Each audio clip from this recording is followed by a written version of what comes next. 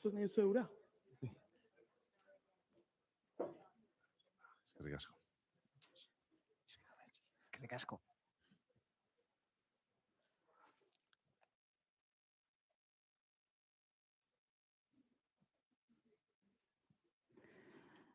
Bueno, hasiko gara. Egun hon eta eskerrik asko guztioi ona etortzeagatik, gaur beste egun bat.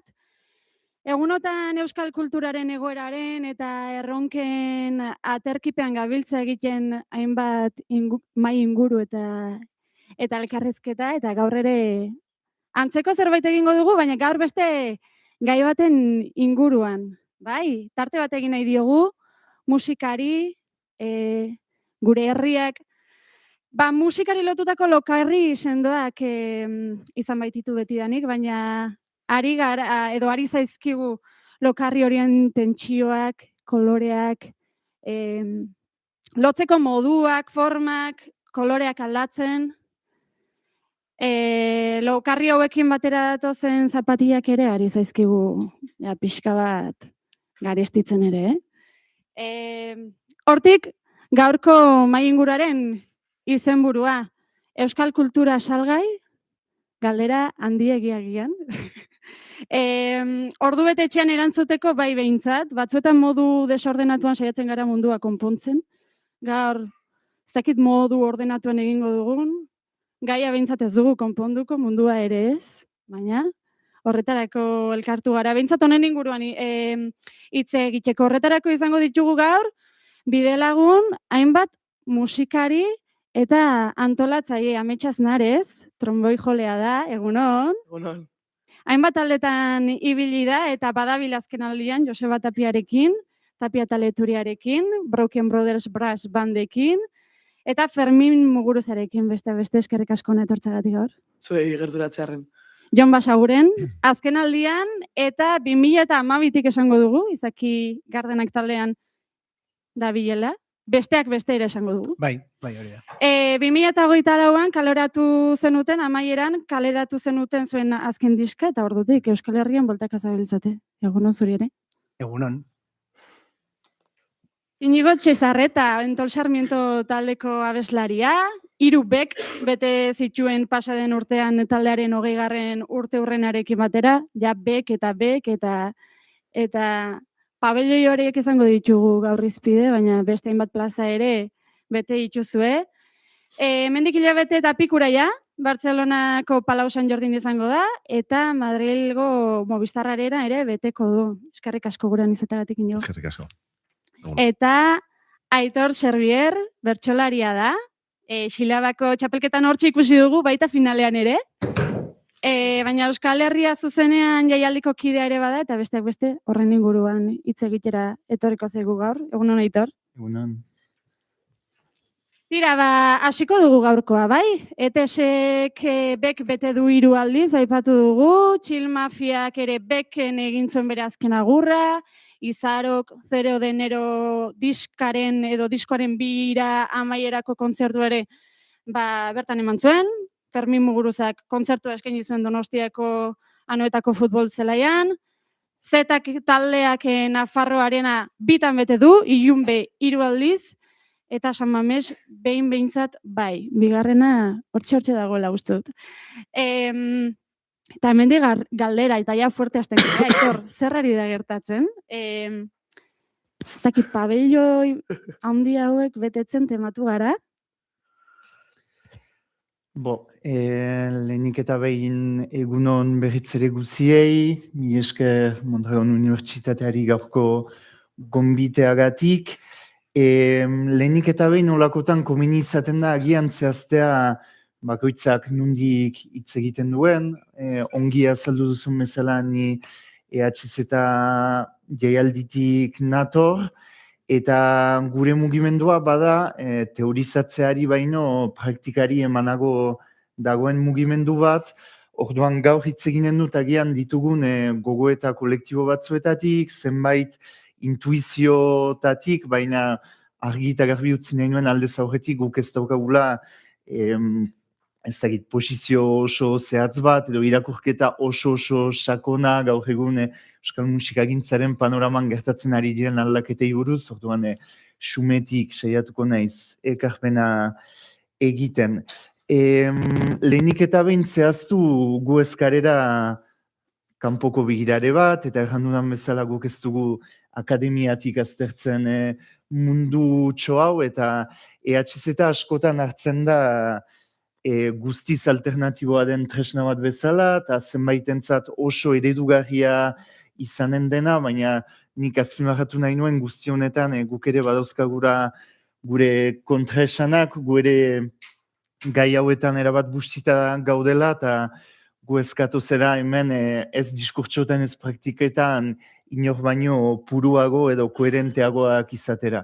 Ze hori, EHZ da ziurrenik Euskal Herrian antolatzen den jaialdi autogestionatu handienetako bat, baina EHZ zenbatentzako ere makro izan daiteke.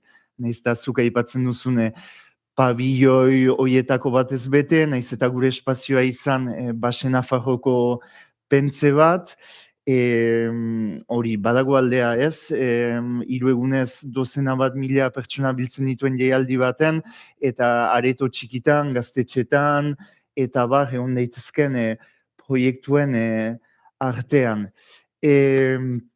Guk badugu kezka, noski, uste dut eragile askoren artean kezka partekatua dela, zegia da, EHZ mugitzen den ekosistema badela intzuzen ere ekosistema autogestionatu bat, lehenago aipatzen nuena, guk dauzkagun elkarlanak, gu eroso mugitzen garen espazioak askotan izaten dira, gaztetxe, areto txikitako jendea, bertako eragileak, baita Ipar Euskal Herrian errikulturatik, libertimenduen arloan eta ibiltzen den jendea ere, eta guk hortik egiten dugu askotan lana, eta hortarako formatzen dugu jendea, eta badelako kultur eragileak sortzeko funtsezko espazioa. Eta hortik kezka, azken aldian sortzen ari den joera honek zenbaterainoko onura ekartzen dion, oraindik orain, euskal kulturari eusten dion zirkuitu autogestionatu hori ez. 10.000 pertsonako ekitaldi batek onurak dakartza, baina ze onura ekarriko lituzke 20 aldiz 500 pertsonako aretoak betetzeak, edo areto txikiagoetan kulturaz gozatzeko aukera izateak. Enez gehiagi luzatuko, sakonduko dugu horretan gaurko saioan, baina hortik datuzkigu hainbat kontraesan, zalantza edo kezka, ez da? Eta aldi berean, pintzelkadatxo bat, labur-labur, oraindik orain, bizigara errizapaldu batean, hizkuntza gutxitu bat daukagu, eta nik are gehiago Ipar Euskal Herritik eta Ipar Euskal Herriko proiektu batetik hitz eginda, bai bada azpimarratzekoa, komunitatea batu duten ekitaldi eta batzen duten ekitaldi handi horiek eta zenbait musika talderen inguruan sortzen ari den masa fenomeno horrek, gure ustez badituela oso onuragarbiak hizkuntzaren eta herri izaeraren ikuspegitik.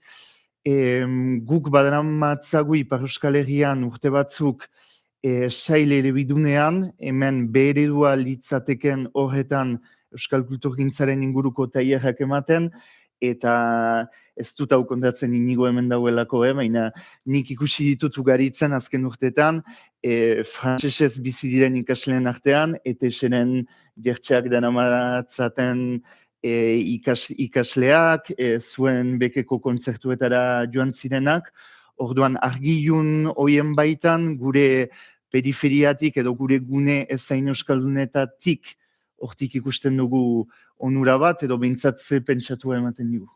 Eta onura horiei ere tartea egin nahi diegu, zein egozuk 45.000 lagun bildu, edo zuek bete lagun bildu dituzue beken 45.000 lagun, hori esatea erraza izaten dela, baina hori ere esatea kosta egiten da, 45.000 lagun.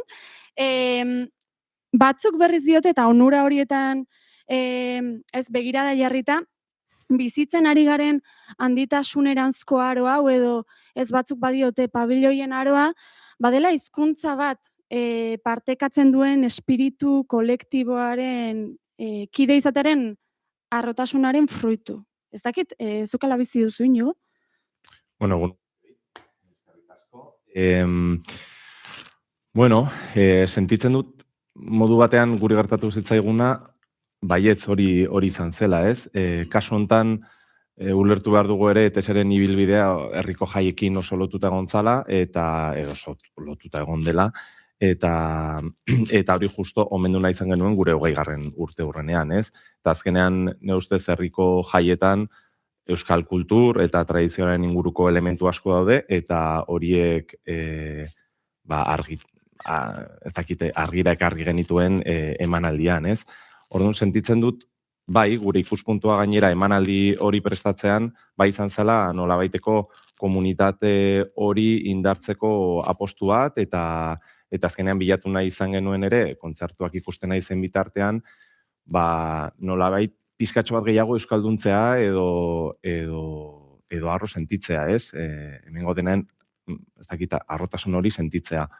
Orduan, ez dakit besteon emanaldietan hori gertatu zen, baina lehenengo pertsonan esan dezaket, baietz uste dute gure kasuan,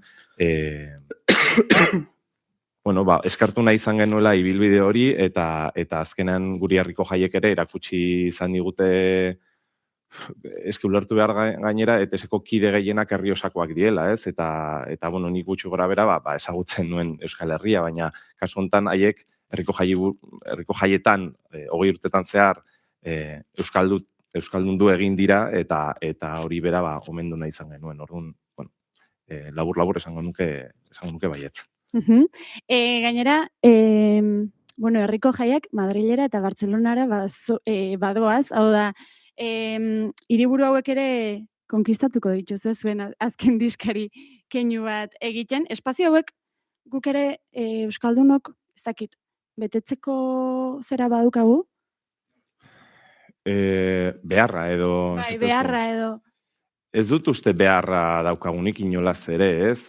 Gure kasuan ere, inkluso kontzertu handietan gertatzen duen, ez baldin badia betetzen, netzat ez da ezer gertatzen, ez? Jarraitzen duzaten, 20 urte pasa ditugula tabernetan jotzen, gaztetxetan jotzen, herriko jaietan jotzen, areto txiketan jotzen, eta aurrera egin dugu, modu batez edo esteaz, ez? Eta hori esker gaudela hemen, ez? Baina, aldi berean ere sentitzen dut beste esperientzia bat dela, eta ere kontzertu handiek ematen digutela aukera proposamen artistikoa beste maila batera eramateko, ez? Eta normalean gu asko musikan zentratzen ginen, eta kasu honetan nolako kontzertu handi batean, beste realidade baten aurrean gaude, eta esaten dute bideoa, irudiak, estenaren, taularen gainean gertatzen diren gauza guztien arteko hildo hori idatzi behar duzu, eta sentitzen dut ere onuragarria dela arterako eta proposamen artistikorako, ez? Eta gero ere, gustatuko litzaidake ere pentsatzea jendearen ikuspegitik, ez? Guk askotan behintzat emanaldiak prestatzen ditugunean, ni behintzat ez dut prestatzen nire ikuspegitik, baizik eta jendearen esperientziagatik, nola sentitu da jendea, eta sentitzen dut, ere beste errealidade bat dela, eta jende askorentzako esperientzi ederra dela, ez? Eta, netzat, defenditzen dituzun balioak, eta euskararen alde egiten baldin badugu, sentitzen dut ez dela izan behar arrisku bat, ez? Jon, zuk urteak daramatzazu, holtza gainean. Bai. Nola ikusten duzu panorama? Horrelako espazio handiak betetzea garrantzitsua da, ez dakit, euskal musikarientzat, ez dakit, ja beraien biziraupena bermatzeko, edo honek ematen du bermerik, edo bada beste biderik? Nik uste baiet, argi dagoela beste bide batzuk badaudela, eta bueno, Iñok esan duena ere, bai, ez? Osea, ibilbide baten ondoren iritsi zaie beraiei adibidez hau, baina hala ere ez nuke jarri nahi, edo ez zait iruditzen hau izan behar duenik behintzat mundu guztiarentzako helburu bat. Osea, esan nahi dut, musika jorratu nahi duzu eta helburutzat jartzen baduzu referente hauekin, ba, noizbait beteko dut, pues, ez dakit. Nik sekula ez dut izan helburu hori, eta orain ere, osea, ez dakit, nire musika ikusteko edo nire sorkuntza ikusteko moduarekin ez dator bat, ba, igual Iñigok esan duen horregatik, bideratzen zaituelako beste gauza batzuk kontuan hartu behar izatera, irudia, taula gainean nola mugitu, ez dakit zer, horrelako ikuskizun handi batek eskatzen dizkizun mila gauza, eta niri gehiago gustatzen zaitu, niri interesatzen zaidana, kasu honetan da, zuzenean musika eskaintzea nire lagunez inguratuta. Orduan beste ikuspegi bat da, baina baliogarria, biak dira baliogarriak. Ez? Eta ez dakit, iruditzen zait biek bizi behar dutela, edo ondo dagoela biak existitzea, baina igual oinarrian dago bestea, areto txikiagoetan astebururo gertatzen diren gauza horiek Euskal Herri guztian zehar, eta oinarri hori babestu behar dugula, ez? Pixkat, etortzen zitzaidan burura, oso metafora zalea naiz, eta barkatuko diazue, baina 8.000-koak igo, edo egunero astebururo mendira joan, ni astebururo joaten naiz mendira, 8.000-ko bat ez dute ingo nire bizitza guztian, baina ez du behar, osea, ez dakit nola esan, da pixkat sentsazio hori.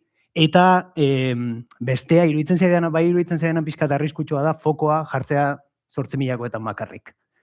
Eta beste horretan guztian, ekosistema horretan guztian, hori guztia ezaintzea, inkluso gutxiestea, eta bueno, hori gerta daiteke, gertatzen da, eta ba hori, ospatuko nuke igual indar gehiagoz, bek euskal talde batek betetze baino, agurainen egotea areto bat guapoa, hilabetean 4 aldiz zerbait antolatzen duena. Aipatu dituzuen kontu guzti hauek gero joango gara aletzen, Amets, zu mota guztietako holtzetan ibili zara.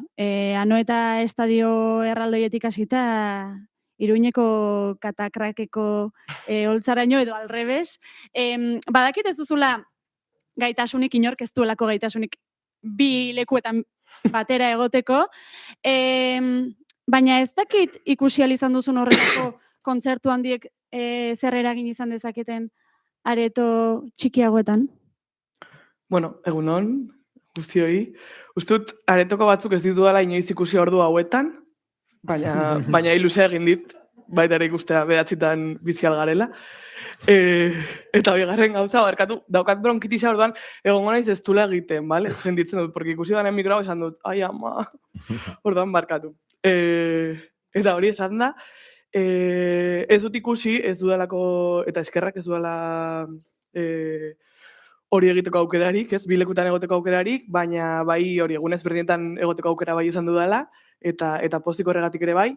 Eta bueno, pixkat zentratzen baldin bagara, ez hainbeste ze dikotomia existitzen den handia eta txikiaren artean, baizik eta ze korrelazio izan dezaketen biek, interesgarria iruditzen zait pixkat perspektiba horretatik begiratzea, ze, bueno, bai uste dudala biak gaur egun Euskal Herrian direla estena berdinaren parte, hau da, euskal musika, euskal kultura edo guzti horren parte direla bi formatuak edo bi moldeak, ez? Eta atzen dio batak besteari edo zer den ezberdintasuna bataren artean, ez? Uste dut hori interesgarria dela eta hitz egin bar dela hortaz, ez?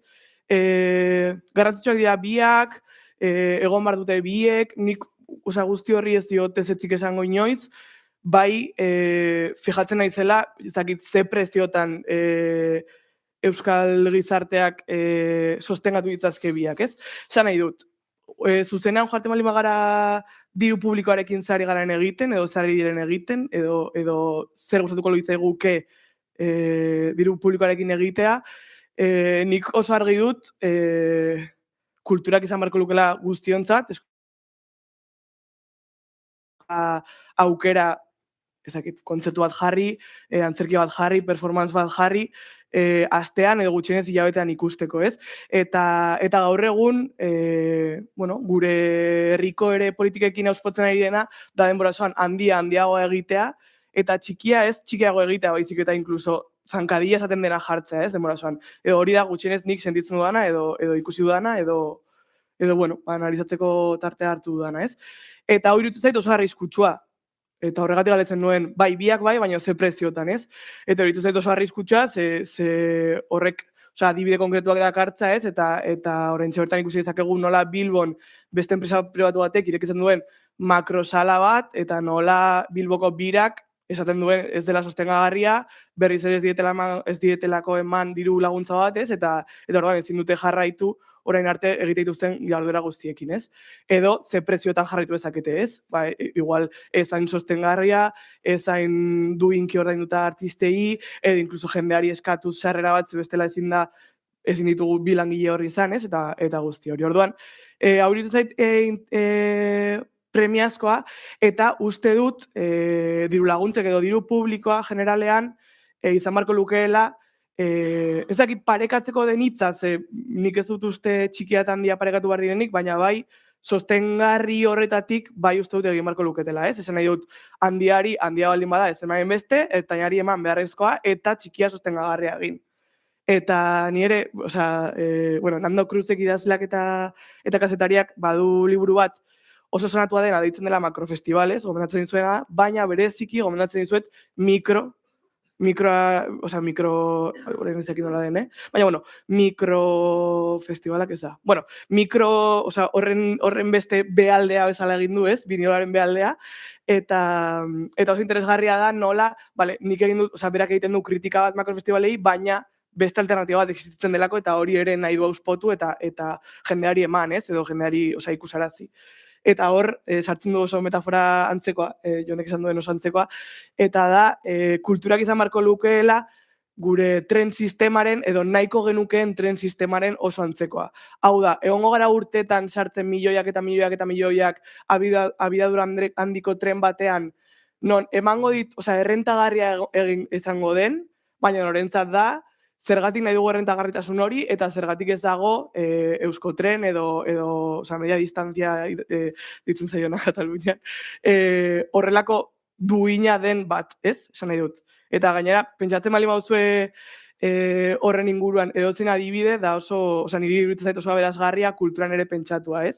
Esan nahi dut, nik nahiko nuke olako Euskotren bat benetan duina dena, eta ia 5 minuturo pasatzen dena, edo 5 minuturo herri bateko agurea joan izateko ondoko hiriko osasun etxera, edo hartzeko fruta zuzenean nekazari batena, eta ez denez pasatzen 4 ordutan ezin dut hartu, ez eta guzti hori, eta ez hainbeste Madriletik etortzea 8 tren Mondalagonera edo Bilbora, gauzak komertzialak egiten dituzenez, eta hori denez gure herriari aberastasuna ematen diotenak, niri guztiz, iruditzen zait eta kulturan ere uste dut balio dezakela adibide hau, dela benetan baliagarria dena, eta aberastasuna da, kaleko jendeak egin ahal izatea duinki bizitzea eta egin ahal izatea gure beharrak, eguneroko beharrak, ez? Aipatu duzu, ez? Handiago egitearen arrisku hori, amets. Baina, ez dakit handi guztiak eragin berdina duten, handitasunaren zaku berdina sartu beharko genituzkeen. Berdina da, bete dozuk Aitor aipatu duzu bezala EHZ-etan milaka lagun biltzea? Ez noski guk bereizgarri batzuk dauzkagu, eta agian Euskal taldeek betetzearekin lortzen dutenarekin baino gure burua konparatu hori dugu makro jaialdi batzuekin. Zuk ere aipatzen zenuen amets, eta hor Jon Urzelaiek ere badauka Sufestak liburua, zeinetan fenomeno hori luze eta zabal aztertzen duen. gurea azkenean onura edo errentagarritasun soziala da gure ustez. Gu ez gatoz herri edo eskualde batera makroialdi bat muntatu eta bertan inolako eraginik ez izatera, guk urte osoan lan egiten dugu herri edo eskualde jakin bateko mota guzietako eragileekin, gazteekin, eta bar, hori batetik, uste dut hemen ere ekonomiaz hitz egin behar dela, ze erronka hau ez da hutsaren urrengoa,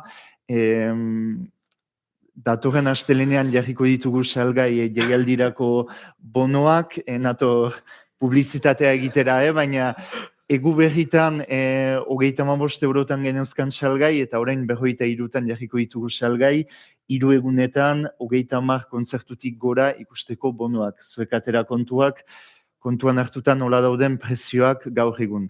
Eta hori dena bermatutan noski musikarien baldintza honak, bai ikuspegi ekonomikotik, bai hortik aratago ere.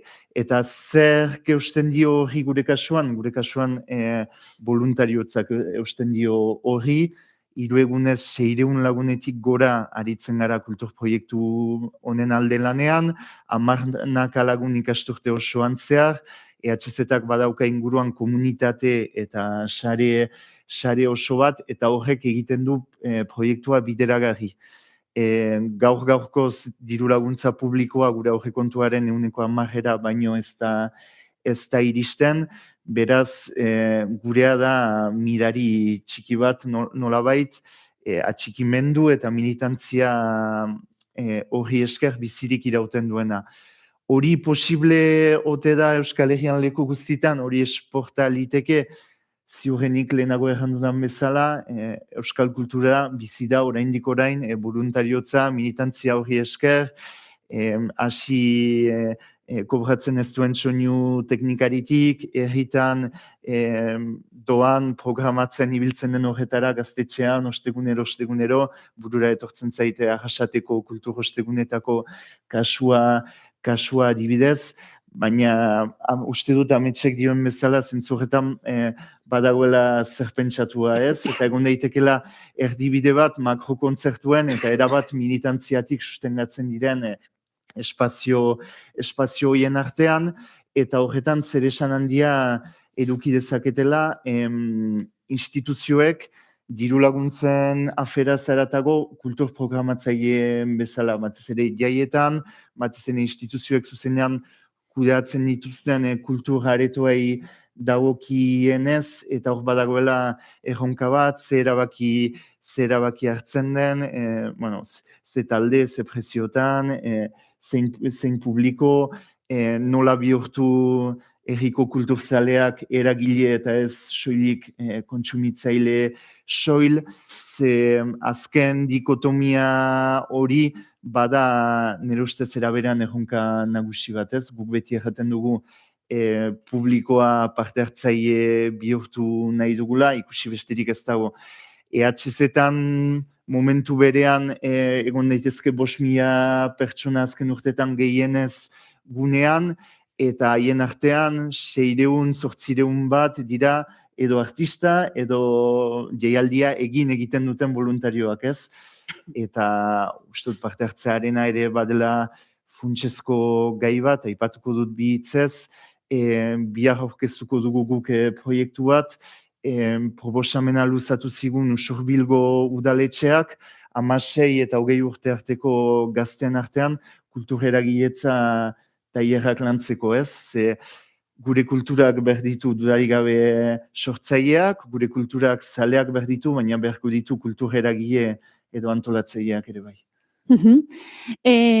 Gaur ari gara asko aipatzen bek eta barkamenak horregatik, izan ere ez dut nahi gaurko mahai inguru honetan gehien errepikatuko dugun hitza izatea, baina Inigo artistaren berunezko... Arena, ez, erabilezakegu, arena bat. Vale. Ez ustutitza baina. Vale. Inigo, artistaren berunezko jakai antzita, zer da hau guztia prestatzea egiten dituzuen, ez? Arena guztiak esango dugu, Bartzelonako Palau San Jordi bat betetzea Madrilgo Within Centerra. Makinaria horretan sartzek zer suposatzen dio artistari? Bueno, lehenik eta behin gure kasuan urtebete hortara dedikatzea, neure kasuan hortara dedikatzea, beste guztia albo batean ustea, ez bakarrik profesionalki beste guztia albo batean ustea, baizik eta pertsonalki ere bizitzaren zati handi bat, albo batean ustea, ez? Nik esango nuke ja salto bat dagoela musikatik, ogi bidea bihurtzen duzunean, eta ni tokatu zitzaidan, erabaki kontzientea izan zen, eta musikari izatetik azkenean, ez dakit, multidisziplinar pertsona bat izatera, edo inkluso, esan dezakegu, ez? Enpresari bat izatera ere tokatu izan zitzaidala, azkenean, hor tartean, administrazioa ikasi behar duzu, koordinazioa ikasi behar duzu, marka zaintzen, gauza asko zaintzen, eta olako emanaldi bat prestatzea, horrez gain ere, alde artistikoan gauza asko ikastea, gauza asko kontuan hartzea, ere gustatzen ezaizkizun gauza batzuk ere onartzea, gure kasuan ere, olako emanaldi bat aurrera ateratzeko, igual zure ondoan marka batzuk, edo patrozinatzaile batzuekin behar duzulan, ez dut esan nahi, ez dugunik egin gustora, baina aldi berean ere, errealitate berri baten aurrean jartzen zaitu, eta nik azkenean esan dudan bezala publikoaren ikuspegitik ere pentsatzen dut, eta azkenean da, saiatzea artea zaintzen, eta nolabait arteari garrantzia emanez, ez? Sentitzen dut ere, maila pertsonalean gauza garrantzitsu batzutan alde batean uzten dituzula, osasun mentalari dagokienez ere, eta presio asko dela, ez hemen hitz egiten da, makrokontzertuak, eranako kontzertuak zer artistontzako positiboa dela, eta esango que, neure kasuan baietz, baina aldi berean ere, presio hori kudeatzea ni behintzat ez hitzaidala bat ere erraza egin, eta nahikotxo sufritu nuela, ez? Orduan, da saiatzen niretzat oreka bat bilatzea, eta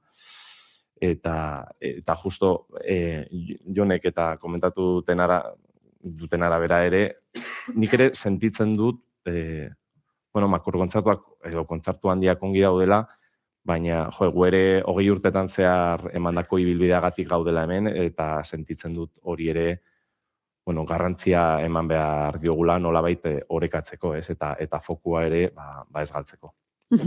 Eta agian adibide honez, musikari berrientzat aipatu duzun azken hori, ze Aitorrek ere aipatu du sortzaileak berditugula.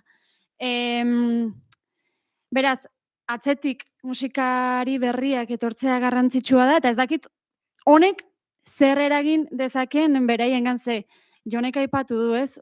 Hau helburu bezala jartzea, ez dakit, arena bat betetzea egian zailegi izan daiteke musikari hasi berri batentzat, baina ez dakit izan daiteke esperantza baten hasia, ailegatzea posible den helburu bat, imposiblea dena, obsesio bat izan daiteke, ez dakit musikari hasi berriengan zein eragin izan dezakeen amets. Pixkate respeto ematen dit musikari berriengan, musikari berrien hitza hartzea, egia esan ez nuke horrelakorik egin nahi, eta horre, jomogan hori baldin badu, edo helburutzat hori helburu baldin badu norbaitek, niri bereziki, pertsonalki esan nahi dut, eta bereziki ere, ematei terrorea, esan nahi dut, musikan sartzea edo horren baitan lan edo gozatzea lan izan gabe, horretan pentsatuta, lortu behar duguna izan behar duela olako makro templu bat betetzea, niretzat ez du zentzurik. Eta jo izan dute, baina ez dakit ikusten dut oso distantzia handia nik kulturarekiko edo musikarekiko dudan harremanarekin. Esan nahi dut, nik musikan hasi nintzen txikitatik herriko plazan jo bartzelako musika bat jendeak dantza egiteko, eta horregatik jarraitzen dut, edo nahiko nuke horregatik jarraitu ezakit beti, hau grabatua dagoelako, baina denbora luzez bai, ez? Ezakit, hortik senditzen dut nik musika, eta partekatzearen edo bai jendearekin gauzak egitearen, sentitzen du gehiago erritual moduan eta jaiaren edo ospakizunaren edo inkluso bizitzaren parte bezala, eta zain beste aspirazionismo batetik edo lehi batetik, non ez bagara heltzen horra, ematen du pixkat sentsazioa dut Euskal Herrian mainstreama izateko edo masa kulturaren erreferente izateko lortu behar duzula olakoarena bat betetzea, ez? Eta pues igual bai, ezakit bai ezkoa edo ez ezkoa, baina nik ez dut horretan interesa, eta uste dut suntsitzaia dela norbaitek, orain hasi berria den norbaitek, hori izatea helburu, egia esan. Ezakit, ez dut uste oso emangarria den zerbait denik filosofia hori baizik eta justo kontrakoa, ez? Suntsitzaia dela, ez baduzu lertzen zer, eta bidan egin duzun guztia zer, eta baina zer esan nahi du 45.000, igual nik ere daramatzadan denbora gutxian, 24 urte ditut, eta daramatzadan denbora gutxian, ezakit zema jendeen aurrean egin dudan, baina eske hori ez da niri mugitzen didana.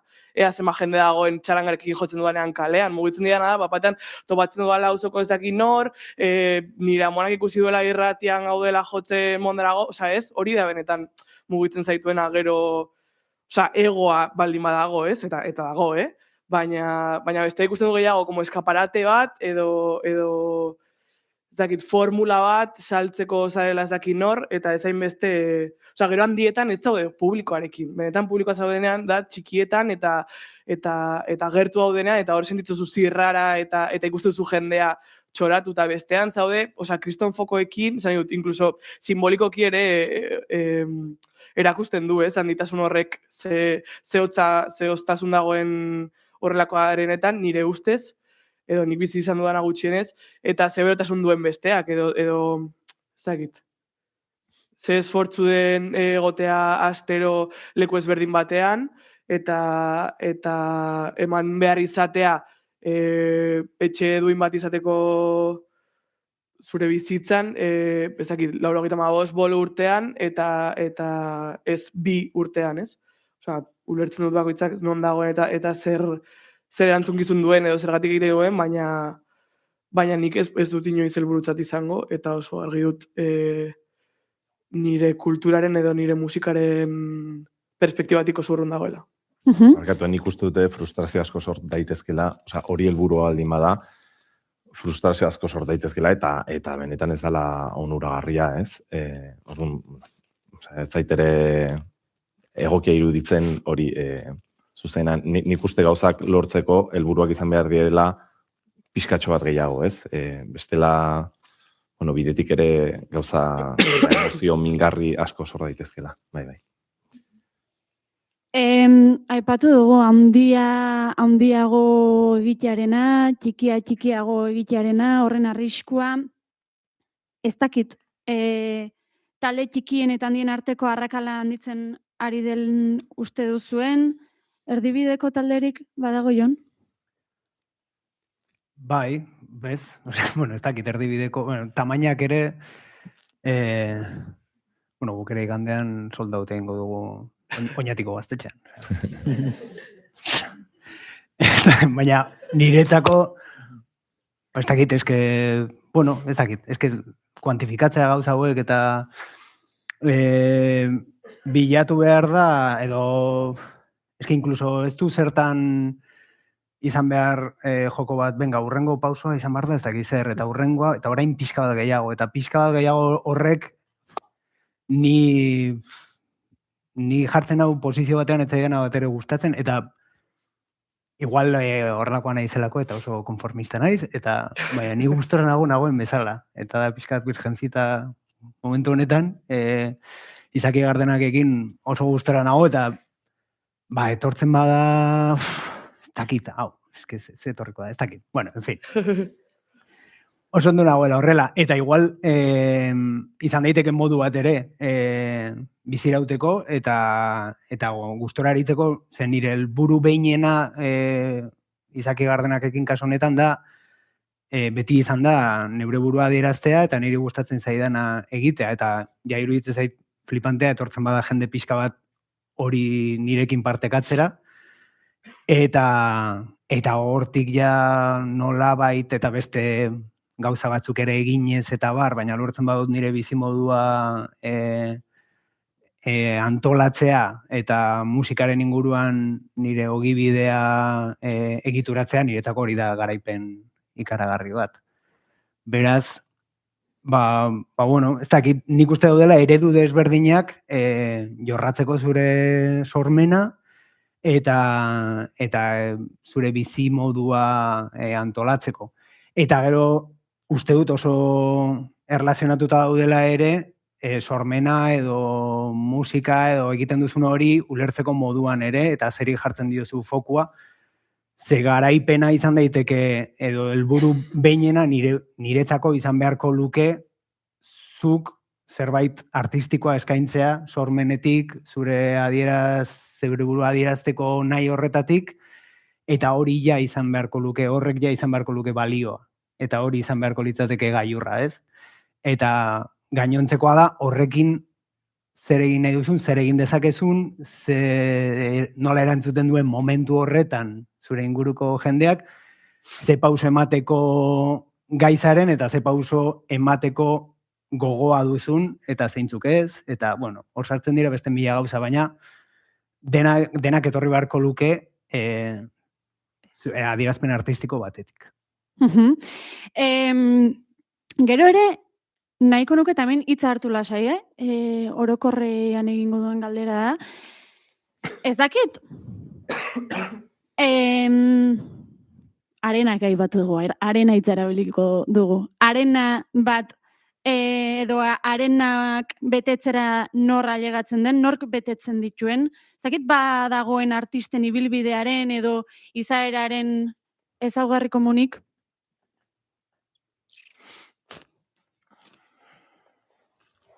Igual errazagoa esatea nork ez duen betetzen. Nork ez du betetzen? Bueno, ez dakit.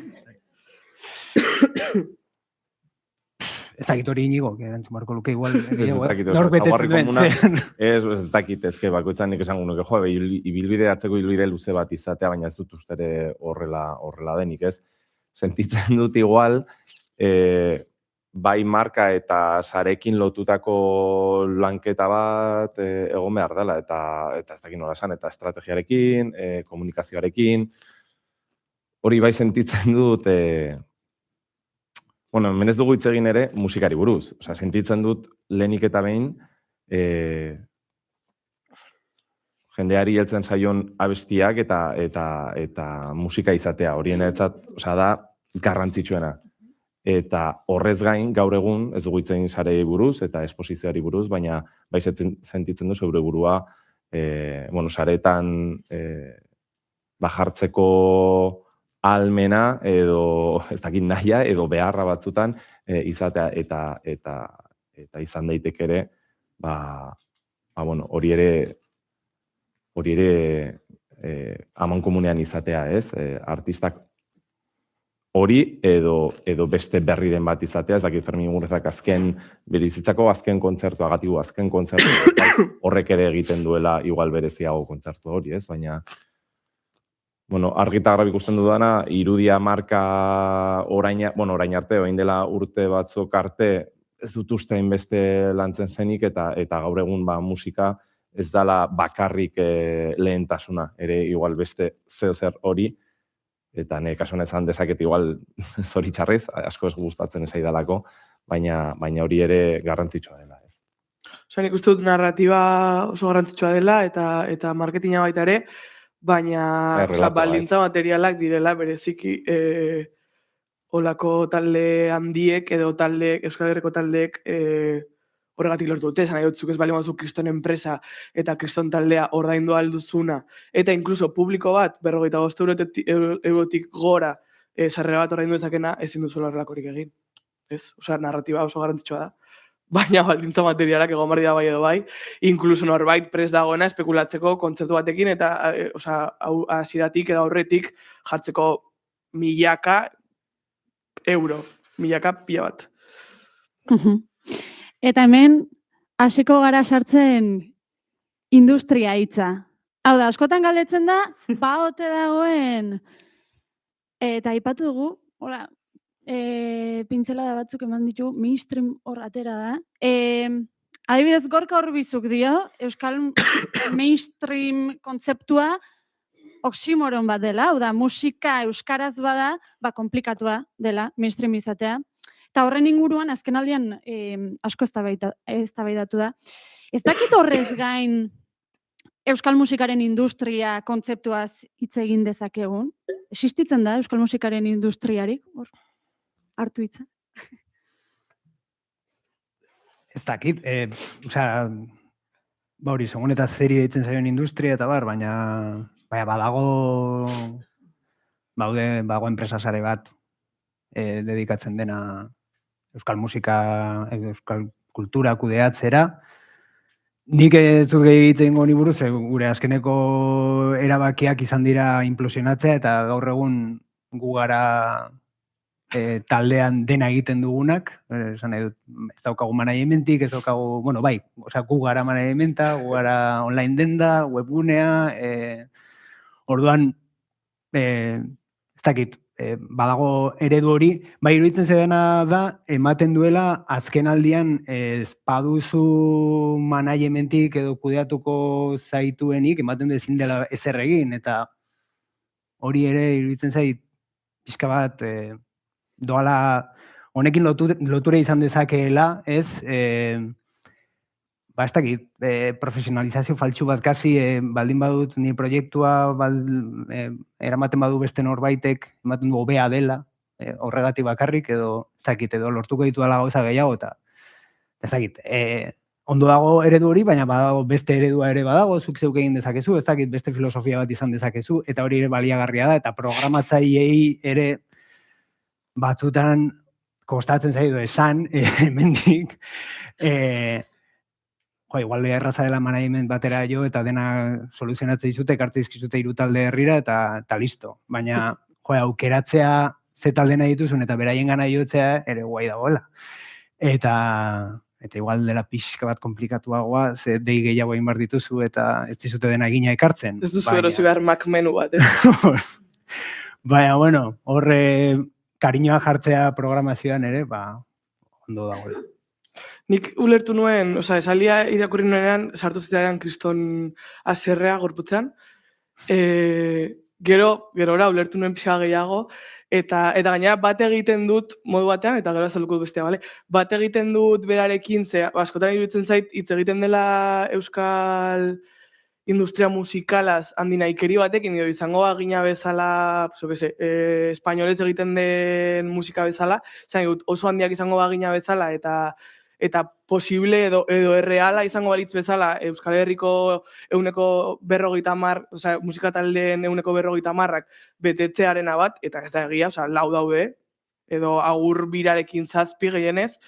Orduan, ulertze dut pixkat hortik esaten zuela, ez? Ez badaude 50% horrelako zerbait bete ditzakenak, nola esango dugu Euskal Herrian mainstreama existitzen denik. Bale, alde horretik oso ados nago, eta bat egiten dut, eta gainera hortik hitz egiten denean ere ematen dit kriston txapa iruditzen zait. Baina beste alde batean, txikitasunetik eta gure lurraldea kontuan hartuta, bai existitzen direla estena berdineko bi zirkuito, nire ustez.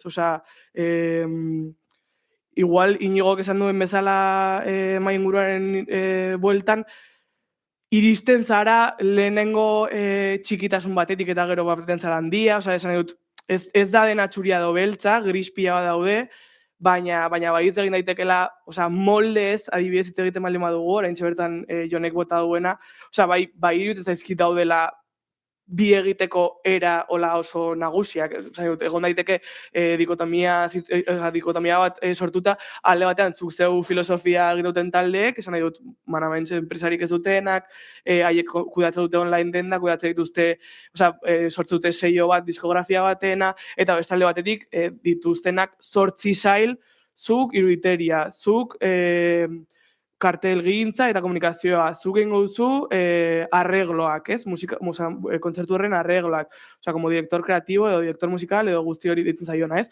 Orduan, kriston aldea dago edo faktore ezberdin pila bat daude alde batetik eta bestetik, eta orduan nik mainstreama orain arte esan dudanean bigarren honi buruz ari naiz eta kriston aldea dago bestearekin. Orduan, hitz egiteko era daude, eta noski zer da mainstreama hitz egin dezakegu, ez? Edo zer da zuk zeu filosofia, edo zer da Euskal Herriaren musika industria. Gauza asko esan daitezke, baina, goazen ere, gauzak, bere kontekstuan hartzera, ez da Euskal mainstreama, bai, existitzen da, jazta, ez. Nola, zergatik, nortzu dauden atzean, ze molde daude, ze enpresa izena bizenekin esan daitezke, ez? Orduan, guazen ez deus estatzera bakarrik ideia hori, ze gero ematen du ez dela hitz egin nahi hortaz, ez? Edo, ¿quién es el mainstream? No existe. Bueno, es que el mainstream es tú, ¿no? Igual da pizkat hori ere, bai. Pizkat hortik. Nik uste ere pizkat relatiboa dela, ez? Igual globalizatu batean, igual ez dala inbeste... Zakit, Euskarrek igual ez duela inbesteko garrantzirei, baina relatiboki hemen barruan galdera uste duzala Euskal Industria existitzen da. Nik esango baietz, azkenean hori proiektua profesionalizatzeko egitura bat, zirkuito bat, publiko bat, horatzean dago, ez? Batez ere, proiektua profesionalizatzeko egitura bat, ez? Eta, sentitzen dut gorkak arrazi dela, baina batez ere ikuspegi global batetik. Nik sentitzen dut hemen barruan, eta janetzat arena bat betetzea edo mainstreamia izatea beste gauza desberdinak dira, baina, nik sentitzen dut nolabait pixkatxo bat ere existitzen dela, hemen relatiboki behiratzen baldin badio Euskal Herriari, ez? Eta honek, ze premio eta ze prezio du?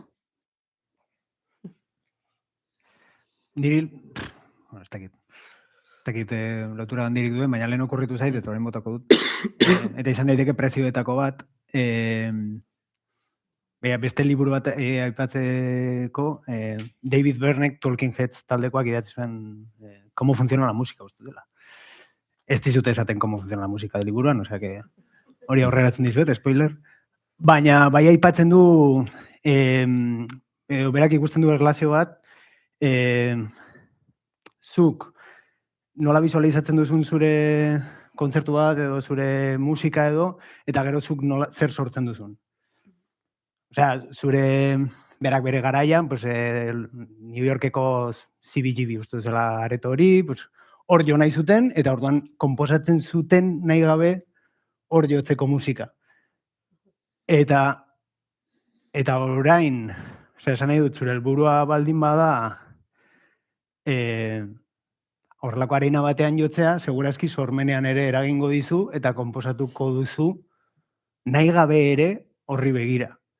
Eta neure kasura ekarritan jartzen izenean nire gitarratxoarekin ikusten dut neure burua areto batean edo oinatiko gaztetxean. Orduan, horrek ere eramango nau nire buru txikitasunak eramaten nau era batera konposatzera nik uste. Eta igual, oraingo olatu honek ere, jendea eraman dezake estilo aldetik edo sormen aldetik, beste ez dut esaten txarra edo ona denik, baina eragin dezakela eta izan daitekela prezioetako bat, eragitea sormenean, nola bai? Bai, uste dut, implizitua geratu dela, baina hitz egiten dugunan ere makrofestivalen inguruan eta horregatik aipatu da, duelako asko esateko baita ere makroebentu ez edo makrokontzertu ez, nahiz eta ez izan gauza bera, gauza asko dituzte komunean. Eta zuk esandakoarekin orain, baita ere, esaten da, eta pila bat estudio daude hori esate dutenak, homogenizazio baterantz goazela, horregatik ere bai, ez? Azkenean, igual Euskal Herrian oraindik ez daude hainbeste horretan, baina bai globalki gaur egun ez baduzu egiten zure bira bat makrojaialdietan ere bai, depende ze handia zaren eta ez, baina, bueno, hola, handi nahikeretan demorazoan hitz egin da, ez bauzu makrofestival horietan jotzen, ematen du ez dela errentagarria eta ez dela ezin dela sostengatu bira bat, orduan, klaro, naiz eta ez egon zentsura bat oso implizitua esanez, ezin duzu esan hau eta hau eta hau, ze gero ateratzen dira Nikap bezalako taldeak eta batean BBK Liveek hartzen ditu eta bueno, turbokapitalismoak hori du ere bai, ez? Batean aldarrikatzailea dena ere sartu daitekela molde horretan, zoritxarrez, baina hori ez, bai existitzen homogenizazio bat, eta gainera horrelako taldeak ateratzen dira esateko ere, edo haien burua justifikatzeko esanez, gu ari gara aurreko 10 urtetako talde berdinak ekartzen, baina baita ere berriak eta baita ere aldarrikatzaileak direnak eta baita ere politika hitz egiten dutenak, ez esan BBK Live dagoenik denborazoan diskurtso lauso edo completamente makal bat duten taldeak ekartzen, ez? Eta euskal kulturaren behatokia... Barkatu, Aitor, barkatu. Bueno, Ametxek ongi aipatu du ez, eta lehenago arenak, orduan betetzearen fenomeno horrekin aipatu dugu ikuskizun bat lantzearen behar dagoela, eta inguruan dagoen guztia, eta niri sortzen zaidan zalantza da, ea zenbaterainoko kabida daukaten gure musikagintzan bestelako proiektuek industriak elikatzen duen eredua nagusiki, nahiz hasiko denak zaku beran sartzen, baina barin bada, eta barkatuko didate batzuek, piroteknia askoko eredu bat. Ziegi izan daitekena, baina industriak definizioz kasik begiratu behar dio bere errentagarritasun ekonomikoari, eta guk askotan ditugu eztabaidak, ze guk ere matematikak egiten ditugu, noski, taldeak aztertzerako orduan, eta talde honek 10.000 euro eskatu dizkigu ez, eta batzutan gure buruari egiten saiatzen garen galdera da, hortik zenbat iritsiko dira musikariaren gana. Gu eroso barin bagaude talde horren proposamenarekin etikoki, eta ikuspegi askotatik eta ekarri nahi barin badugu, agian 10.000 euro dira, eta ongi dago, komunikazio arduradunak kobratzea ez ziot kontrakorik, baina hori zenbaterainoko lekua daukaten ondoan bestelako proposamenek, eta ze kulturantoratzailerentzako izan daiteken bideragarria. Eta beste zalantza bat hortik, eta musikariek agian nik baino hobeki ezagutuko duzu ez, bertsolariok badauzkagu bitartekaritxoak, lanku enpresa eta baina ez dauka inolako zerikusirik, baina nun gelditzen den hortan musikarien erabakimena. Zeguk antolatzaile bezala, askotan galtzen duguna da musikariekiko kontaktu zuzena. Eta badakit ez dela bideragarria zuek musikariok lotzen dituzuen kontzertu guztietako antolatzaileekin harreman estua eukitzea ez, baina guk izaten dugun sentsazioa da batzuetan musikariek gure jaialdian jo nahiko luketela, eta baldintza jakin batzutan, eta edo ordutegi jakin batzutan, edo isa talderen ondoren, edo aurretik, eta bitartean daudela 8 bitartekari besterako erabaki batzuk hartzen, agian ez zirera izanen, kasu hortan, ez antolatzaileon onerako, ez da musikarien onerako ere. Zalantza hori nola urruntzen ari garen antolatzaile eta sortzaileak ere zenbait kasutan, hori oinatiko gaztetxean ez da emango. Ez da orokorrean, guk zalantza horrekin edo kezka horrekin azkeneko hartu dugun erabakia izan da justu hori. Guk geuk eramatea kontzertu guztiak, arrazoi horrekin eta gure tamainak ahalbidetzen duelako ere bai, ez? Iritsi daiteke momentu bat, guk horren besteko lana ezin hartzea, baina momentu zaldugu eta gure kasuan adibidez hori baloratzen dugu pila bat. Tratu zuzen hori eta guk kontziente izatean noragoa zen, norekin lotu dugun kontzertu hau, zer dagoen bertan, ze testu inguru duten, eta ezagutzea ere beraien errealidadea, zeuk horren arabera jokatu alizateko. Nik uste, bitartekari hori edo bulegoko langile batek ez baldin badu musikariaren hitza defenditzen, ez dala egokiena, ez dala ongi autua, ez? Azkenean neure kasuan beti saiatu izan naiz, hori, tartean dagoen pertsona hori gutxi gora bera gure hitza saltzen, ez? Eta bueno, gure kasuan portzentai bat gelditzen da, baina azkenean nik ikusten dudalako, nik egiten ez dudan lan bat egiten duelako. Eta ni beti saiatu izan naiz, orekatzen lan hori edo eskaintzen duen balio hori portzentai horrekin, ez? Baina nik behintzat denborarekin eraiki dudana, bada hori, manager bat edo bulegoko kide batek defenditu behar duela, defenditu edo bai, taldearen hitza izan behar dela, eta hori nik ustere artistaren esku dagoela nor erabaki, norrez, eta ze balioak ere defenditzen dituen zure ordezkaria, ez?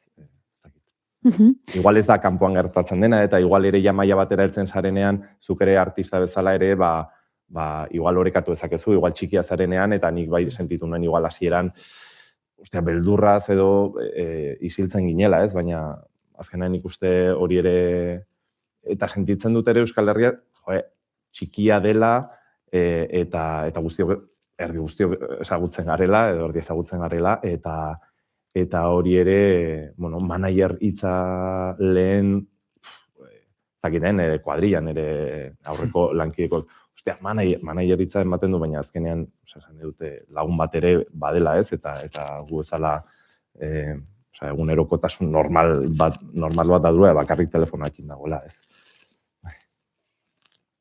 Honintzen baitak, Berriako iritzi artikulu batean, urrengoa esan zuen irakurriko dizuet. Etzet gustatzen, gauza guztiak ikuskizun handi bihurtzeko hartu dugun joera. Kontzertu batzuk, kontzertuak baino ez dira, onar dezagun. Hau, berak ikuslearen eserlekutik esan zuen, eta zuek hemen bi rol jokatzen dituzue, ikuslearena eta holtza gainekoarena. Ez dakit, ikusle bezala partekatzen duzue hau, eta artista bezala?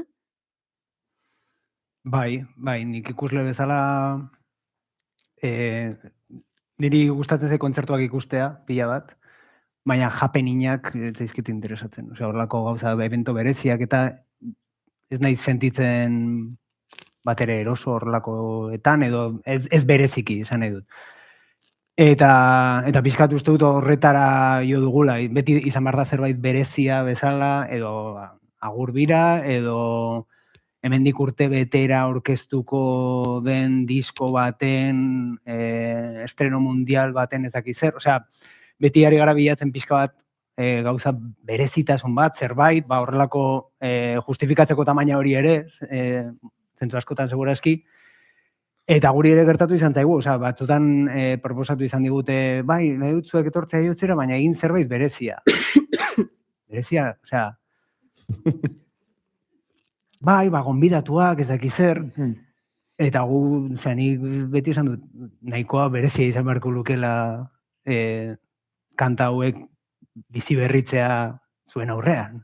Ez dakit, edo ez da berezia, edo da, baina hori da dagoena, ez dakit, beti bilatzea zerbait gehiago hori baino, edo zerbait gehiago, edo zerbait anexoa, ez dakit gehitzen duten, kentzen duten, ez dakit, baina ohitu gara ere bai, eta beti da ez balitz bezala nahikoa, ez? Zuzenean kantu batzuk eskaintzea.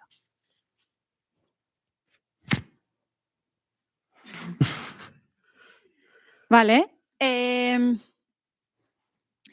Jon, gainera kuskusatu zaitut, deno kuskusatu zaituztet, Baina, badakit azken diskako orubea bestian, esaldi bat sartu nahi zenuela.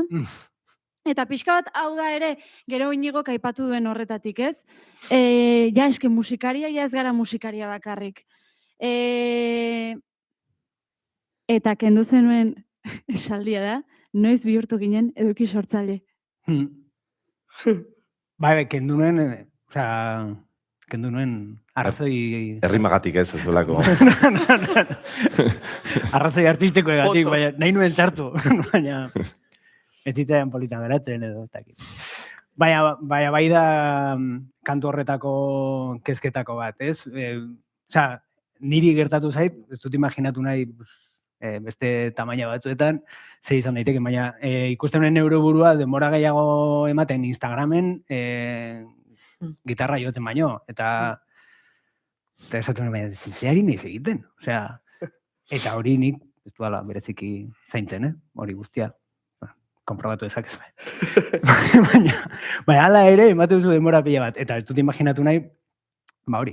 Eta ikusten nuen inguruan, edo sortzaileen artean, kriston indarra hartzen ari dela hori, eta egia da, iruditzen zaidala igual, albidetzen dizula etapa asko erretzea, zesan nahi dut, ibili beharrean, tabernaz taberna, zure atera dituzun bost lehenengo kantak jendeari erakusten zuzenean jotzen, edo ez dakiz zer, etapa asko erre daitezke, pues, bideo on bat pixkat viralizatzea lortzen baduzu, jarraitzaia aktiboa bazara Instagramen, eta lortu dezakezu jende askoren gana iristea denbora oso laburrean. Eta ari gara hori premiatzen ere, modu batean, eta bueno... Nik uste dut ere epe laburrerako dela, esan nahi dute. Abesti on bat ez baldin badago, bideo hori biegunetan ere azten dela, ez? Barkatu, Bai. Ez, eta hori, hortik. Kasi eduki sortzaile bihurtzen garela musikariok ere, edo hortik, edo premio handia dagoela, musikari izateaz gain eduki sortzaile ona baldin bazara, eta izan zaitezkela musikari oso ona, eta kanta oso ederrak egin, baina ez pasara eduki sortzailea asko zere jende gutxiago kentzungo zaituela, eta pena da ere, bai. Nik uste du gaina dela, como korriente globalizatu bat, pixkat gaur egun egiten dugun denarekin, ez? Osea, ematen duela, ezin garela joan tailer batera, ezakit, ikastera josten, eta batean egiten dugu birrionera, eta hori kapitalizatu behar da, ze ez du balio bakarrik zure lagunari oparitzarekin, edo simplemente kuadrian konpartitzarekin, baizik eta egin baduzu Instagram kontu bat, eta esan orain ikasi dut nola josten diren eta hoiek kapitalizatu eta salerosketaren dinamika horretan sartu, ez? Eta, como, hostia, sin más, nahi dut. Depende zein ez zuten helburua, igual izan daiteke, jonek esaten duen bezala, norbait igual gehien motibatzen diona baldin bada, bere lagunei irakustea, badaki ezenen, baina baldin bada igual beste bat, egia, hori zuk esaten duzuna da, baldin eta zuk nahi baldin baduzu, zure behar bada musika ogibide bihurtu eta hazi. Ez, baina gehiago, salerosketaren dinamika batean gaudela sartuak, naiz, zen pututeraino izan daitekela hori zure naia edo zure desioa. Eta ez, gure inguruan ditugun dinamika eta kapitalismo horren erantzule. Ni ustez, lana bihurtzen, zure pasioa ogibide behortzen duzunean, gustatzen ez ezkizun gauza batzuk, batzutan ez egin behar, baina iaia behartuta zaude egitera. Baina ez dut musikan, diot, dela korriente bat, uste dut, gaur egun, tailer pila bat daudela programatzen, gero ez da gehiago, eta nik igual nahi dut, antzerki tailer batera joan, aste artero, eta ja. Ez dut antzerki gile bihurtu nahi, edo ez dut, baizik eta gozatu momentuaz egiten dudanaz, eta ja. Bai, ados nago zurekin, baina hori definitu behar dela zein dan zure helburua, ez? Ustez, ezakit. Barkatu, nik jonek esaten zuena nik eren kasuan neurtu nuen, pixkate ere harritzen nintzalako zenbat ordu pasatzen dituen egunean musikaren inguruan eta zenbat gitarrakin. Eta neurtuen urte batez nire ordu kopuruak asko izan ziren, baina 110% gitarraekin. Eta hori errealitatea da. EHZ-etan ere, erakustearena tokia egin behar izan diozue horri? Bai, uste dut guk bietarik badugula, ez? Zuekiaz jo zenuten Ferminekin adibidez, bere pantaila ikuskizun handi eta guzi, eta 3 ordu lehenago ikusgai zen plazan Naskeren kontzertua, askoz ere formatu tikiagoan, eta uste dut askotan gu konformatzen garera gure jaialdian ingurukoak musikari traba ez egitearekin. Nik musikari askori entzun diet, segurazki jaialdiak direla bai jotzeko, bai musika entzuteko lekurik okerrenetakoak. Baina EHZ eta pixka bat salbatzen dela, publikoan eko kulturzalea delako, eta hori, ekonomiatik aratagoko baldintzak ere ontsamarrak direlako orduan. Gure garaiaren seme-alabak gara, eta pixka bat bietatik bizi gara, jakinda hori, ikuskizuna beti geldituko dela, Xena Farroko pentze edo plaza batean, eguraldi txarra barin badago oinak lokatzetan literalki eta metaforikoki ere bai, hori.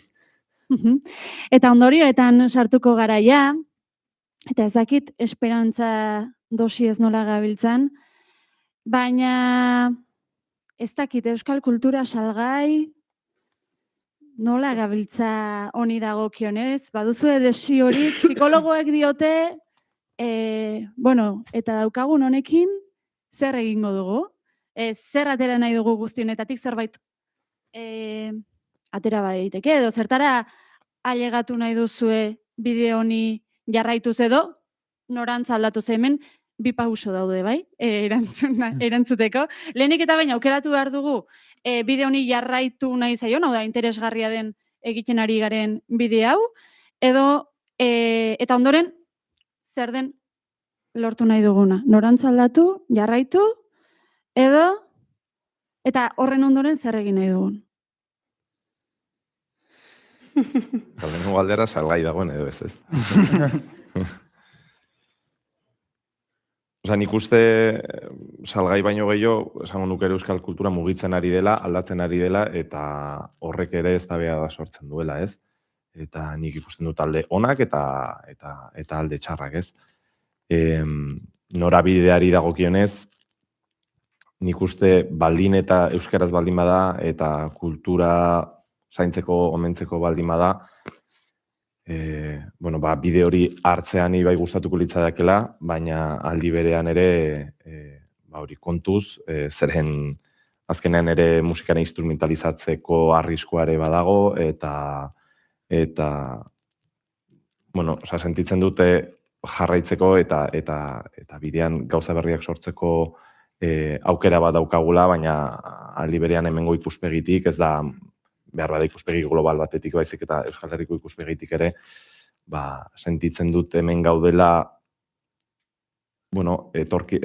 iraganean, iraganetik jasotako jende askoren lanaren ondoren utzitako aztarna batetik eta guk hori ere zaindu behar dugula, eta ez bakarrik instrumentalizatu. Orduan, nik ere pizkat badaukat hor eztabaida eta kontraesan asko. Ez dakit zein den erantzuna, esateko. Nik hor dut pizkat eredu zentzu horretan eta daukago aukera iruditzen zait Euskal Herriaren gure tamainagatik, gure mila kontugatik gauzak beste era batera egiteko eta osatzeko, iruditzen zait badagoela aukera bat osatzeko sistema bat edo ekosistema bat oso osasungarria izan daitekena edo baliogarria eta super eredugarria zentzu askotan, baina iruditzen zait egiten ari garena edo norantza izaten ari dela gero eta gehiago kopiatzea, kanpokoa igual gure sentitze horrekin txikiak garela eta guk ere egin behar dugu kanpoan egiten den bezala. Eta eske igual kanpoan egiten den bezala ez dakit zer ekarriko digun edo orduan botatzen dut faltan igual eredu propio bat pentsatzea edo eredu propio baten bila jotzea gure herriarentzako onuragarria izango dena eta gure herriko sortzaileentzako onuragarria izango dena. Ez dakit zein den, baina badakit ez dudala nahi kanpoan ikusten dituan gauza asko eta barneratzen ari garenak bat ere galderari gabe eta gainera pentsatuz ari garela ekarpen bat egiten segira gu ere bagara beraiek bezalakoak. Eske igual ez ezin da izan helburu hori, takit. Eta salvazio gizara saltzen ere bai, ez? Niri horrek ematik kriston beldurra. Nik uste dut bizigaren sistemaren eraginez euskal musika ere salgai dagoela, zoritxarrez. Esan nahiko nuke autogestioa oraindik posiblea dela, sindikatu bat behar dugula, eta dena hasten dela sistema honen eraginez ere bai, dena hasten dela kontsumotik. Orduan, joateko, deia luzatzen dizuet joateko ere bai gutxienez ere bai, areto txikietara, gaztetxetara, gune autogestionatuetara, lokal txiki-txikitxoetara, edo sala areto txikitxoetara, eta boikoteatzeko Spotify. Mila esker.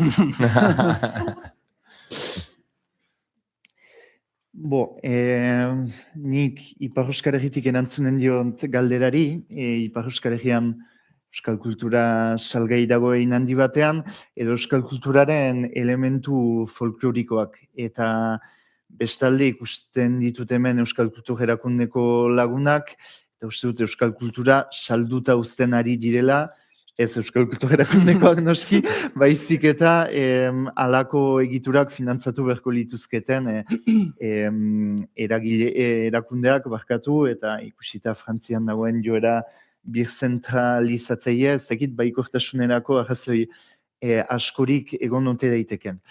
Gero, zein da honetatik aterako dugun gauza ona,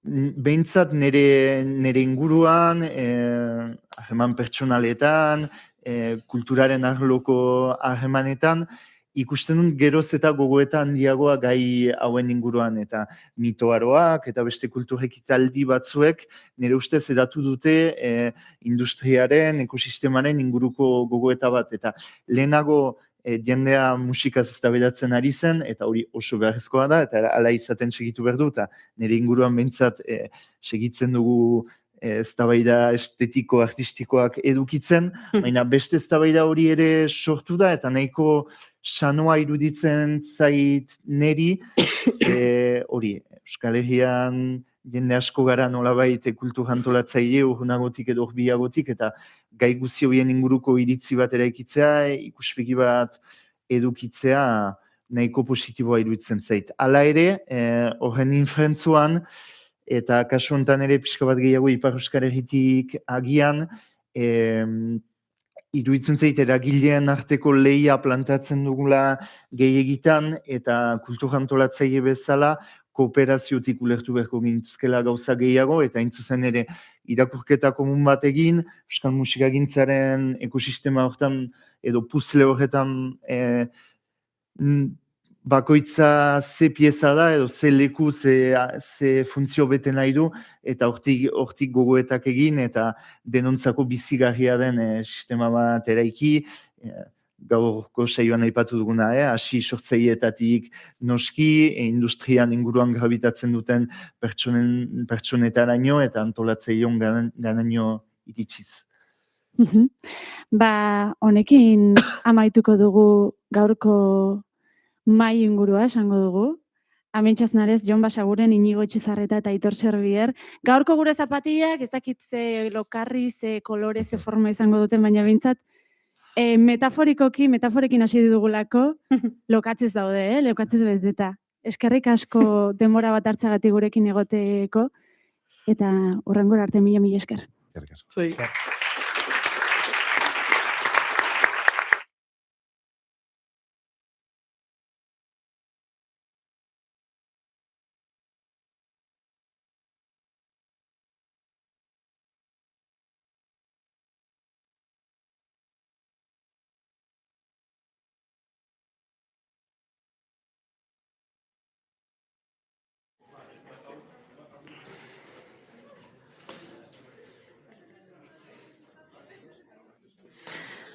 Ados, egunon berriro ere, orain aipatu dugu Ximunek eta biok, segun nola gabiltzan eta gustura ari garen edo ez, izango dugu kaferako denbora gutxiago, edo guk hizketarako denbora gutxiago.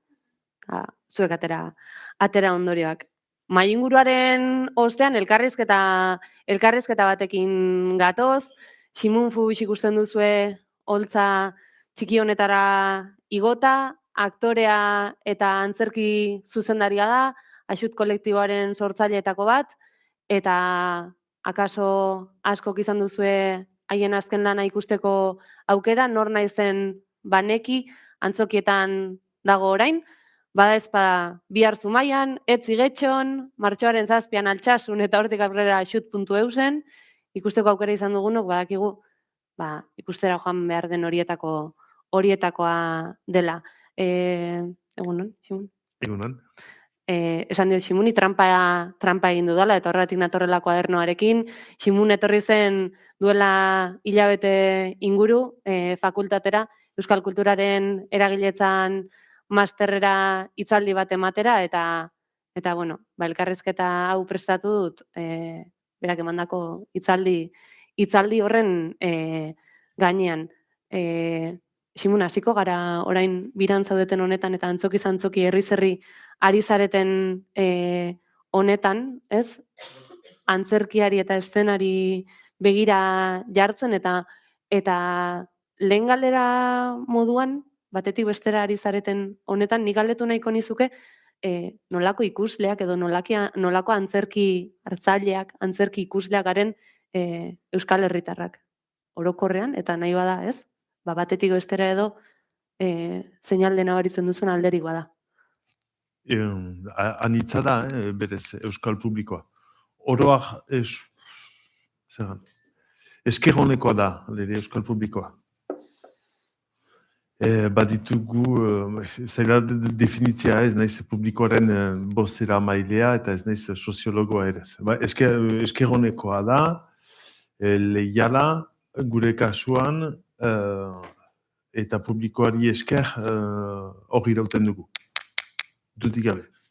Aretoak ez bazien erregularki betetzen eta jendea ez balitz gure atzean eta bere atxikimendu erakusten ez gintezke hori izango.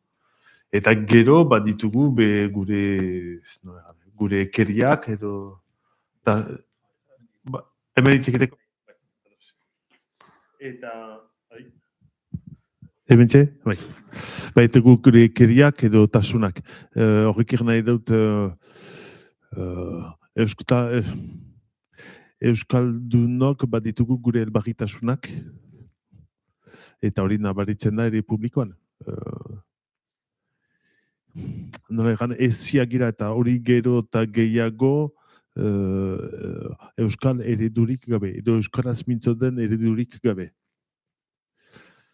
Arteak egiten duena, bera egiten ulderreketa bat, baina arteak ereduak eraikitzen ditu eta ikasten dut hori arteari esker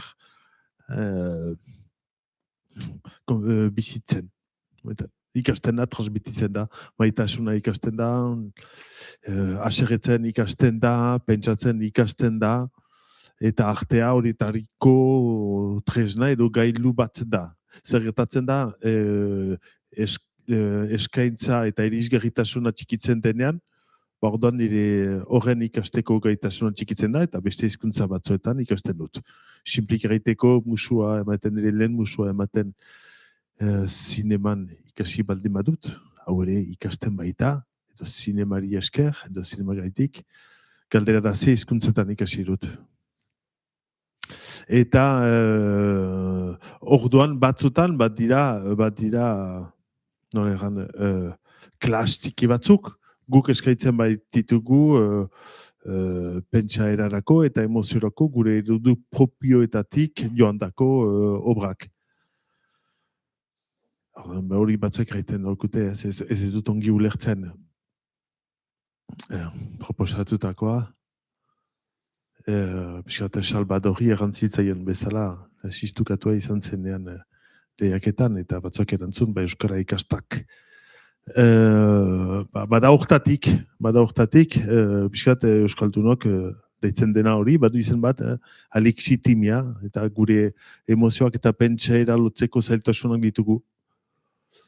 Antolatua da, ez da, zerbait, nahitara pentsatua eta eragina izan da, izan dira milaka idatzi horren inguruan, ordan, faktore horrekin pentsatzen ditugu gure obrak eta beti hor gira zalantzan noraino joan gure autuetan, gure radikaltasunean, gure mojola baita, beste batek Antion Lekuk erraiten baitzen bezala, gure artea urratzailea izan behar dela, gero gizartea sortu ala izateko, berriz josi ala izateko, eta komunitatea sortzeko ezinbestekoa da, ein batean urratzailea izatea. Beraz, oroak, jendea eskerronekoa da, biziki komunitateak komunikatzen du, hainitz. Ikusten ditugu, aldero ikuskizunka publiko berezi batzuk. Ez egite Frankoren bilobari gutuna egiten genuenean, batean lehen aldia zen, lehen ikuskizunekin egiten genuten lehen ikuskizunak hola eskolaz, bazen zabaitola, batean gazteria egiten zen, gure ikuskizunetara desegertu zena areto konbentzionaletatik eta Frankoren bilobari gutunan, ikusi genituen batzua etorzen makil batzuekin, zahar batzuk. Etorzen beraien historioa ere kontatzen zerako eta publiko hori nahasten zerako. Edo zaldi urdinan ikusi ditugu familia batzuk etortzen, nun baitan erraiteko babegira zure osaba, zure izeba etzen joan Inglaterrara ikastera. Ez joan zen desintoxikazio sege bategira edo abortatzera eta orduan bilakatzen da gailu bat. Orduan ikusten dugu gure antzerkien funtzioa biziki bere alakoa dela eta gure funtzioa biziki evidentea dela komunitatea egiteko gailu bat bilakatzen girela. Eta hori bada, uste dut hori badela. Gehi preziatzen dela uste dut, baina hori tradizioz, bai iparaldean, bai hegoaldean, naiz eta dikotomia hori biziki artifiziala den, uste dut Euskal Herria anitzagoa dela, hori baino, eta iparaldea bera anitza dela, dela gaiaren ohitura. Bada hori, bertsoari hitzak ekarri duena edo mantentzen duena biziki argiki, bada gaia. Gaiak inporta du, zertaz mintzo garen.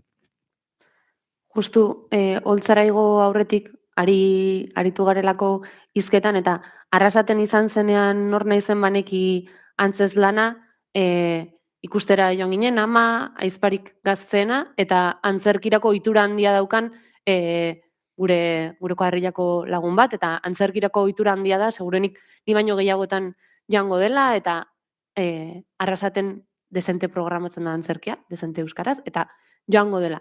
Eta konturatu ginen antzez lana ikusi ostean, eta atera ginenean, ez zitzaiola gustatu, ze behar bada oso azaleko epaia izan daiteke, baina ez zitzaiola iritsi ez zuela ulertu. Orduan, ez?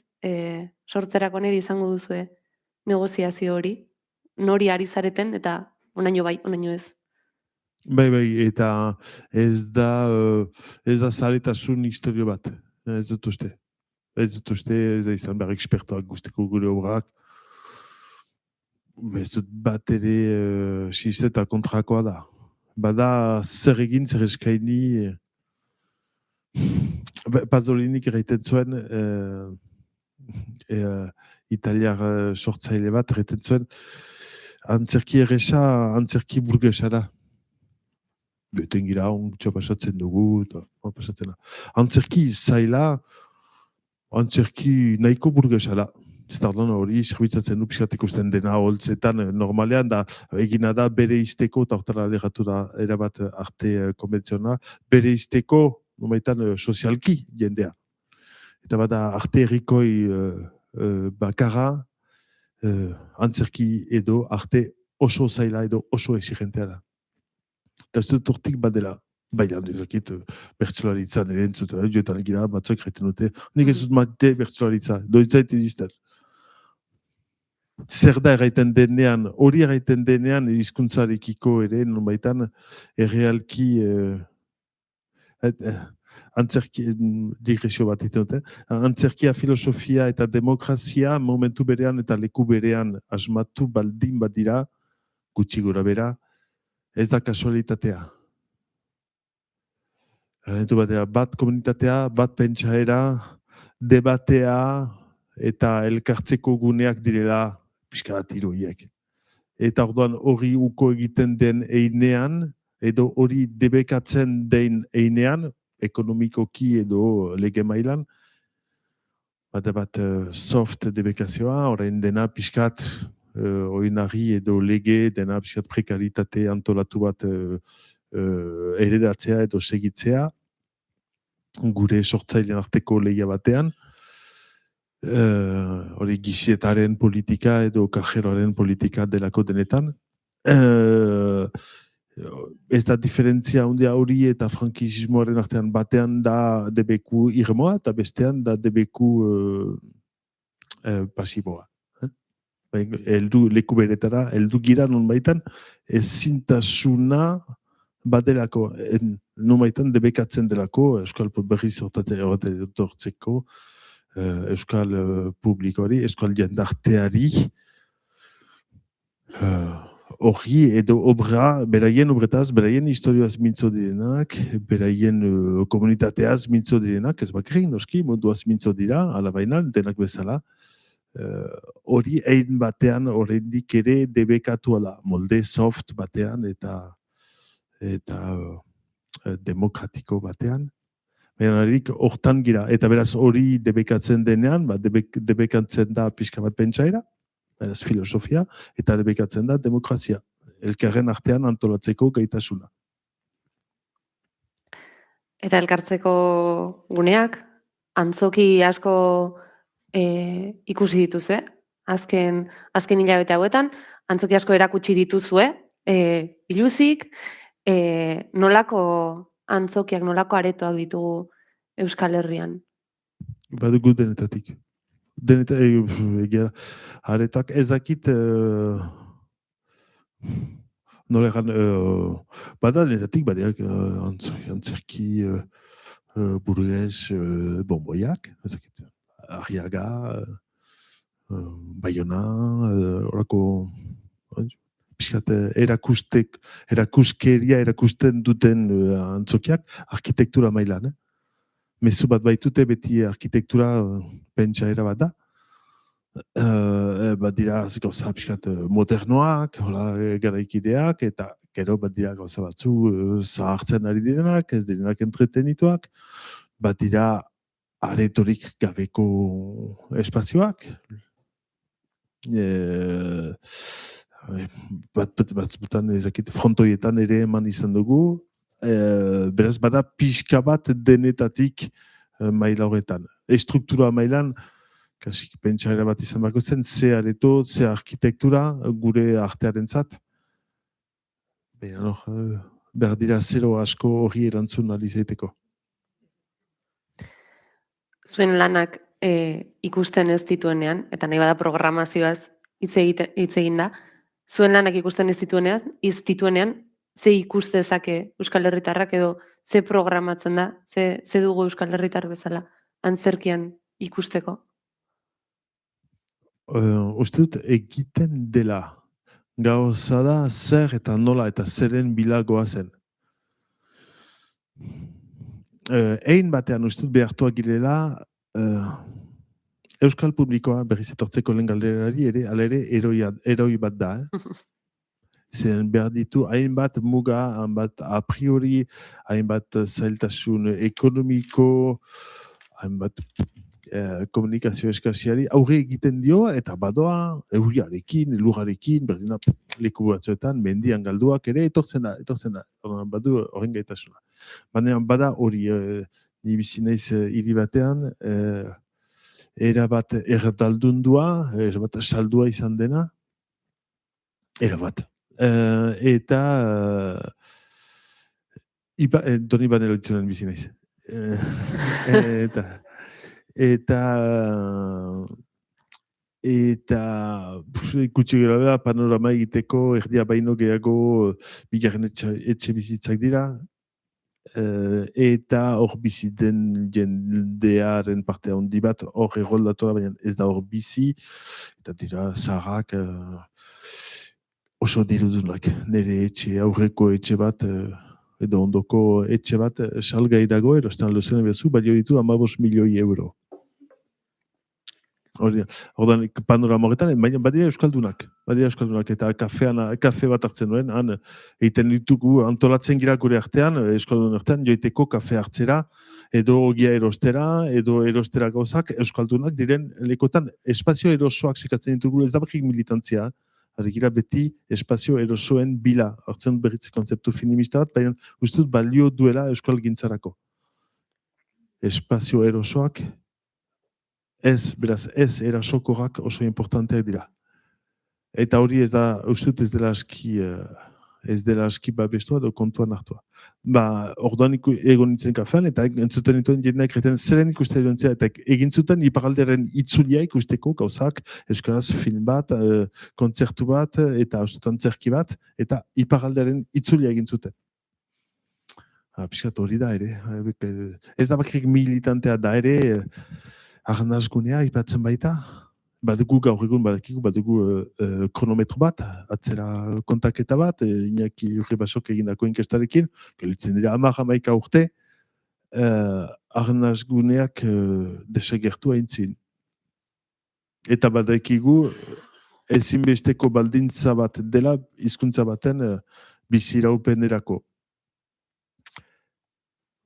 Aski argi da ez, batu kronometro dira, tak, eta gu hori pentsatzen nun gauza pixkat parazetamol politikekin nunbaitan segitzen gira egiten minbizia badut, hoizio parazetamol bat ea pasatzen zaizun pixkat hortan gira ordan segitzen gira horrekin gauzak egiten baina uste dut ala ere bat direla iniziatiba politak erritik heldu direnak iniziatiba errikoiak eta publikoak egiten du pixkat dena beste editoreak eta zuten ez, inkesta bat 40.000 pertsonak egiten zutela dena Euskal Herri guztian. Sortu, edatu, garatu, kontsumitu, piskatzela hori. Eta eke piskat masa kritiko hori piskat handitu. Eta axutek, ez, 40.000 jende horri, zer jartzen dio mai gainean? Edo zer saiatzen zarete, ez? Jartzen, arnazgunetxo horietan? Orduan, permititzen badizu, egin dut atzore aipatu nuen, eta ezakit zortarako etorri zait hori burura. Egin dut zitazio txiki bat, ez dena, nerea dena Boris Eltsinena, Sovietar batasuna erortzen denean, Errusiako lehendakaria izan zena, mozkortzia, erabat, desastre bat, eta Aral itsasoa idortu zen. Eta katastrofikoa izan da hori, ekologikoki, ekonomikoki, horko gizartearentzat, eta kazetari batek gaitu zen, zer gertatu da, zer egin duzue. Eta bere erantzuna izan zen, saiatu gira, benetan, saiatu gira ahalik eta oberen egiten, eta izan da betikoa. Hori, saiatzen gira egiten betikoa. Eta ahalik eta oberen egiten, Euskal jendartearekin partekatzeko esperientzia berriak, guretzat berriak direna. Naiz eta, usut atzokan duzuela ez, itzali bat aipatzen zenidan, sormena hitzarekiko dagoen eztabaida, bistan dena hizkuntza existitzen den unetik, ez da gauza hondirik sortzen, edo bir sortzen dira egitekotan. Gure historioa kontutan hartuta, saiatzen gira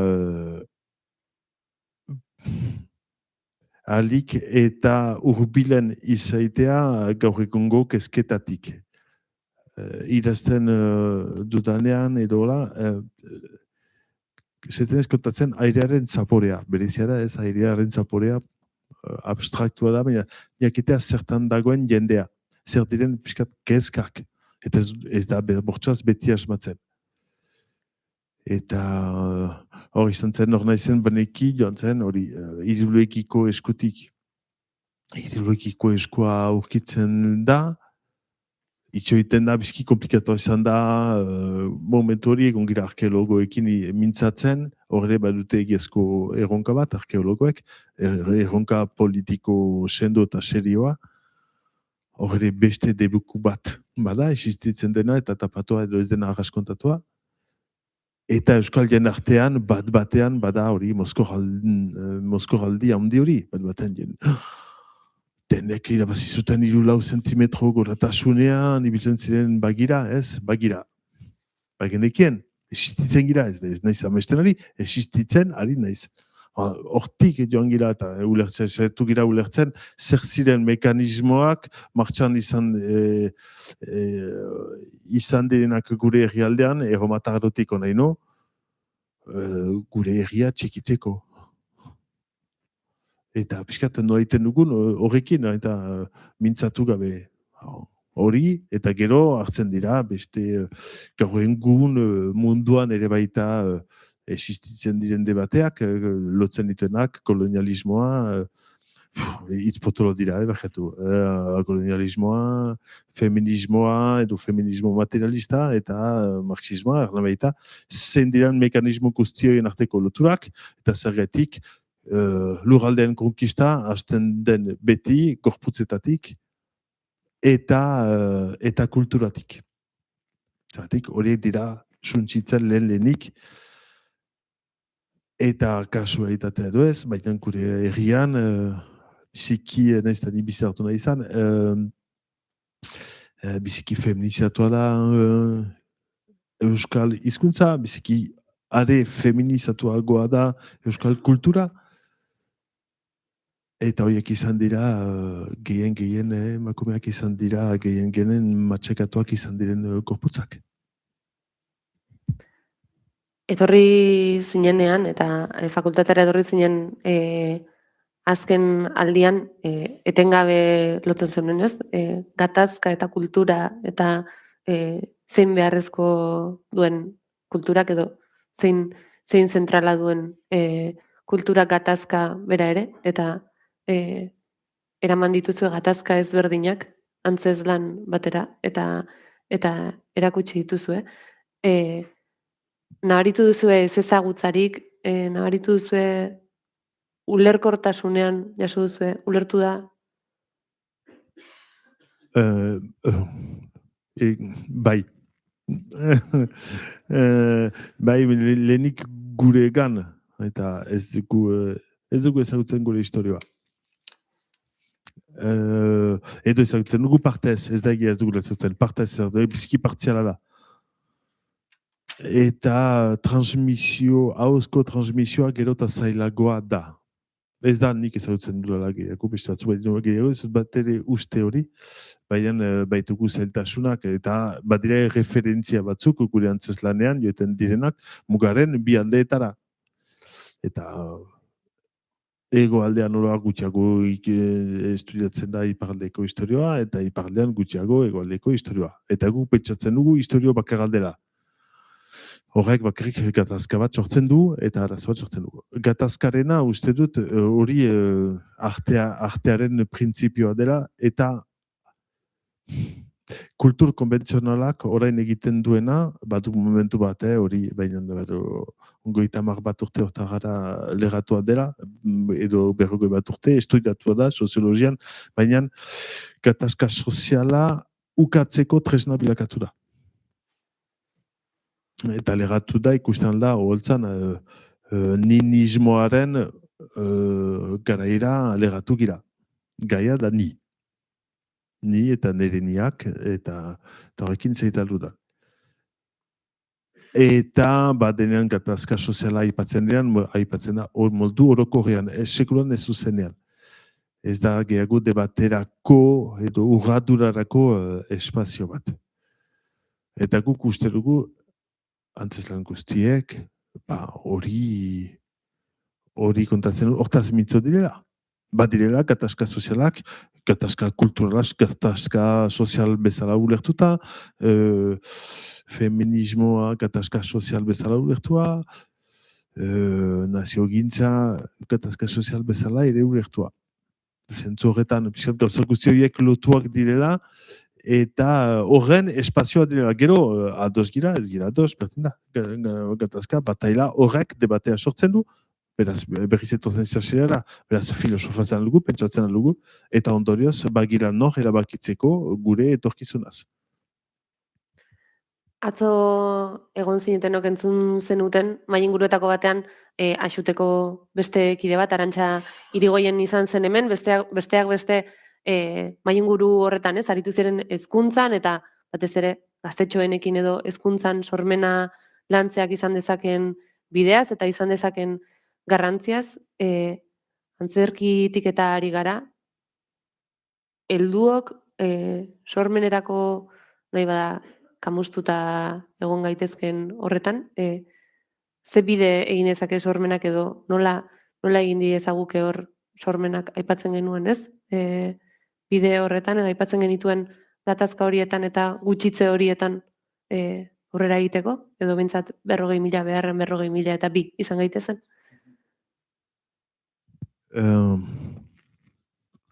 Dira, gero betiko, eta galdera da, eta horrein zer, pixkat hori ulertzen dut, zure ados hau da panorama, noetan dugu. Bideak ez dira arrasberriak, da antolatu eta ekin. Zut pentsaera, hobeda egitea erraitea baino beti, eta gauzak ekinez aurreratzen dira. Horda nola eragiten duen sormenak edo artearekin harremanak baditu eraginak taldean, norbanakoan, gure eredu propioak eraikitzeko menturan. Ez du egan nahi, ez direla lotuak beste ereduekin, eta gureak obekiago direnik, besteak baino ez dut hori gaiten, baina gureak propioak behar ditugu beste zertarako. Beste zertarako nire hizkuntzan hitz egin. Ez berdin badira lotuak ez pentsaerari, ez emozioei. Izago da, biziki funtzionala bilakatuko da beste gure hizkuntza. Uste dut hori da, bat-batean ere espazio erosoak aurkitzeko, hori ezin bestekoa da. Biziki polita da hori ez antzokietan, bilakatzen dira leku batzuetan espazio eroso bakarrak, eskal jendarte batentzat, lurraldeen arabera, eta ikustea jendea mintzo dela, eta ez da bortxaz mintzo ere antzez lanaz, mintzatzen da. Eta hor, pentsaera, emozioak, gizartea, remanak, naturalak dira. Eta inor ez dari, antzerkira joeterakoan, inor ez dari, euskaraz ikusten duenean, ez dari pentsatzen, ari naiz euskaraz, zer antzeslan bat ikusten. Ikusten dut ikuskizun bat. Basta, eta hau da, ez? Momentu batean behar dugu horren eskubidea edo bermatu. Orduan, uste dut hori dela. Eta transmisiora etortzeko, uste dut, guk egiten dugu zera arrantxarekin, dena kriston gaitasuna, lan bat iparaldeko ikastetxe askorekin lan egiten dugu, egoaldeko batzuekin ere baita, baina gehiago kasuan kasu, hezkuntza ez delako bateri berdin antolatua, eta hortzen dugula bat dugula inditz ikasteko, eta nahi bat dugu erotuak egon, biziki importantea dela gaztetxoekin harremanetan egoitea, transmititu behar delako, horiek eredu horiek transmititu behar dira eta etxeetako transmisioan bada eten aldi bat, eta gero eta handiago izango da, eta transmisioa gero eta gehiago pasako da telefonoetatik. Eta gero hortik behar bada mugimendu berriak sozialdirelako. Uste dut Euskal Herrian sortu den azken mugimendu artistikoa gano eta bat eredu estetiko bat eta gizarte eredu bat proposatzen duena aldi berean, eta bat duen eragin instituto edo lizio batan hasi dena, eta Antion Lukuk berriz pizten ditula ez da bakarrik, baina hala ere pentsaeran berak eraman da libertimenduak berpizten dituenan, pentsaera batekin, zertarako, eta hori hau egin behar zen, batean iparaldea baina ez bakarrik, Iruñan, Añorkan, Markinan ere izango da larun batean, eta hor bada zerbait, hori da azken mugimendu artistikoa, rock radikala eta gero. Pixka bat hori maila hortan. Hor bada uste dut gazteriatik eta gazteetatik edo hoiekin hasteko sortuko dela ondoko mugimendua. Hortarako egon behar da hoiekin. Eta ez bakarrik transmisioan, ezik eta hoiekin sortzen, pentsatzen eta eragiten gure hizkuntzak, gizarteak, pentsaerak, eredu estetikoak birasmatu, birmoldatu edo egokitu nahi behar ditugu gaur egungo egoerari. Eta ez? Eta orain zer horretatik, era berean ez daitezen izan, ez? Eraginkorrak izan arren oso tokiko parazetamol txikiak, jarriko bagina pentsatzen, ez? Eta beste estrategia batzuk edo, nahi bada hezkuntzari begira, eta nahi bada, ez? Kultur politiketan eta gehiago sartuta, ez?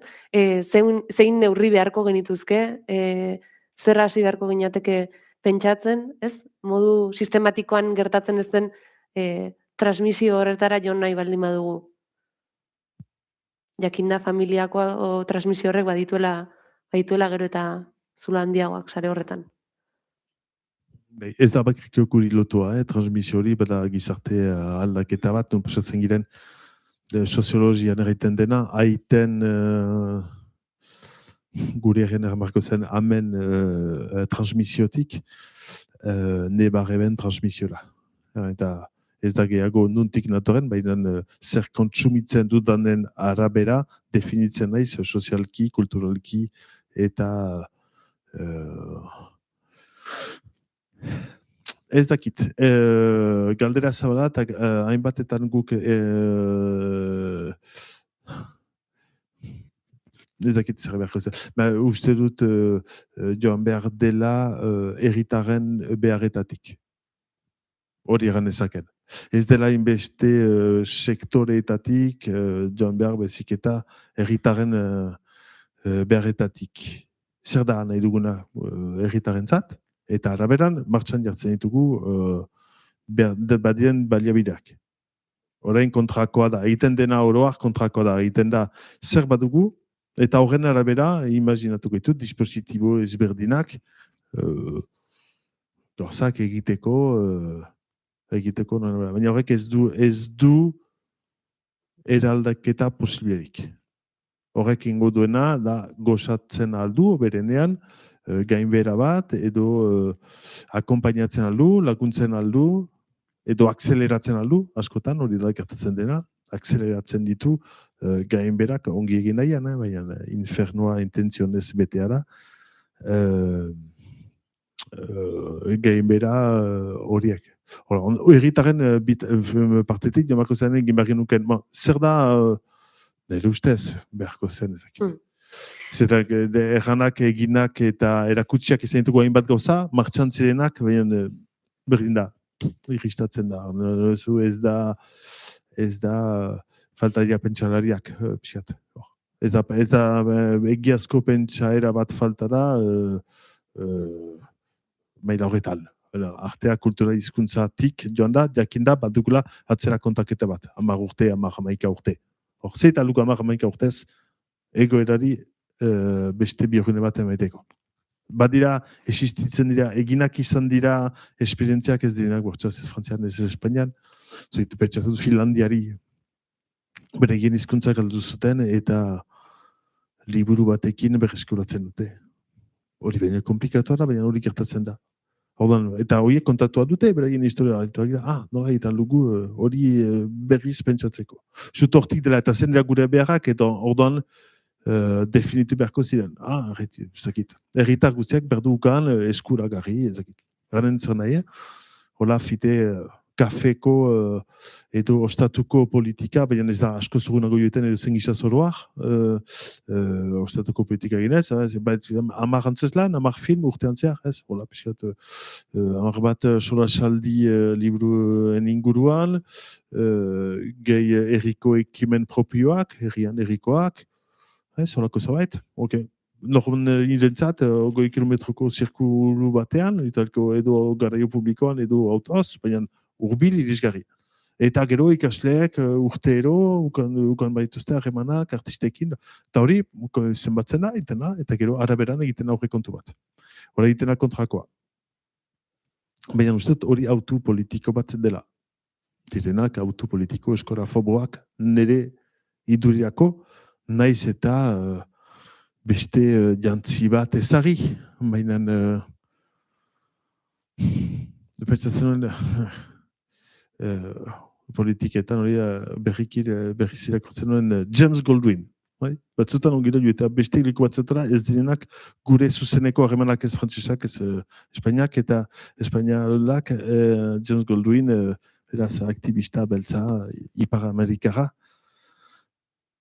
Eta egiten zuen berak guk gure etxean beltza beraz eta gure etxean ez genituen sekulan poliziak deitzen. Eta polizia deitu behar balime genuen, ez genuen polizia beltz bat deituko. Hori zen azkena egin genuela. Zergatik? Zen polizia beltzak oso ongi ezagutzen gintuen. Eta polizia beltz horrek berzuen erakutsi etzela gu bezalako beltz bat. Orduan, hor dugu ustut gure zailtasuna, pixka bat gure representazio sisteman, eta kuotak ezartzeko ordez, baitugu kupoak. Hop, bada txek hori, egera euskal gintzan, egera da feminismoan, egera hainbat lekutan, ezarriko da kupo horietan, eta errealitate hori aurre egiten dugu, eta ez dakiten nola egiten dugun ez bada antolaketa erritik egiten diren antolaketak eta presio politikoa erreteko ez. Nire funtsezko eskubideak bermatuak izan behar dira, eta hemen urratuak dira. Eta ez da Euskal Herria herri pobre bat dela, ez da egia. Euskal Herria naiz iparaldetik, ona ino, enpresa potoloak bat dira, ikusten da dirua, barra autopistan zehar. Problema ez da herri pobre bat dela, da herri pobre bat edo beste male baten ez dela dirurik. Ez da dirurik hortarako. Hala ere, diruak partitzen dituztenen, edo diruak partitzeko bokazioa izan dezaketenen artean, zen nahi bada kulturgintzan izan daiteken masa kritiko hori eskatzeko eta seguruenik adostu eta elkartu beharko genuke, ez? Definitzeko zeintzu diren kupo horiek, baina bada politikan eta bada erakundeen politikan ari diren horien artean benetako kezka bat honekiko, edo nola nabaritzen duzu ez? Dirua partitu dezaken jende hori honekiko. Bai, ez dut uste bai, kezka bat da. Uste dut ere euskal jendartean badela kezka bat, eta hori hasten dela igaiten, eta horrek egingo duela gero igoko dela erabakikuneetara. Orduan, euskal jendartea kezka hori geroza eta geriagoan ikusten bali bada, erabakiguneetara, nahiz eta ez diren makro gauzak erabakitzena, gure enean beti txikitik italko da, baina txikitik gauza asko aldatzen dira. Uste dut, ordan kezka bat dela. Uste dut horrei falta dela pixkat pentsaera bat. Hori da, ne pentsaera bat ez dut horreten nik bat dudanik edola, ez nortek, baina uste dut bat direla eta existitut direla. Gauzara gertatzen dela beti bat dela, belaunaldi magikoak beti agertzen dira ez. Ulertu dut, hori ez ulertu dut, egin behar da hori, kontutan hartu gabe, jaranik eginak izan direla, hainbat lekutan, Euskal Herrian bertan ere, gauza batzuk egan ez direla martxan, eta askotan politikan bada tradizio bat, baina hori aspaldikoa dena da, egiten dudanean zerbait, eta ez denean martxan, ordan egin gauza bera, baina gehiago, igual martxatuko da ez, eta ez da martxan, ordan ez dakit, bada falta dena pixka bat, horrenzeko pentsariatik falta ere pixkat gauzak aldatzeko gogoa. Bagoaz, ez, bada, ez dakit noran, ni lehen behar laundalian ez iparaldean, askatik, aterazena, egintzena ibilbide guztia, pentsa garai hortan, nire burasuen belaunaldiak pentsatu zuten, egingo dugu eskola bat. Ez zerako gauza. Eskola bat, denak, eta egingo dugu dena, debekatuak ziren, ez dakitzer, gaznen gargarrik baginituen, aldi hori aldatzen ginen klasetetik, eta egiten zen, Eta orain, emaiten du, orain gauza batzuk lortu direla eta, bada gauza apur hoien galtzeko beldurra gehi suri ona izatearen gogori, ez? Dien ez arrazbeltza, piskat metizan, Franz Fanonek ongi estudiatu duena, hori, ongi zibilizatua nahi, hori, sindromorik uste dugu hain bat, eta ordan falta da, erraitea ez, entusiasmoa, fantasia, erraitea, ez? Fantasia piskat eskaz dela, iduritzen zait, erraitea, goazen egitera imposiblea. Gu hola sortu gilean asut. Erraiten zen, garaian iparaldean etzela posibleiz. Antzerki talde profesional bat, atera zen, hori, norbaitek atera zuen. Erratzen, ez da posible. Eta gu granon asut. Saiatzea merke, behin biziko gira eta zeingo dugu gain bera bat kudeatu edo beste mundu bat berrin betatu piskatori zen. Eta ez... ametsak posible egiten dute, gure gaur eguneko egoera, zailtasunak, borrokak, etxaitasunak bizirauteko indarra emaiten dute. Ustut posible dela, segitzea amestea, egitea, eraikitzea, konspiratzea. Bada konspirazio gehiago, hori da, ustut falta da konspirazioa. Kafera joan aurretik, Ximun, galdetu nahi nizuke bereziki, Axuten azken antzez lanaz, Euskaldun txintxoa, konspiranoikoak, fantasiazaleak denak bertan dira. Aipatu duzu lehen pixka bat, ez? Nola jaso nahi izan duzuen historian zehar Euskaldunok gurutzatu gaituzten eta harrapatu gaituzten gerra eta gatazka guzti horiek. Sartu duzue kantua ere tartean, ez dakit esan daiteken. Bai, esan daiteke, ikusi ez duenari ere esan dakioke hori. Ondo. Eta lan egiteko modu baten edo manera baten barruan, ez? Batzuetan aktore batzuk mantenduz eta aktore berrien eskola bat eginez. Zer aurkituko du oraindik joan ez zenak? Bat dira, aldi oro, ere hori egiten dugunean, horretan aldut ze xantza ez, nirea, nire hizkuntzan egin nahi zaitea, eta jende zoro gerreak aurkitzea. Konspirazioak egiteko berdira konpliziak. Bizaz, konspirazioa ez doa inora. Eta aski errexara txemaitea konpliziak gure herrian. Bat dira, eta jende zoro gerreak joan gira arantzadikoak ikustera, historio horren kontatzeko, erran egute, bai, etorri gurekin, hartu dituten denbora, gonbidatu gaituzte bazkaltzera, gu ginen eskean eta kontatu digute beraien sukaldea nola zen, eta jakituria erraldoi batekin. Eta gero egiten gira ikustera, Ramon Agirre, aktore bezala, kriston aktorea. Eta egon da, ezakit egiten. Antzesten, Amur, filman. Wow. Eta ikustera, nik txikitan ikusi dut, bai, egin dut aspaldian, bazen garaia.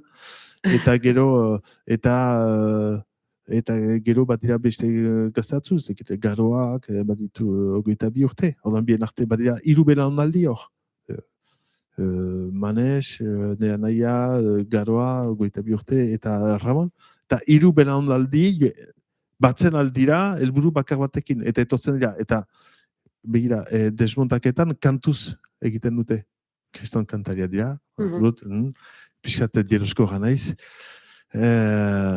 Eta ez bakrik jakiturian, baina badute ausardea, eta gero deitzen dugu Garrazin Abas, bera dena, gazte bat, seietzen dena kantuarekin, erimu berri batzuen zeharkatzen izan gabe teknologiatik. Eta horan berak hartu ditu, kantuak biorikatu, eta zertako eixo bat sortu da. Eta orduan, zer ikusiko du, nik espero dut, lorbaitek, jeneak ikustea bere burua. Edo bere familiaren historioa. Gertatzen dena ez da biziki alaia, gure historioa, hori spoiler bat egin dut, ez da biziki alaia. Hartu behar dut, eta horren hortatik badoa. Naiz eta humorearekin ere tratatzen dugun leku horretan. baina gerlaz jositako historia bat da, Pasaian zelako, eta aldero norbait etortzen denean unat, jaiten du, ingo dut gerla bat, ikusteko zeiten dien. Eta erromata garotik, onaino, eta alde batean edo bestean. Gure familietan, sigur naiz, zuen familietan, bizi entzun dituzela, bizpairu gerla seguru. Eta bainan, nik kontatu dugu hori familia historioetatik. Hortaz, mintzogira familia biziki espazio simbolikoa da, nazioaren simbolika bat da, nazio txiki bat da, familia bat. Eta uste dut, hortik joiten dela, dien bat atatzen da, bereziki unkitoa, eta sekretuak ateratzen dira hor. Eta sekretuak ez dira beti biziki polit, naiz eta tartean, uste dut, lehen egan dut konspirazioa, baina behar bat kooperazioa ere aipatu beharko zen. Kooperazioaren sendrabideak ikusten direla itzalartean. Simon Fuchs, eskerrik asko.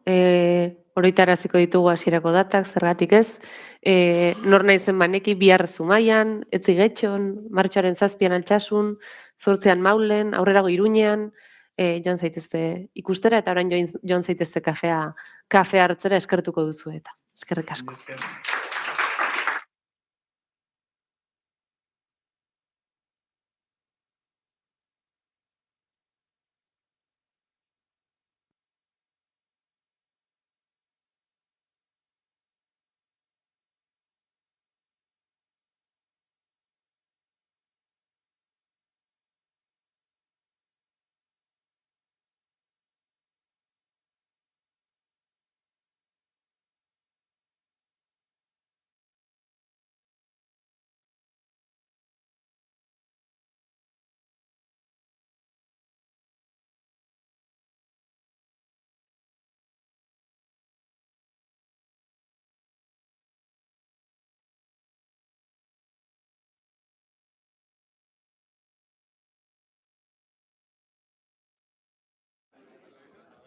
Bueno, eguerdion,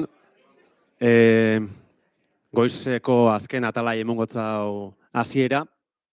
Lehenengoko blokian, apura musikagintzaren inguruan hitz egin dugu, eta bereziki sortzaileen perspektibatik, ez da? Euki ditugu 3 sortzaile, eta, bueno, bertsolari eta sortzaile badan, baina EHZ-etako kidean Aitor Zerbier, baina ontsa ja, musikagintzaren beste B aldeari erreparatuko dutzagu, eta bereziki musikagintza aurrera atarateko sormenaz gain, ezinbestekoan antolakuntza, kudeaketa eta komunikazioari fokua jarriko zau, ezta?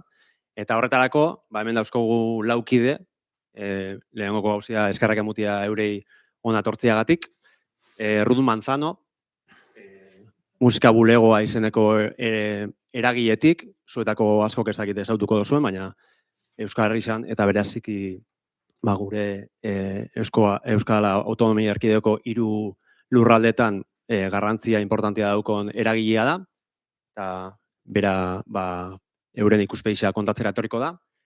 Thierry Bizkari eta Annelies Arnaud Ipar Euskal Herritik badatoz, Euskal Hirigune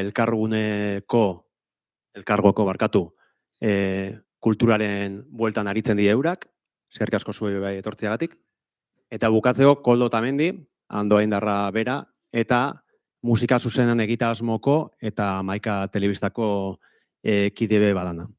Orduan, bueno, hasteko eta behin, eskerrak emutiaz aparte, eure hitza emango dotzagu, euren egitasmoa edo erakundia zertan deskribatzeko, ezinbestekoa irutzagakulako mai inguru honetarako musika industriak ze ezaugarri dituen Euskal Herrian ulertzeko. Beraz. Eskerrik asko Arkaitz eta eskerrik asko gonbidapenagatik eta bertaratu zareten guztioi. Arkaitzik esan bezala, ni musika bulego elkartetik nator. Musika bulegoa 2015 urtean sortutako elkarte bat da, eta bertan parte hartzen dugu bai musikariak, bai enpresa eta musikaren industria, musikagileak eta Euskal Herrian kokatuta dauzen areto pribatuak. Eta gure helburua, alde batetik da musika sektore oso hau profesionalizatzen laguntzea, eta musika balioan jarri, ikusgarria emon, eta aukerak sortzea musikari. Sektore, erakunde sektoriala da, profesionala, gure erakundea. Egunon, guk eskual hirigune elkargoak gera, eta hori da mankomunitate bat azkenean, biltzen ditunak 158 herri, ipar eskual herri guzikoak, eta hortan horrek kudeatzen ditu hainbat gauza, uraren kudeak eta zaborrak eta hainbat gauza, eta guk kokatzen gara herritarrer zerbitzua emaiten duen zuzendaritza batean, eta daude hortan eskora teknikariak adibidez, eta gaude gu, kultur zuzendaritza, gaude 22 lankide, eta eramaiten ditugu gauza ezberdinak, nahi dugu alde batetik eramaten dugu heziketa edo arte heziketa lehen hezkuntzako eskolentzat eta umentzat, hori dira gure lankide gehienak, eta gero gaude ere lankide berezi batzuk, pixkat sailka ari direnak, sektoreka ari direnak, ez? Eta Anelizek adibidez eramaten du musikaren arloa, eta berak eraman du ere diagnostiko bat urte batez, eta gehien bat berak hitz egingo du pentsatzen dut gaur, ze azkenean berak eraman baitu lan guzi hori. Hori gea, teknikaria gera. Bai, untxa, dena ikatu jatanik. Haupa, ni Koldo Otamendi naiz, egun Amaika telebistako langilea, musika zuzenean egitasmoko kidea, kolektibo eran antolatutako egitasmoa delakirik honakoa, sustraiak zan daiteke handengo gaztetxean dituana, bertatik nator, bertan ikasi nun musikaz dakidan guztia, eta musikari izan ezik, musikaren mundu honetan pixkatenetarik egindakoa naiz, sasi kazetari ez bain naiz, roat manaierra izan naiz, osasi manaierra izan naiz, kontzertuak antolatu ditut, eta 1000 gauza egindakoa musika estena honetan, eta egun esan bezala, musika zuzenean egitasmoko kide, eta Amaika telebistan musika zuzenean saioaren gidari. Osondo, lehenoko aurkezpen hau inda, ikusteko egitasmo hauek eta eragile hauek zer dien, lehenoko galdera luzatuko dotzue. Zela ikusten dozue Euskal Herriko panorama musikala, zuen perspektibatik, bakoitzak daukon ezaugarrizetatik.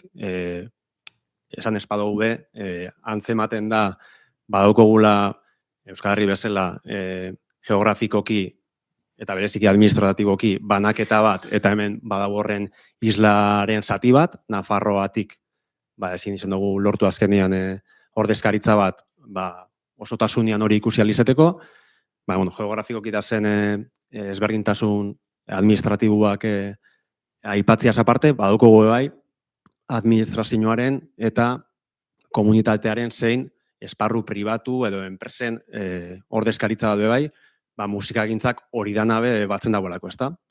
Hori barik gaur-gaurkoz ez dagoelako ez antolaketarik, ez komunikaziorik, ez kudeaketarik. Guzti horren, batura bat ezinbestekoa da, gaur egun ezautzen dugun musikagintzak aurrera indeixen. Orduan, hori esan da, zelan ikusten dozue bakoitzak bere posiziotik, bere realidadetik, Euskal Herriko musikagintza. Bueno, nik gure ikuspuntua baino, datuak eskuan hartu eta orain dela, pasadan urtean, Euskal kulturaren behatokiarekin batera, musika bulegoak egin zauen azterlan bat, musikaren inguruan. Eta sektore osasuntzua da, sortzailea, zelakoa da, zein egitura dauka, eta, datu horrek eskuan izan da, esan aldugu musika sektoreak, 39,5 milioi euroko negozio volumena sortzen dauela urtero, eta ia 1000 lanpostu zuzen bideratzen dauzela.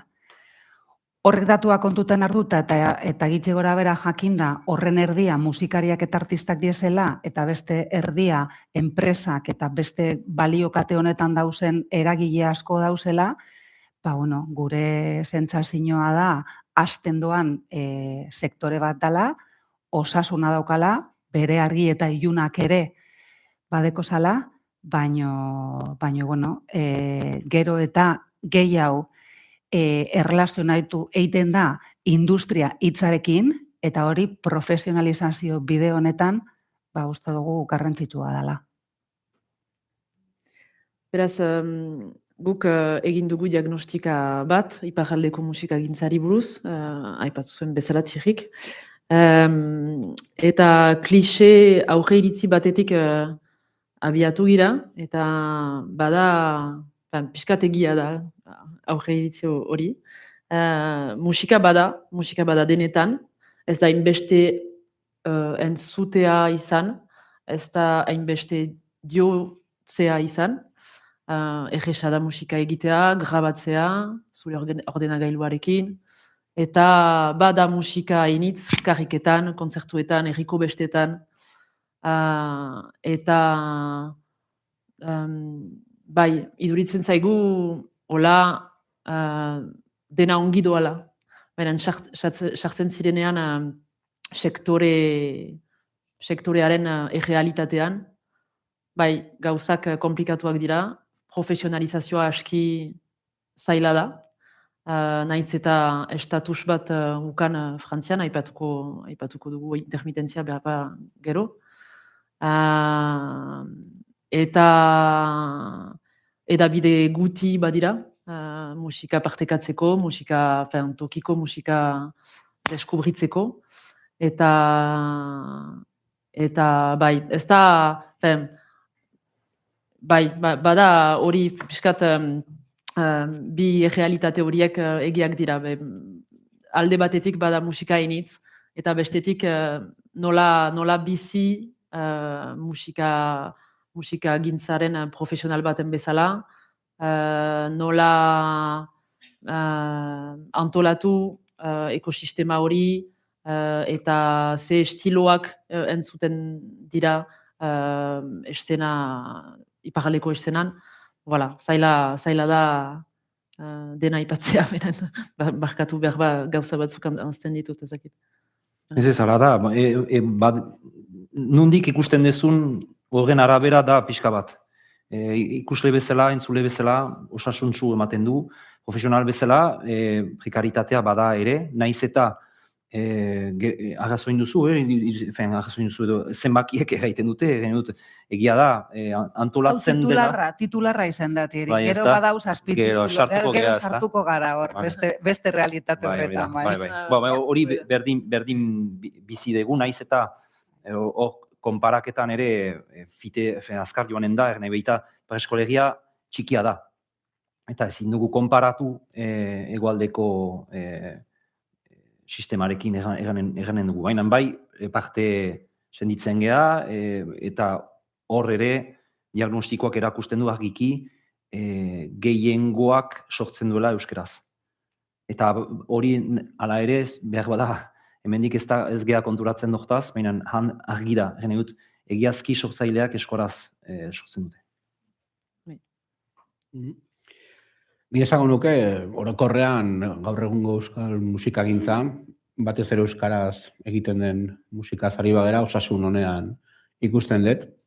Gaur egun entzun daiteke kasik edozein musika estilo euskeraz, eta hori urte batzuk atzera ezen gertatzen, eta gaur egun asko zabaldu da musika paleta hori, betiko roka hor dago, folka hor dago ere, baina badatoz musika belaunaldi berriak, bai elektronikatik, o trapetik, edo kaleko giro horiek, musika urbanoa ditzen den giro horietatik badatoz, eta horietako asko eta asko ere euskeraz dira, eta zentzu horretan sortzaileen inguruan esan daiteken ustez, urte opardak bizitzen ari garela, ez? Analizek aipatu du ez gaur egun musika sortzea ere geroza erresagoa da, leheno behartzen ditu 3-4 lagun entxegu lokalean sartzeko musika egiteko, gaur egun etxetik sortu daiteke ere, gauzak aldatzen doaz, teknologia hor dago.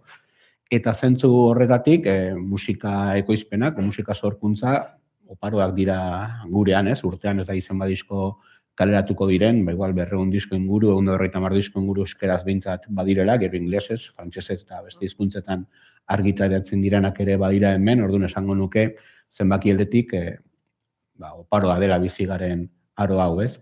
Bestetik ere ustez sare potente bat daukagula zuzeneko kontzertuen inguruan, areto ofizialak hor daude, kasi lurralde bakoitzean areto potente bat badago, Gasteizen Geldorado edo Limillas bezalakoak, Iruñan Totena Zentral, Lapurdin Biarritzeko Atabal, Le Magneto Baionan, badira, Gipuzkoan ere hainbat gutxiago igual, baina badira ere aretoak eta gero badago sare importante bat gaztetxek eta sortzen dutena, leku alternatiboak, geroz eta gehiago badirela beste musika esperientzietatik datozen kolektiboak, bai musika elkarteak edo elkarte musikalak. Eta esan daiteke, zentzuan dena borobilduz, badagola musika eszena oparo bat, ez? Musika egiten jende asko dago, entzulaldetik ero sartuko gara igual gehiago afera horietan, baina nestet argazki zehatz bat ateratzeko esan nuke oparoa dela bizitzen ari garen aro hau.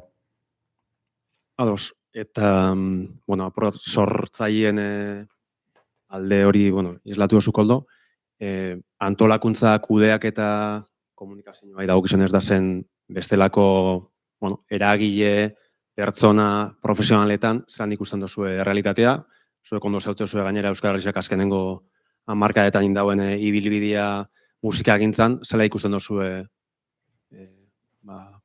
sujetu horien edo errealitatea zein dan?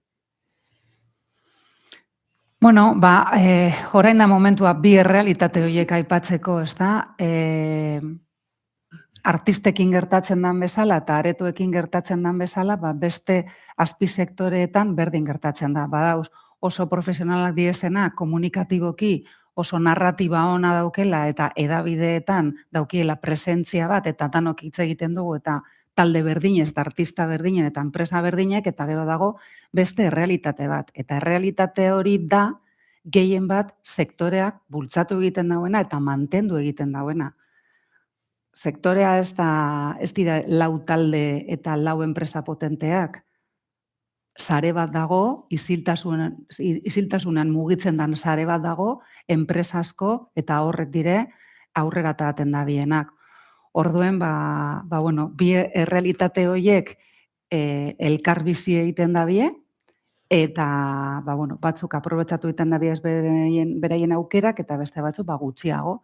Eta horretan, danok dekogu uste dute erantzunkizun bat haiekiko, baina argi izan behar dugu eta oso ondo aipatuta musikagintza ez direla bakarrik artistak eta musikariak. Beste balio kate bat dagoela, teknikari barik ezin da kontzertu bat emon, komunikazio lantaldetan dauzen guztiak, enpresak, administrariak, hainbat pertsona dauz sektore honetan eta beraien lekua ere merezi da dela. Bai, gu iparraldean adibidez musikari eta teknikaritik kanpo gutxi dira profesionalak. Bai, badira antolatzaile profesional batzuk, aipatu dugu Atabal, Magneto, baina badira kontzertu hainitz, talde hainitz, eta administrazioa egiteko diende gutxi, antolatzaile profesionalak gutxi, eta amatur mundu hori biziki garantzitsua da, biziki importantea da. Baina egia da profesionala falta ditugu iparraldean, zinez. Eta edabideak ere bai aipatzeko disko bat ateratzen zirenean,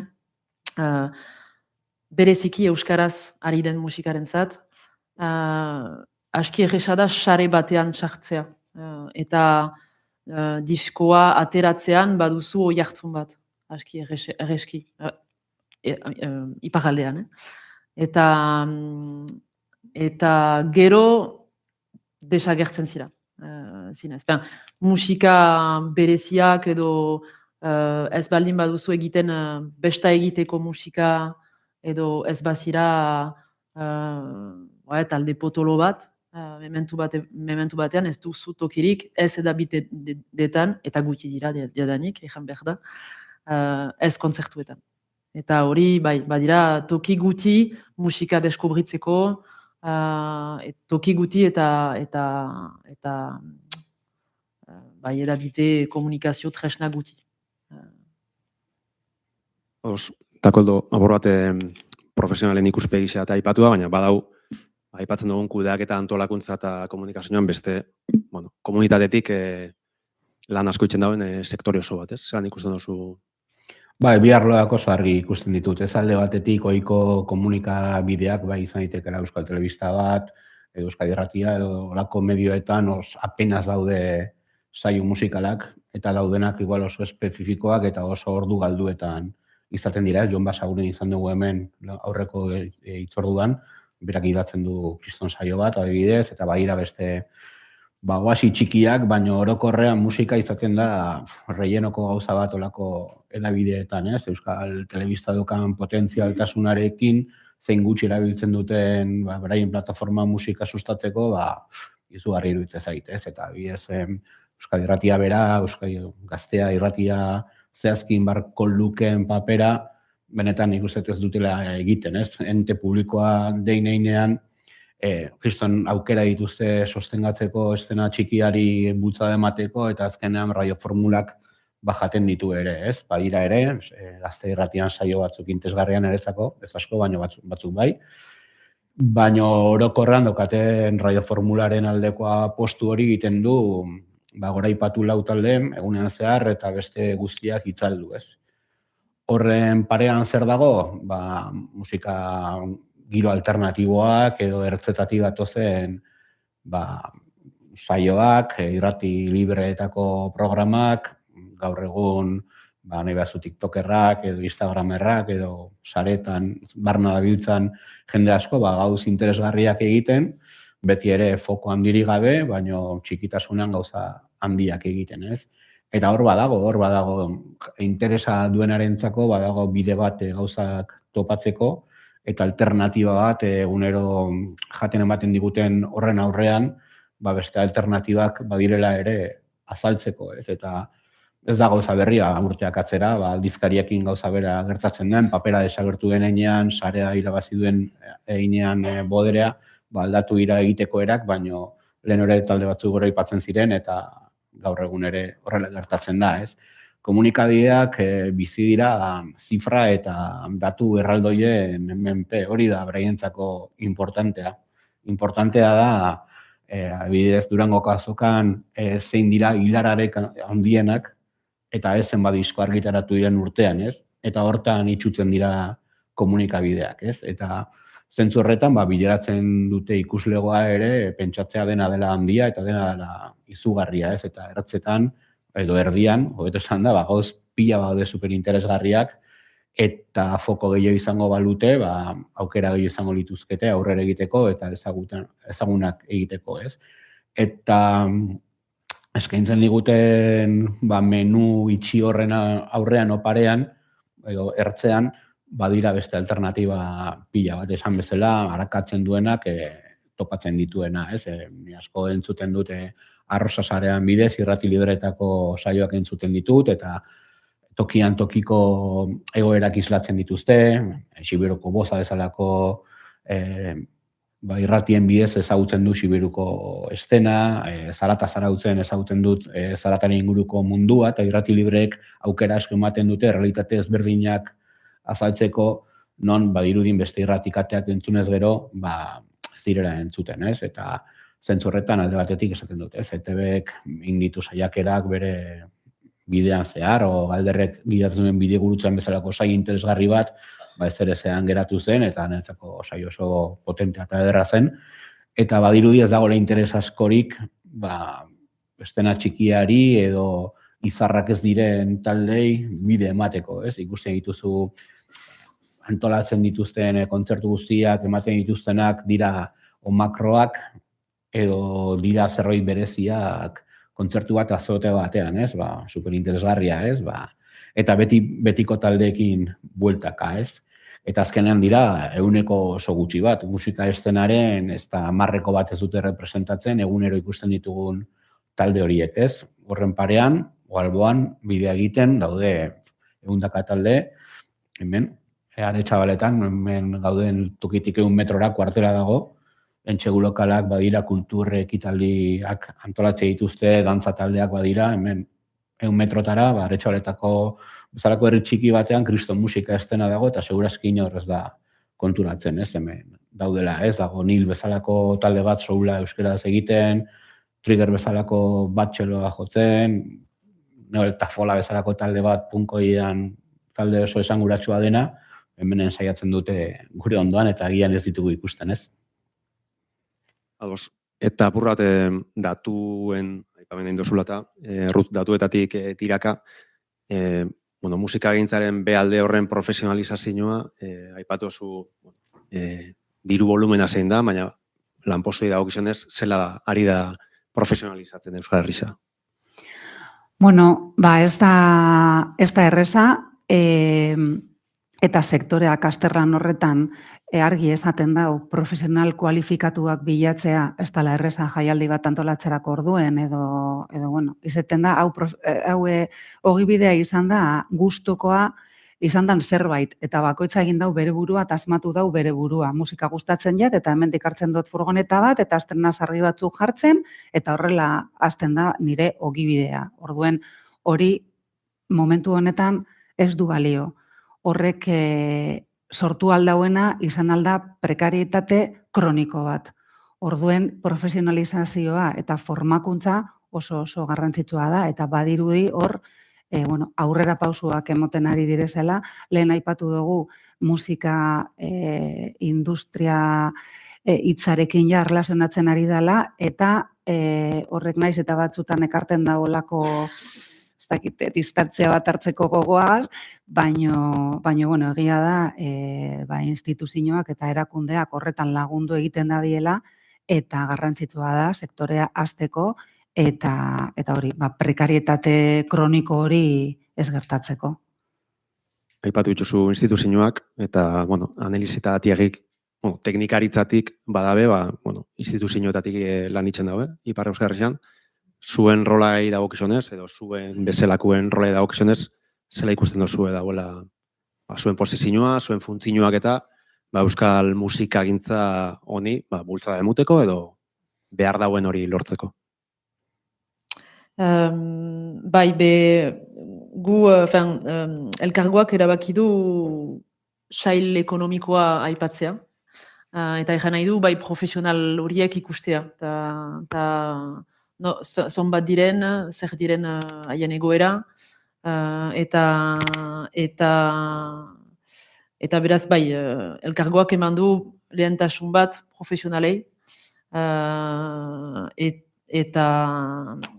eta bai, oartu gira, naiz eta intermitentzia izan Frantziako lujaldean, gutxi dira, zaila da intermitentzia lortzea, eta hori musikari eta teknikarien dako, eta hortik kanpo musikari eta teknikariaren dako jende gutxi dira, profesionala bezala, egan duen bezala. Aipatu dugu, sortu dugu laguntza bat, berpiztu deitzen dena COVID-atik, kontzertuak laguntzeko, eta hori sortzean eman dugu soldata minimo bat, eta alde batetik izan da nola egan, izan da, berria izan da hori aipatzea musikagintzan. Zenta, zonbat balio zuen musikari bat edo teknikari bat. Teknikari bat, bagenekien, zenta usu teknikariak pagatuak dira. Eta untsa da, gauza on bat da. Baina musikariaren dako ez, eta ezen zonbat balio duen musikari batek. Ezen presiorik. Erraiten alduzu gero urgirik joaiten zirela, nonbait jotzera, baina ezen taula hori, eta duku sortu dugu gauza berri hori gure laguntzarekin, eta interesgarria izan da, elkarrizketa ukaitea bai antolatzaileekin, bai musikariekin, presio bat emaiteko. Eta jakiteko, bon, nahi baduzu profesionala bat bilakatu, mementu batean, behar duzu, Minimo hori. minimo bat, bai. Eta... Bai, hola, presio baino gehiago da minimoa. Bai. Ez dugu egan, balio du, musikari batek balio du 1.000 euro, ez. Ez minimoa, bai, minimoa soldata minimo. hori izan behar ditake. Ara. Eta ez dugu guk asmatu, hori Frantzian intermitentziak azkenian edo sektoreak sortu duen eredua da azkenian, eta deplauki egiten alda. 300 eurotik pean ez duzu lanik egiten. Berdin da hemen, hemen ere balegoke hori. Errealitatean ez da hola, badakit, errealitatean hemengo musikariek ezautzen baititut badakit, batzu naiz eta zugu areran bat aipatuko, baina adibidez kursalen jo gau batez ondo, biharamunean, igual pertsona berdinak kobratuko du 100 euro, 150 euro. Hori errealitate hori dago hegoaldean, baina egia da, iparraldean intermitentzia sistemari esker, eta pixkat hori baliatuz eta lehentasuna emanez hortan bilakatu garela, laguntza hori esker, azket pedagogia tresna bat bezala, ez? Bai. Eta musikagintzaren txaila aipatzeko, beraz, eman dugu gauza berri hori, eta legezkotasuna aipatu dugu ere bai. Ejan nahi baita, kontzertu bat antolatzen duzulaik, legalki izaiteko gauzak, normalki, denak kontratuak izan behar dituzte. Ez da egiten, eta ez da posible dena egitea mementu batean, baina jakin behar da, zerbait gertatzen baldin bada, ez badituzu kontraturik, ez da asurantzia, ez da deus. Eta beraz, bai, hori pixkat saila laguntzeko eta lotzeko eta bai, komunitate bat egiteko haiekin. Aipatu zuen intermitentzia, gutako batzuk igual ez dugu jakingo zer dan zehazki intermitentzia, azaldu zeikie Euskal Herriko hegoalde honetan ez daukogun hori zer dan. Intermitentzia beraz da, ni naiz langile bat intermitenteki lan egiten dudana, ez? Kontratu bat dakat, eman dezagun, atxaltako kulturetxean egitearen kontzertu bat, lan kontratu bat dakat, baina egun baterako, bai? Eta beraz, hainbat lan kontratu eukiezkero, urte batez, egin behar ditut 43 kontzertu edo lan kontratu, eta horiek justifikatzen baditut paroko sistemari, pixka berezia da, seurtatzen didate, ni langile bezala, soldata bat. Eta pixka sistema hori da. Soldata bat seurtatzen da, langile horri, frogatzen duelako, ari dela intermitenteki lan egiten. Ulertzen da, ez da? Bai. Eskerrik asko. Koldo, apur bat profesionaltasunetik eta soldatetatik eta aparte, zuk oso ondo saltzen duzun estena komunitarioan, sartu barik komertzialtasun eta ez komertzialtasun debate antzuetan, komunitarioa dan guzti horretan, zela ikusten duzu realitatea. Badakigu 80. hamarkadan ez gazela, ez daukagula akaso realitate berdina musika egintza, baina 30 urte baino gehiago pasauta, zela dau autoantolakuntzan eta komunitarioa dan, beste parte hori ez, musika egintzarena. Aldatetik aurreko galderari pixkat jarraipen emanez, abia puntu hartu eta ematen diren laguntza guztiak ongi etorriak direla eta beharrezkoak direla, askotan ikusten dut igual foko falta benetan nola eta zertan banatzen den dirua, ez? Askotan, enpeinatzen gara igual Kolombian bultzatzen euskal musika edo Finlandian, eta ez gara konturatzen hemen auzoetan beharrak badirela, ez? Eta herri askotan ez daude entsegu lokalak, herri askotan ez daude baliabidea kontzertuak egiteko, eta askotan ari gara begiratzen ez dakin ora, hemen gertu daukagunean kriston hutsuneak, ez? Eta ni uste, ekosistema osasuntsu batek behar duena azteko herri bako izan dira entsegu lokalak, bai musikarako, bai antzerkirako, eta beste bat disiplinetarako, ez? Azkenan sustraiak hor daudelako, entsegu lokali gabe, zaila da musikal alde batek aurrera egitea. Herrietan izan ditezke alternatiba, baina hiriburuetan adibidez, ez baduzu ordaintzen entxegu lokal batik, kasi imposiblea da bidea egitea, ez? Eta diru laguntzak eta horrelako gauzak askotan badirudi direla handiago egiteko, ez? Txikiek ezin dute ez da hautatu ere diru laguntza jasotzea ez direlako profesionalak edo burokraziak berak zail egiten duelako aurkeztu ahal izatea horrelako diru laguntzetara, ez? Eta askotan, esan bezala, fokoa galtzen da hori, eta ikusten baitugu nola banatzen diren diru laguntzak eta horrelako gauzak, konturatzen gara ere, pastelaren zati handi bat, talde handiek, management enpresek, eta bestelako eragile handiek eramaten dituztela, ez? Eta apenas geratzen da, bidea egiten ari diren talde txiki ertain hoientzako, kasik direla behar gehiago dutenek sostengu hori izateko, ez? Eta diru laguntza kasu horretanik planteatzen ditut, abidez herriko diskoa grabatzearen diru laguntzak egotea, entsaiatzeko lokalen aldeko apostu egitea herrietan, eta guzti hori izan marko luke benetan sostengatu behar dena, ez? Handiago izateko potentziatu gehiago ekimen horiek, ez?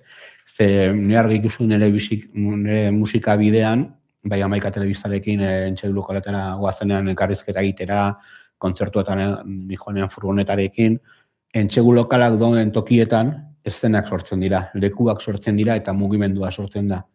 Entxegu lokalak ez dauden tokietan herri hilak dira musikalki, ez dago biderik aurrera egiteko. Eta horiek dira niretzako sostengatu eta bultzatu behar diren eremuak batez ere. Aipatu duzun bigarren galderari, aroz-aro aldatu da musika estena gurean. Kontuan izan, igual, 80. hamarkadan roka eta punka alternatiboa eta undergrounda zena, 80. hamarkadan ja popularra zenera bat. Eta ja, 80. hamarkadan ertzetako giro bat zena musikalki oso undergrounda eta ekonomikoki apenas etekinekin baten zuena, 80. hamarkadan ja etekinak ematen zituen, eta hortik aurrera asko esplotatu den estena bat izan da. Eta orain datozen belaunaldi berrien musika estiloetan ere berdina gertatuko da. Hor badago musika urbanotik datorren jende bat, oraindik ertzetan dagoela, baina igual 10 urte barru musika majoritario izango dela hemen, ez? Adibidez, Euskal Herrian esan daiteke rockaren belaunaldian bizi izan garela orain artean, azkeneko hamarkada honetan, azkeneko 5 urte honetan batez ere aldatzen joan den gauza bat, eta roka oraindik mantentzen dela, esango nuke musika estilo nabarmen bezala, baina adibidez Frantzia batean rapa da azkenean askoz ere popularragoa roka baino, eta estatu espainolean esango nuke ez dela hori gertatzen, ez? Musikalki, leku bakoitzean gertatzen diran, iparraldeko taldeak ikustenik uste astoz eleaniztasun gehiago musikalki egoaldean baino, bizi dira gehiago Europara begira rapak eta tendentzia horiek askoz ere sendotuago daude, elektronikak ere askoz ere abantaila ematen digu ere hegoalderi begira, badira askoz ere musika estilo gehiago eta askoz ere ausartagoak iruditzen zaizkit askotan iparraldeko taldeak hemengo baino, eta hemen badira, olako taldeak eta gauzak interesgarriak egiten leku guztietan, ez? Eta zentzu batean gertatzen dena hori, ez gaur popularra ez dena, bihar igual popularra izango da, ez? Eta askotan tematzen gara zerbait mantendu alizatean, o mantentzean, hemen rokarekin mantendu nahi izan den bezala, roka eta deribatu guztiak, ez? Eta badator belaunaldi gazte bat, ezakit zertan geratuko den, baina badator bultzatzen, belaunaldi gazte bat ja roka ez dela bere eremu naturala, baizik eta ja elektronika lanabezetatik datoz, ez elektronika musikalki, baina bai elektronika lanabezetatik eta beste errealitate bat eskaintzen eta azaltzen, ez? Ez dakit hori zen galdera, baina... Ez, baina balizo da. Hirugarren galdera bat ingotzut orduan, gehiago zan antolakuntzaren ikuspegitik, eta gaztetxe sari aipatu zulen, eukieke jai batzordiak eta abar, apurat amateurra haua edo komunitarioa dan, antolatzaien estena eta arrobi hori, azken finean, zelan ikusten dozun, ez? Azkenengo urtetako evoluzio honetan, musika industriaren garapen horretan bebai, zela ari da geratzen, lehen bezala dau, ez? musika industria dena irezten du pixkanaka, eta gune alternatiboak eta ertzetakoak direnak ere, askotan ere irezten ditu, ez? Esaten da bezala txarra azkar irezten da, eta ona kosta egiten da, kopiatzea, ez? Eta eragitea honetik, ez? Ni uste Euskal Herria kasu berezi badela, eta oasi batean bizi gara bai zuzeneko musikari dagokienean, eta bai musika taldeen kantitateari dagokienean, ez? Hemen ordu beteko kotxe bueltan ni Andoainen bizi naiz, eta ordu beteko kotxe bueltan Biarritzen egiteke, Iruñan, Gasteizen, Bilbon, ez? Eta daukagu ordu bete, ordu terdiko kotxe bidei batean joan zaitezke astebururo igual 100 kontzertutik gora, ez? Bai, areto handietatik, makro jaialdiak, tabernetako kontzertuak, gaztetxetako zirkuitoa, eta bizi gara oso eremu emankor batean kontzertuei dagokionez. Askotan kejatzen gara igual falta direla, baino joan zaitez Murtziara, joan zaitez Bartzelona batera, eta ez duzu topatuko hemen daukagun errealitatea. Eta errealitateari sortzen da hori batez ere, eta hori da agian faltan beste leku batetan, zirkuito gaztetxeroa edo leku alternatiboen aldetik, ez?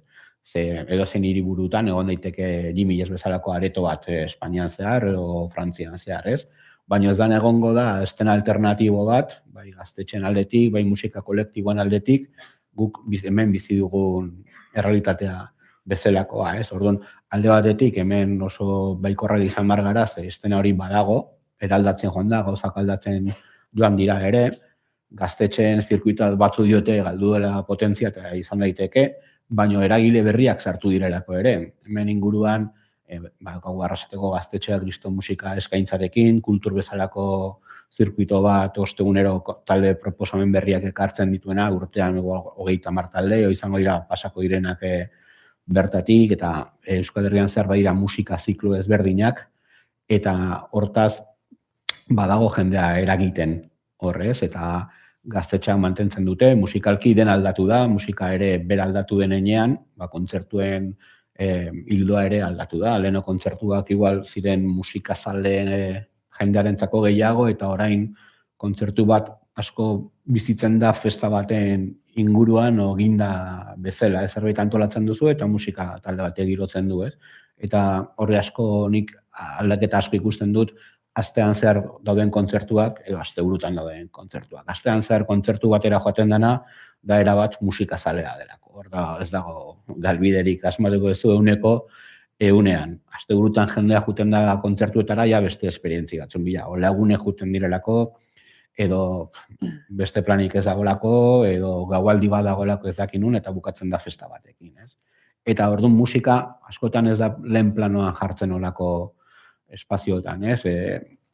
Ordea, normalki leku alternatiboetan eta hori musikatik abiatzen da, ez? Beste leku batzutan, beste perspektiba batzutik abiatzen dira. Eta badira, gaztetxeek izan zuten bere lekua 80 markadan, gaztetxe asko mantentzen duten, ni izan doainen bizi naiz, handingo gaztetxea erreferenti izan zela 80 markada, baina gaur egun ere, badira gaztea gauzak antolatzen, eta gauzak egiten, eta agian ez lehen antolatzen ziren kopuru berdinean, baina gauzak egiten dira. Eta hori sendo dago. Badira orain beste kultur esperientziak, adibidez, Iparragirre elkartea Gernikan, dela musika kolektibo bat antolatzen dituena kontzertuak, edo Gernikatik atera gabe Astra edo Kult Parnaso bezalako guneak ere musikatik eragiten dutenak. Ez dira gaztetxeak, baina musika era alternatibo batean ulertzen dute, parez pareko kontaktu horretan uneko handi batean, managementari gabe, eta uneko handi batean beste ingerientzeri gabe, taldea eta aretoa, taldea eta musika kolektiboa parez pareko kontaktu horretan, ez? Eta agian gaztetxeen galdu duten indar pixka bat zentzu batean irabaz duten musika kolektibo eta musikatik eragiten duten kolektiboek, ez? Eta horri adibidez, niretzako oso albiste ona da, ez gaztetxeek gainbera pixkat egitea, baizik eta kolektibo berriak sortzea, non musikatik eragiten duten zehazki, ez? Eta horrek ematen dio niretzako Euskal Herriari nola baiteko musika estena oparo eta berats bat izatearen premia hori, ez? Ze bidea egiteko ezinbestekoa dira lekuak eta guneak. Eta bidea Ez da abiatzen atabal batetik edo Jimillas batetik. Bidea abiatzen da, Bazparneko gaztetxetik edo Errekale horretik Gasteizen, ez? Ezinezkoa da, lehenengo kolpe batean areto handietan aritzea. Eta estena txikiri gabe, gune txiki handiak beti aipatzen dut, ez? Hori gabe, ezinezkoa da gero gauzatzea taldeak. Eta hemen gertatzen dena, bide bat egiten duzu, eta bide horren ordaina da, geroz eta publiko gehiago izatea, eta gero aukera gehiago izatea jotzeko, ez? Baina txikitasunetik abiatutako bide bat da. 1000tik batek egiten du eztanda egun batetik bestera. Beste guztiak, errepideak errebar dituzte furgoneta zaharretan, eta oso baldintza eskasetan alde batetik ekonomikoki, baina oso baldintza oparoetan zaintza aldetik, eta bisibilitate aldetik, ez? Zirkuito alternatiborik gabe, hemen lau talde hongo ziren bakarrik, ez? Eta horrek eman dio, ni uste Euskal Herriari, oparotasun hori, ez? Esan bezala, ordu terdiko furgoneta bidei batean, Euskal Herria zerkatu dezakezu, zuek ertzetan zaudetenak, pixka gehiago, ez? Baina, esan nahi dut, azkenean, aukera asko daudela, zuzeneko musikaz gozatzeko hemen gurean, ere establezitua dauden areto ofizialetikat. Ikusgarritasuna aipatu oso, interbentzio honetan, eta burratu hurrengo tartera salto itxeko edo, komunikazioari edo, eta komunikazioan eraginari emongotzo garrantzia, ez? Eta, norabide horretan, zena narratiba nagusitzen dabitz musikagintzari dagokizunez Euskal Herrian, eta zer ez da kontatzen, ez? Eta duzu komunikaziotik bastante... Ni pentsaten dut, kontaten dana da, makrokontzertuak, makro jaialdiak eta lau artista musikari edo enpresak egiten dabien ibilbidea. Hori da kontatzen dana, eta horrek zer dakar publikoak pentsatia bakarrik existitzen direzela talde horrek, alde batetik, programatzaileak ere pentsatzea bakarrik existitzen direzela talde horiek, eta orduen areto guztiak programatzen dabe eta jaialdi guztiak programatzen dabe talde bardinak, eta beste taldi txiki edo ertainak pentsatea inoiz ez dabela ukingo aukera talde indartsuago baten bihurtzea. Lehen esan dut horregaitik denok dekogula hor erantzunkizun bat edabideak, koldok aipatutakoa, baina ez bakarrik edabideak, management enpresakoak bebai, eta instituzioak bebai, areto txiki eta ertainak zaindu egin behar dugu, aretoak oso egoera larrian dauz pandemiatik ona, batzuk desagertzen dira, eta ari dira desagertzen, eta beharrezkoa da, bai gaztetzea, bai zirkuito txikiak eta alternatibo horrek, eta baita areto txiki eta ertainak, eta hori zaindu egin behar dugu. Eta ez bakarrik publiko haundietara heltzeko, talde batzuk ez dabe hori nahi, ez da beraien helburua. Guztiok ez daukagun nazioartekotze plan bat eta Bogotara joateko beharra.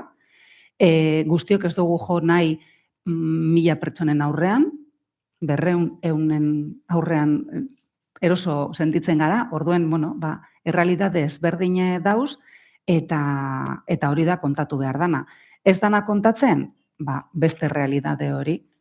Eta sektoreak daukan prekarietate bat, musikari askok ezin dira musikaz soilik bizi, beste diru sarrera batzuk behar dabez, askok irakaskuntzatik datozenak, eta errealitate hori ez da konteten, ez dalako polite, orduen bai, egia da, oso momentu honean gauz, programazio aldetik eta bebai, arro egon behar gara, dinot, makrokontzertuetaz eta jaialdi honetaz hitz egiten dugunean, arro egoteko modua da, euskarazko musikak hau lortu izana. Orain ikusten dugu zan produkzioak, ez dekie zer inbidiatu behar estatu mailan edo kontzertu, nazioartekotze kontzertu askotan.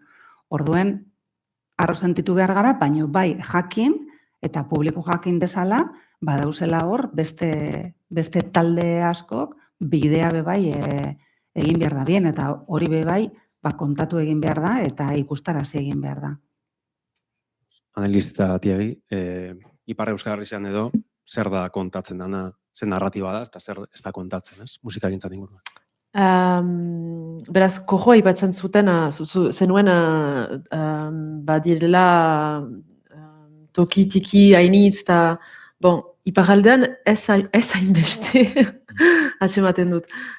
Musika musika alternatiboaren zat, musika deskubritzeko eta estilo desberdinetako zaila da toki batzuk atxematzea, bereziki kostaldetik kanpo. Bai, aipatu duzu gaztetxeak, Azparneko gaztetxea bai, baina duela bizpairu urte ezen gaztetxerik, ezen tokirik. Bai, orain badugu Garaziko gaztetxeak, baina badira zailtasun handiak gauzak antolatzeko. Eta zer kondatzen dena da bai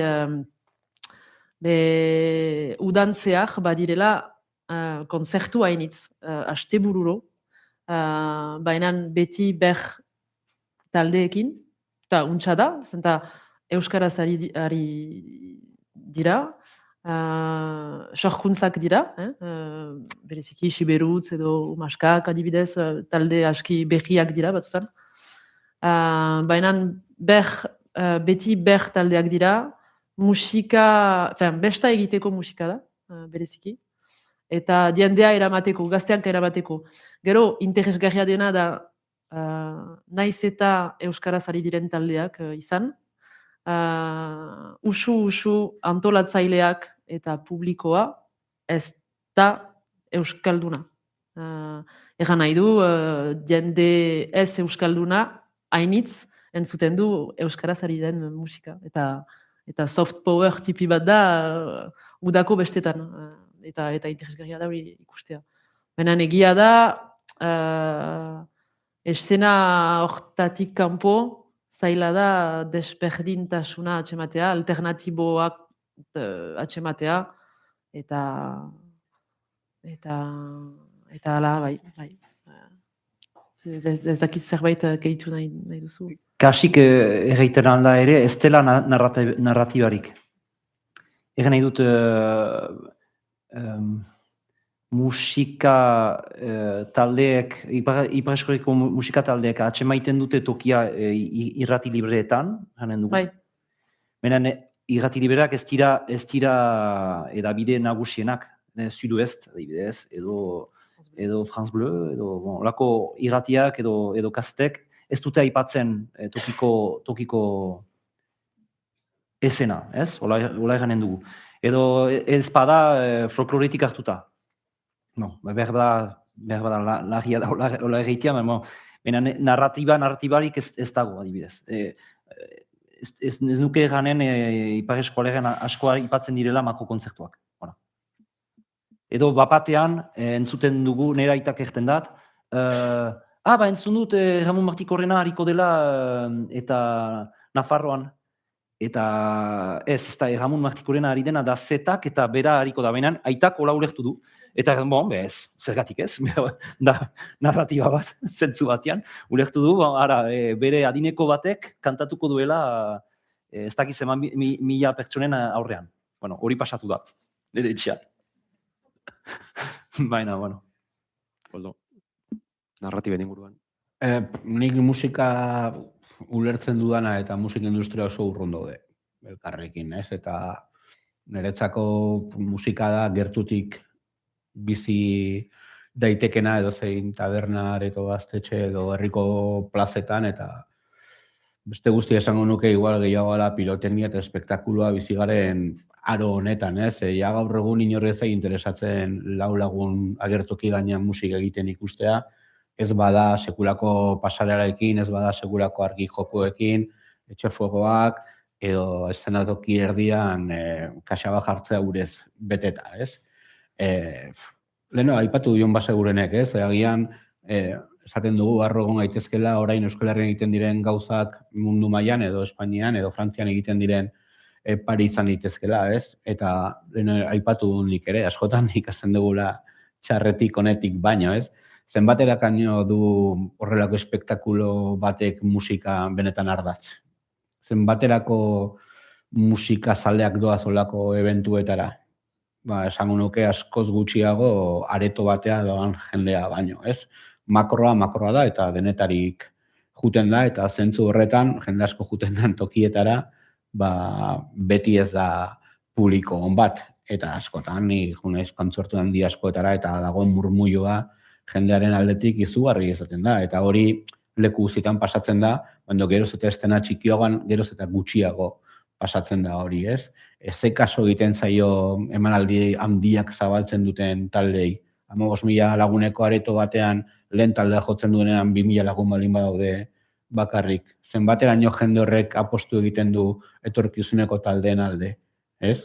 Baduzu talde bat, baduzu zerbait ikusteko nahikeri bat, sareak sortzen duten etengabeko bombardeo horretan denok irezte gaituen gauza bat da, ez? Azkenean badirudi ez baldin bazoaz, ez zara enteratzen ari zer gertatzen ari den, ez? Eta hori da sareek ekarri dutena, ez? Beste garai batean izan zitezken irakargiak edo bestelako ramankulak beti gondalako nola baiteko handia goraipatzeko gun horiek, ez? Eta gaur egun sarrera salmenten afera guzti hau, nola amaitzen diren sarrerkain errex eta azkar hemendik ezagizen bat denborara dauden eventuetarako, ez?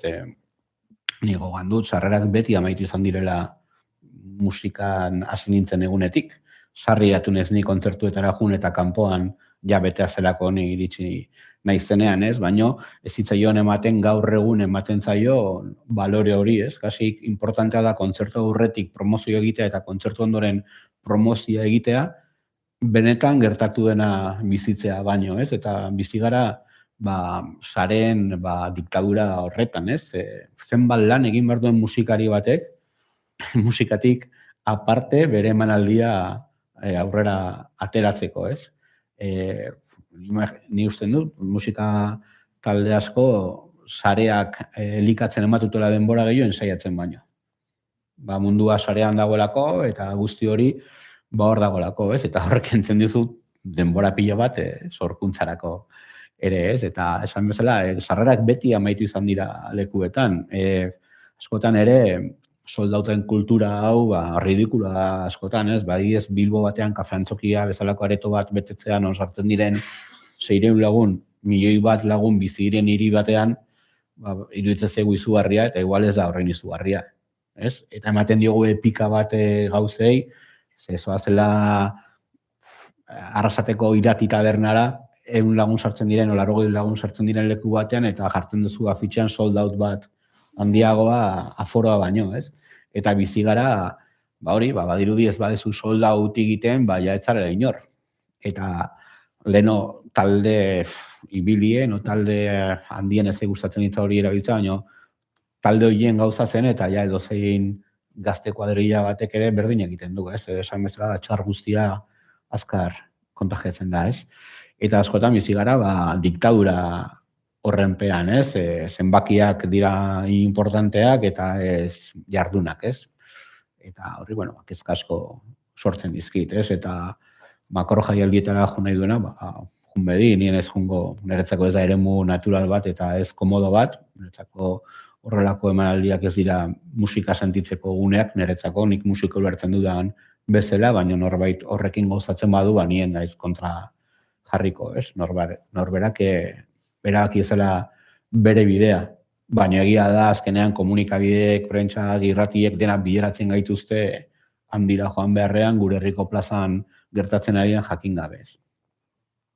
Ados, komunikazio narratiba eta epikatik pixka bat aldenduta edo, bueltoko naz profesionalizazioan gaira eta bereziki lehen Ruzeka aipatu dauen lan balditzen, prekarizazioaren eta guzti horietara, ez? Kontuan hartuta musikagintzan lan postu ezberdin asko zela, ez? Aipatu dira teknikarixak, managerrak, bezalako kudeatzaileak, kultura teknikarixak, ze egoeratan dau, profesionalizatzen doian sektore hau, baina zein da profesionalen argazki xalda malditze idagokizenez. Bueno, Euskal Herrian deko guzen enpresak oso txikiak dira, gehien bat 2-5 lagunen arteko enpresak dira, badauz beste enpresa handiago batzuk, eta orduen musikariekin gertatzen den bezala, enpresa munduan ere gertatu egiten da, badaukagu zela enpresa batzuk 80.000 euroko baino fakturazio txikiagoa daukanak, eta gero beste 23% milioi batetik gorako fakturazioarekin. Orduen, polarizazioa ere enpresetan eta industrian existitu egiten da. Eta horrek dakar, lanpostu batzuetan, prekarietatea izatea, teknikarien kasuan adibidez, iparralden intermitentzia dela eta artistaren estatutua hemen baino garatuagoa dago, eta hemen, beraien baldintzak,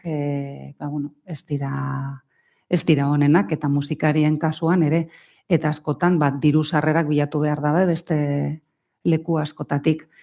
Eta gero, aipatu egin behar dabe bai, genero desberdintasun bat ere dagoela, badakigu hau sektore askotan gertatzen dela, baina musikan ere, 19% emakumeak osatzen dute, enpresetan, lanpostuetan, eta soldatarik txikiena daukie. Eta hori, behatokiaren azterlanan dago, hori errealitate bat da, eta prekarizazio hori emakumeengan nagusiagoa da edo indartsuagoa da, eta horrekin ere erronka bat daukagu hor. Batu oso Ipar Euskal Herriko errealitatean intermitentzian kontuak badaukola, bere alde positiboa, baina lan baldintzei dagokizuen ez, zelan ikusten dozue musika gintzan da zen lanpostu ezberdinan realidade hori ez?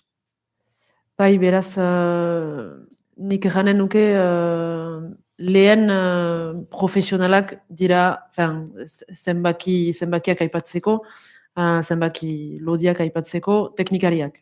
Haiek dira pagatuak diren profesionalak edozein kontzertutan, eta akzeptatua da haien pagatzea. Gero musikariak, zenbaki biziki apalago da, antolatzaile pixka bat, eta gero administrazioa egiteko, badira bi enpresa behar ba, eta bat funtzionatzen da, bestea biziki ahula da. Biziki ahula da. Beraz, baina musikari eta teknikari profesionalak ukaiteko, behar dugu administrazioa kudeatzen pertsona batzuk, eta bai, falta da. Eta gero, bai, antolatzaile bezala, amaturak dira, orokorki, gero, bai, ez dakitzer hitzeko. Ez egia da, behar baz, egualdetik ikusita intermitentziaren sistemak gogoa ematen duela, estatusa ez dagoen toki batean, hori hala da. Gero, kurioso dagoela erraitea, baina alatak guztiz ere prekaritate zerbait mantentzen da. Nahi dut, intermitentzian ibiltzen dira soldata txikiekin ala ere. Nahi dut, ez dira joiten soldata handiekin, eta zure diagnostikoan hori argi ere geratu zen, azkenean dute soldata minimo bat, ez dakit 1.500 eta 2.000 artean, eta ez dakit 2.000-etara ere iristen diren ian. Orduan, egia da segurtatzen duela zerbait, eta beharrezkoa da, hortan ez dugu dudarik, baina gero realitatea ere ez da hain idilikoa, bat ere.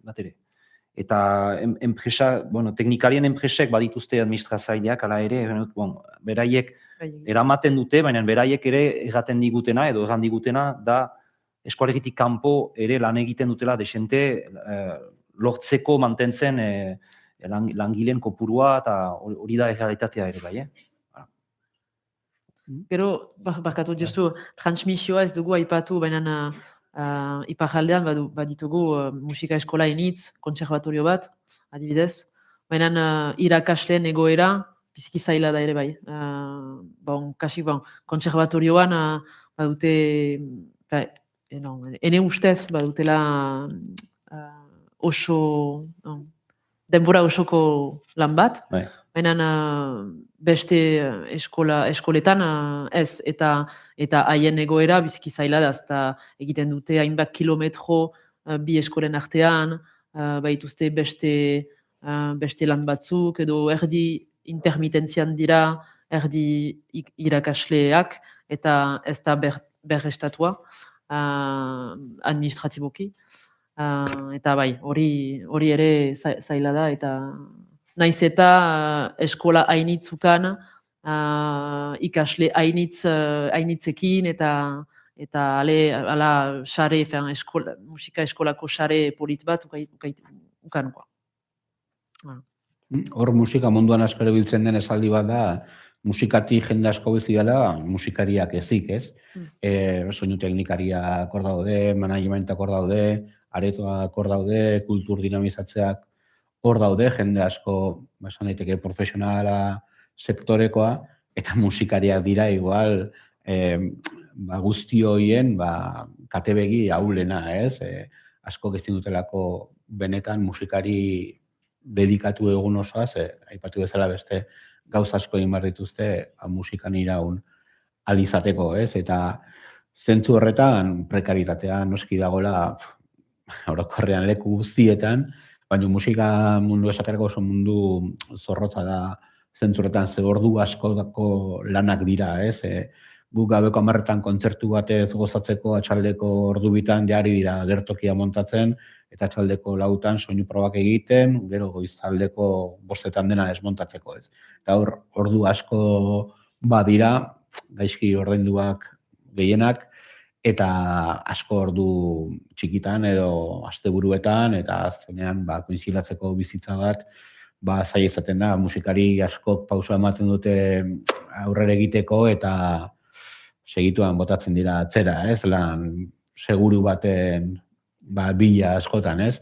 Eta hori azkenean hor badagolako prekarietate bat, eta gainera bizitza aurrera doan enean, gazte eta ausarte izatea, hori behar banda bizitzan, ez? Azteko, baina erresagoa da, gero denbora erekin edo erekin, segurolago da bilakatzen zara, eta hor jende asko, urte asko eman dituela musika estenan, desagertzen doa pixkanaka postuetatik, lan seguru batzuen bila azkenean, ez? Eta horrek, erakusten du zehaula den azkenean horrelako ekosistema bat, ez? Zu fabrika batean sartzen bazara 20 urtekin oso posiblea da, gaur egun ez da ezer posible, baina jubilatzea enpresa berean, ez?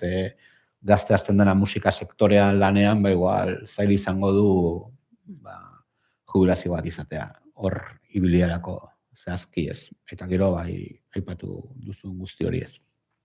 Sufridu egin dau sektoreak talentuen ies bat, adibidez pandemian, eta nik uste dut horrekin erlazionatuta, ez da? Baldintza txarrak eta heltzen da egoera bat, non lehenengo sektorea gelditu zana izen zan musika sektorea, eta orduen beste hogi bide bat edo beste irten bide batzuk bilatu behar izen ziren, eta teknikari asko adibidez, beste leku batzuetara mugitu egin ziren, eta horrek ezin izan dugu berreskuratu.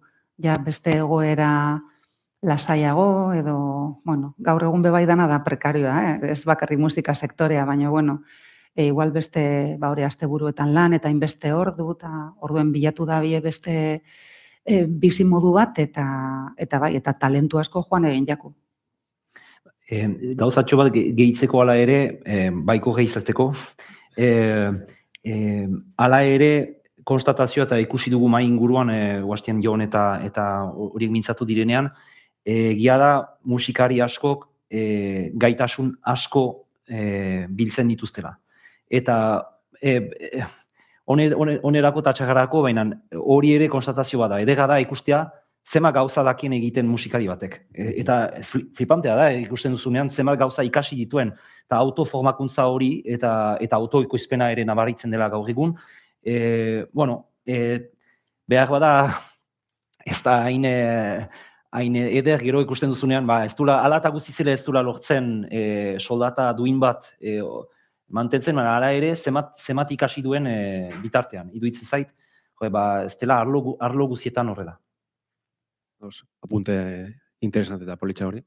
Justu gauza bat ere bai aipatzeko, aipatzen bali badugu profesionalizazioa, aipatu behar dugu dirua, eta aukera initzetan musika ez da pagatzen. Edo gaizki pagatzen da, biziki gaizki pagatzen da.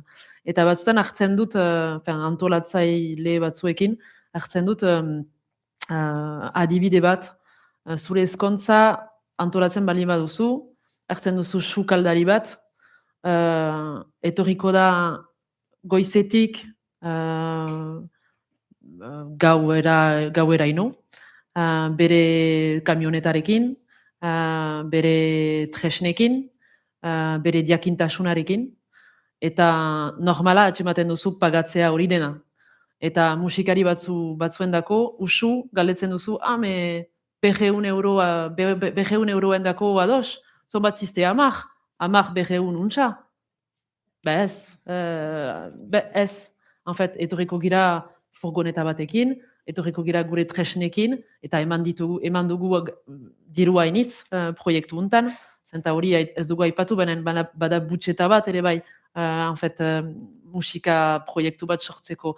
Eta antzerkian kondatzen dugu, dantza konpainian kondatzen dugu, baina musikan ez dugu hainbeste kondatzen zon bat emaiten dugun proiektu batean.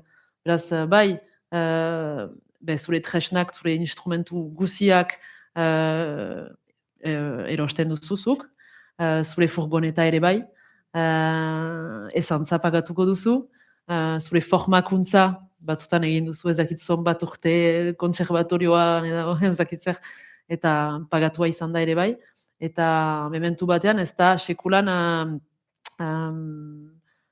kondatua hori dena. Eta gero gu hasten gira pixkat sentsibilizazioa egitea hori buruz, aipatzeko, bai, bada butxeta da bat, eta behar da pagatu zerbait, minimo zerbait. Aipatu zuen, aholdutako edo ahulan ekosistema bat dala, balioan jartzia akaso agako bat, baina zela uste zuen jarri leikela balioan ekosistema hori, prekariade horretatik beste posizio edo testu inguru batera altzeko, ez? Niri. Bueno, nik lehenengo esango neukena da, ulertzea musikagintzan badaudela beste, musikariak aparte, beste askok eta askok bertan lan egiten dauzenak. Orduan, horrek bai ikusgarritasuna emon behar jakie. Instituzioak lagundu egin behar dabe. Eta, diru laguntzak batzutan igual sektorearekin kontrastatu egin behar dira, eta zeintzuk direzen beharrak aztertu danon artean. Formakuntza ezinbestekoa da. Hori jakiteko gehien bat, nik kontzertu bat emoten badot, eta zer nolako kontratua eukin behar dodan, nor da horren ardura daukana, zenbat kobratu behar dut, ze gauza kontutan hartu behar dodaz, hori, formakuntza bat eskaintzen dau, edo beharrezkoa da. Orduan, nik horre gauzak aipatuko nebazan nolan hasteko.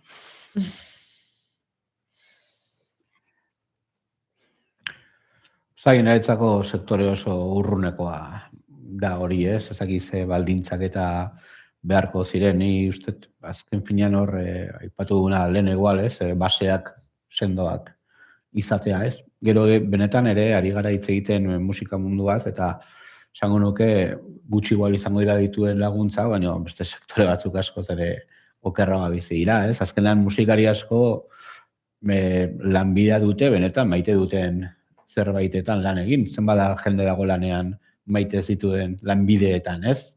Hori ere aipatzeko gauza da, musikari batek apostu egiten duenean, badago lanbidetik zerbait, baina ego pertsonaletik eta sortzaile aldetik ere beste zerbait, ez da izen baterako laguntza izan dezake artisau batek gazta egiten dituenak edo arotza den batek ere, ez? Musika baditu laguntzak eta gehiago behar ditu noski, baina ikusten dugu beste alderatuta beste kultur sortzaileekin, beste dinamikekin ere, hor dago, ez? Eta esaten duana, ez musikan aritzen den, lanean aritzen den euneko handi bat, musikarekin pasioa sentitzen du, bestela oso mundu zaila delako, ez? Batez ere, errepidean ibiltzen da jendea, bulegoetan eta hori, beste gauza bada, ez? Batzuk berdintzaile kudatzea musika, o kudatzea errekak, ez? Berdintzaile. Baina orokorran musikan ibiltzen den jendea pasioz bizi egiten duena. Ni adibidez, musikara iritsi naiz, nire lanbidea, gaur egun Hamaika telebistako lanbidea musikatik dator. Nik telebistan jarraitu dezaket igual beste saio batzuk egiten, baina ez dut hori gertatuko denik, ez? Ni musika gidatzen hau eta musika eraman hau oneraino, ez? Eta imaginatzen gutako asko ere, hortik gatozela, ez? Horrik sustraiak hor daudelako, ez? Eta agian da, ordaindu beharreko peaje bat da, baina benetan maite duzun hori egiteko, ez? Eta igual beste leku askotan ez da pasatzen, ez? Eta egongo dira arimari gabeko musikariak, arimari gabeko irakasleak dauden bezala ere, ez? Gertatzen da sektore guztietan, ez? Baina ustez musikan aritzen den ehuneko handi bat pasioz bizi duela, eta gu kontzertu batera joaten garenean azkar ikusten duzu teknikaria dagoen aspertuta lan horretaz, benetan gozatzen du sonoizatzen, edo kulturretxean dagoen harrerako gizona izatelako normalean, ze gogo ditun zukarea juteko kontzertu bat ematea, nahi du lehen bukatu eta ospa egitea, ez? Eta azkenean musika bizi duena, sakonki bizi duela esango nuke, eta hor badago peaje bat horrendu beharrekoa, zalantzaren peaje hori, ez? Bizitzea prekaritate batean, ze beste lan batzutan ere badira, prekaritatea esan bezala, baina beti geratzen zaizu hori, benetan sinisten duzun zerbaiten alde gauzak egite horretan, ez? Bueno, gutxenak aitziera emuteko edo, aipatu instituzioak bastantetan. Instituzioetako ez teknikariak, baizik eta politikariak izango bazinak, zer inko zinukete musikagintzaren egoera mantentzeko, sustatzeko edo bukatzeko honek, baina, bueno, ze planteako zinukete, politikari bezala. Bueno, kultur plan bat egon behar da, nik uste. Eta benetan jesarri sektorearekin eta beharrak aztertu, ni pentsetan dut beharrezkoa dela jakitea, orain dela urte bat Euskal Kultur Behatokiarekin egin gendun azterlan hau, informazio asko moten dozku, eta badaukaguz datu batzuk mai gainean, baina egia da, ez dakigula benetan nortzuk osatzen dugun musika sektorea. Eta hori errealitatea lehenengo ezagutu behar da. Ez badugu realitate hori ezagutzen, ezin dugu aurre egin erronkei eta beharrei. Orduen, musika behatoki bat behar da, medioak gizabalia bideak eta medio ekonomikoak ere mai gainean jarri, eta nortzu gara, zenbat faturatzen dugun, zenbat lanpostu sortzen ditugu, eta horrelako datuak jaso egin behar duguz. Zeintzuk diren erronkak, zeintzuk diren beharrak, eta horren araberan, egin beharrekoak. Bai, gu astepenean gira musika sail hori buruz lan zen eta ari gira pausuz pausu aintzinatzen, beraz zaila da erraitea orokorki zer behar den, eta benan adibide bat hartzeko soldata minimo hori aipatzean ikusi dugu bazela zerbait zinez interesgarria eta garantzitsua sektorearen dako, ez?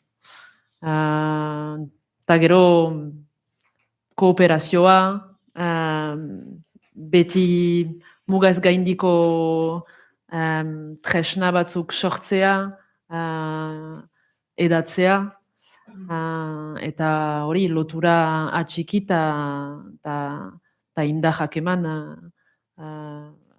erraiten zenuen bezala ere bai gauzak ongi ulertzeko eta aintzinatzeko elkarrekin. Baina bai, astapenean gira, beraz, hasten gira gauza tipiekin.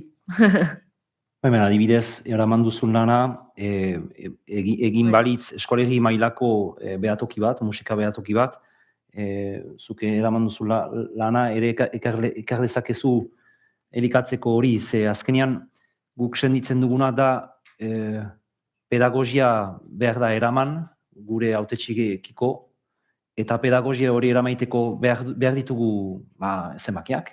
Besteak beste, ez bakarrik hori, zenbakiak, lekukotasunak, eta hori eskualegi mailakoa balin bada, interesgarria da, ze berriz ere, oasten egan dudana, musika sektorea iparraldean gehiengoa da eskualaz ari den zerbait. Orduan, uste dut aman komunean daukagun zerbait dela, eta interesgarria ditakela hori martxan jartzea. Ze gero gu kontrolatzen gara, gure autotxiak, bueno, ez dutela hainbeste baloratzen sektore hau, edo kultura orokorki eganen nuke, bueno, batzu bai, asko ez, eta konkretuki, oastean zuk egan duzun bezala, behar konkretu batzu badira, zera entsegu lokalak behar ditugu, hori hemen eta han berdin da, eta hortik abiatzen da, ados gira horrekin, eta egia da, iparraldean behar bada, iparraldeak ekarlezaken gauza bat da errikultura bat badela, eta errikultura horrek gero ekartzen duela asko. Eta behar bada gure ekarpen tipia, konzeptuala da behar bada bakarrik, benen da ere hori. Erakustea, bizirik dagoen errikultura batek gero sortzen dituela profesionalak. Eta ni horren adibidea naiz, eta zu ere bai, baina gane dut. Voilà. Netzako oso mundu urruna da hori zehazki, instituzioak eta guzti hori gero ezakit zenbatera representatzen duen musika industriak, musika mugimendua, imaginatzen dut. Zentzu batean ez asko, imaginatzen dut. Profesionala bainoski, baina musika ez dena, o musika mugimendu asko zaratago doan zerbait da, musika industriak representatzen du industrian daudenak esango nuke, baina ez musika orokorrean, Eta hori, aipatu Donaterrik, azkenean sustraiak sendo ukitzeko behar dira baliabideak jarri, eta etorkizunean norbait izan nahi badu profesionala, bidea eman nahi duenak izateko.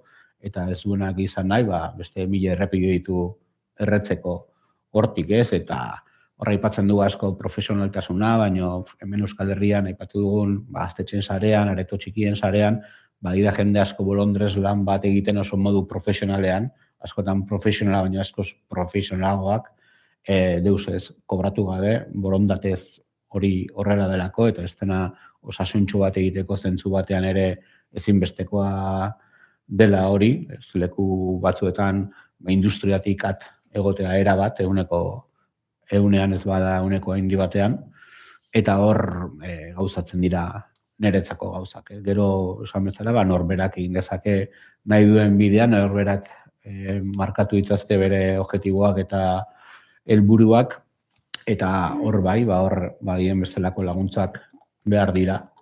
Baina batez ere, nik ingo nukena postua da sustatzeko herriko egoerak, bizi bat izateko, kulturarloan aukerak behar dira. Entxeguloka behar dira, antzerki egiteko guneak dira, idazleentzako txokoak behar dira, eta artisauentzako baliabideak behar dira, Eta horrek egiten du herri bat, ez? Eta bukatzeko, Euskal Herriko argazkia osatzen gara. Mendik 5-10 urtetarako ze argazki gustoko gatzuen ikustia musikagintari dagokionez. Pora desideratun bezala, nolako izan galuitzak zuen argazki ideala? Lehenengo hitza etortzen jatana burura da egonkortasuna, egonkorra izatea. Bai musikarientzat, bai musikan diharduen pertsona guztientzat, bai publikoa, bai egonkorra izatea. Orain gauz momentu batean oso dana joaten gara kontzertuetara, ez dakigu zein aukeratu, hainbeste eskaintza dagoelako, ez da? Hori egonkortasunan baten murgilduta egotea. Eta saretuago bat, sektore saretuagoa, badauz hor sare batzu, baina ez dira estrukturalak, bai, gaztetxeak, zirkuitoak, ipar eta hego aldearen arteko harremana, naturalki sortzen da, baina ez dago hor sare bat egonkorra dana, orduen, estrukturalki aurrera pausu asko mamar dira. Bai, berdin, eta gehituko nuke amets bezala, emazte gehiago ikustea musikagintzan, zenta bada asko egiteko gai horrekin ere bai. Baina bai, eskoregiko zerbait sortzea edo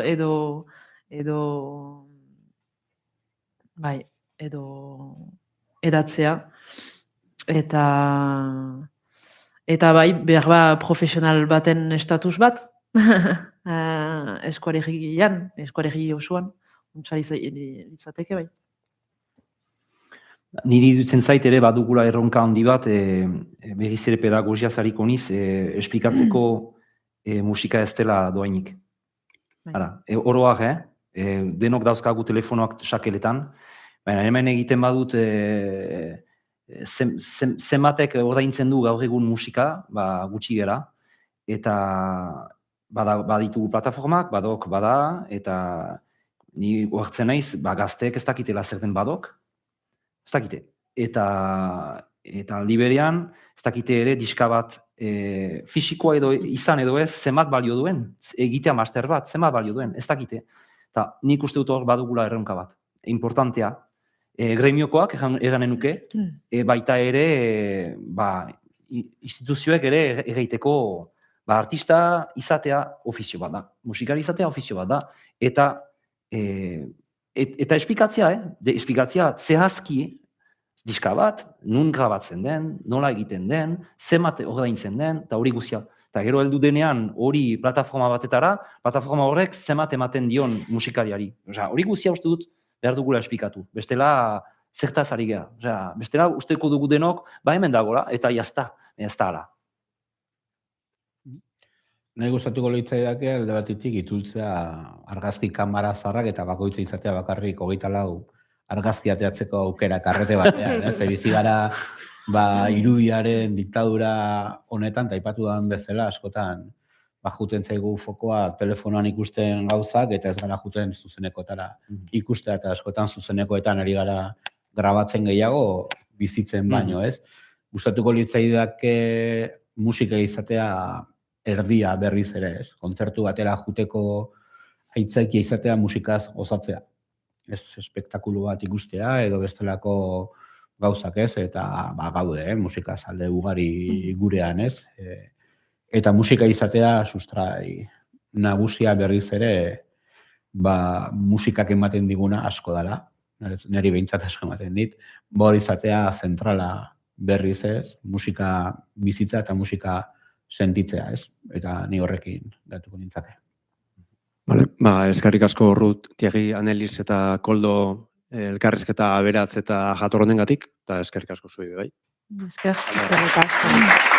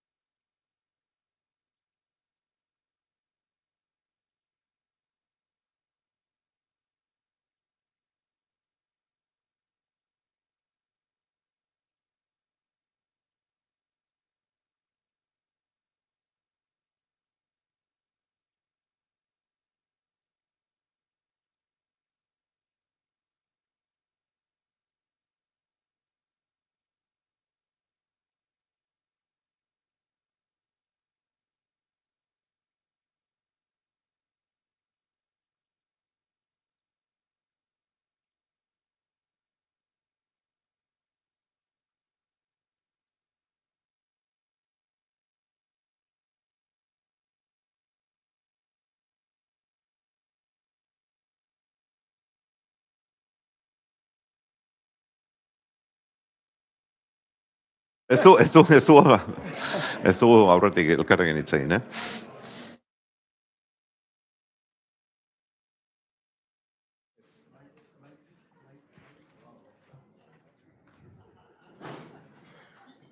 Bai, orain bai. Bueno, atxaldeon. Bigarren eguna dugu, jardunaldi honetan, Euskal Kultura gaur eta bihar, eta bigarren eguneko jardunaldiko azken maingurua izanen da. Gero, bi aurkezpen, iazko bi ikerketa lan aurkeztuko dizkigute iaz Euskal Kulturaren eragiletza masterra egin zutenek.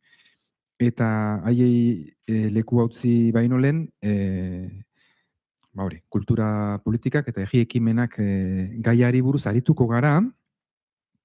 Goizean musikaz aritu gara, batez ere musikaz, antzerkiaz ere bai, eta orain kultura politikez, orokorkiago. Eta hortaz hitz egiteko 4 lagun etorri zaizkigu. Nire ezkerretik hasita, Agurtzane Aizpuru, Hernaniko kultur teknikaria da, lehenago Zarautzen ere izan zen kultura arduradun, eta Donostiako Intxagondo auzoan ere bai, Larrotxen kulturetxeetan arduradun. Haren ezkerrean Joane Etxebeste, Euskal Kultur Erakundeko zuzendaria da gaur egun, Iparraldeko dantzarien biltzarreko misio arduradun ere izan zen hori baino lehen. Gero Jaime Otamendi, Donostiako kulturako zuzendaria da, lehenago kazetari lanetan, eta askok, segurazki, honen ahotsa ezagutuko duzue, Euskadi Irratian urte askotan izan baitzen esatari, telebistan ere aritutakoa da, aurkezle gisa. Eta azkenik Carmelo Landa, unibertsitateko irakaslea, erretiratua, gaur egun, jubilatua, beren, erretiratua ez, hobeki errateko. Bereziki ezaguna izan da azken urtetan politikan egindako lanagatik, baina kulturaz ere asko aritzen da, eta kulturari buruzko begirada politiko bat ere zabaltzen du, ez? Beraz, 4 lagun hauekin. Arituko gara, lehenik eskerrak eman nahi dizkizuet, etortzeagatik.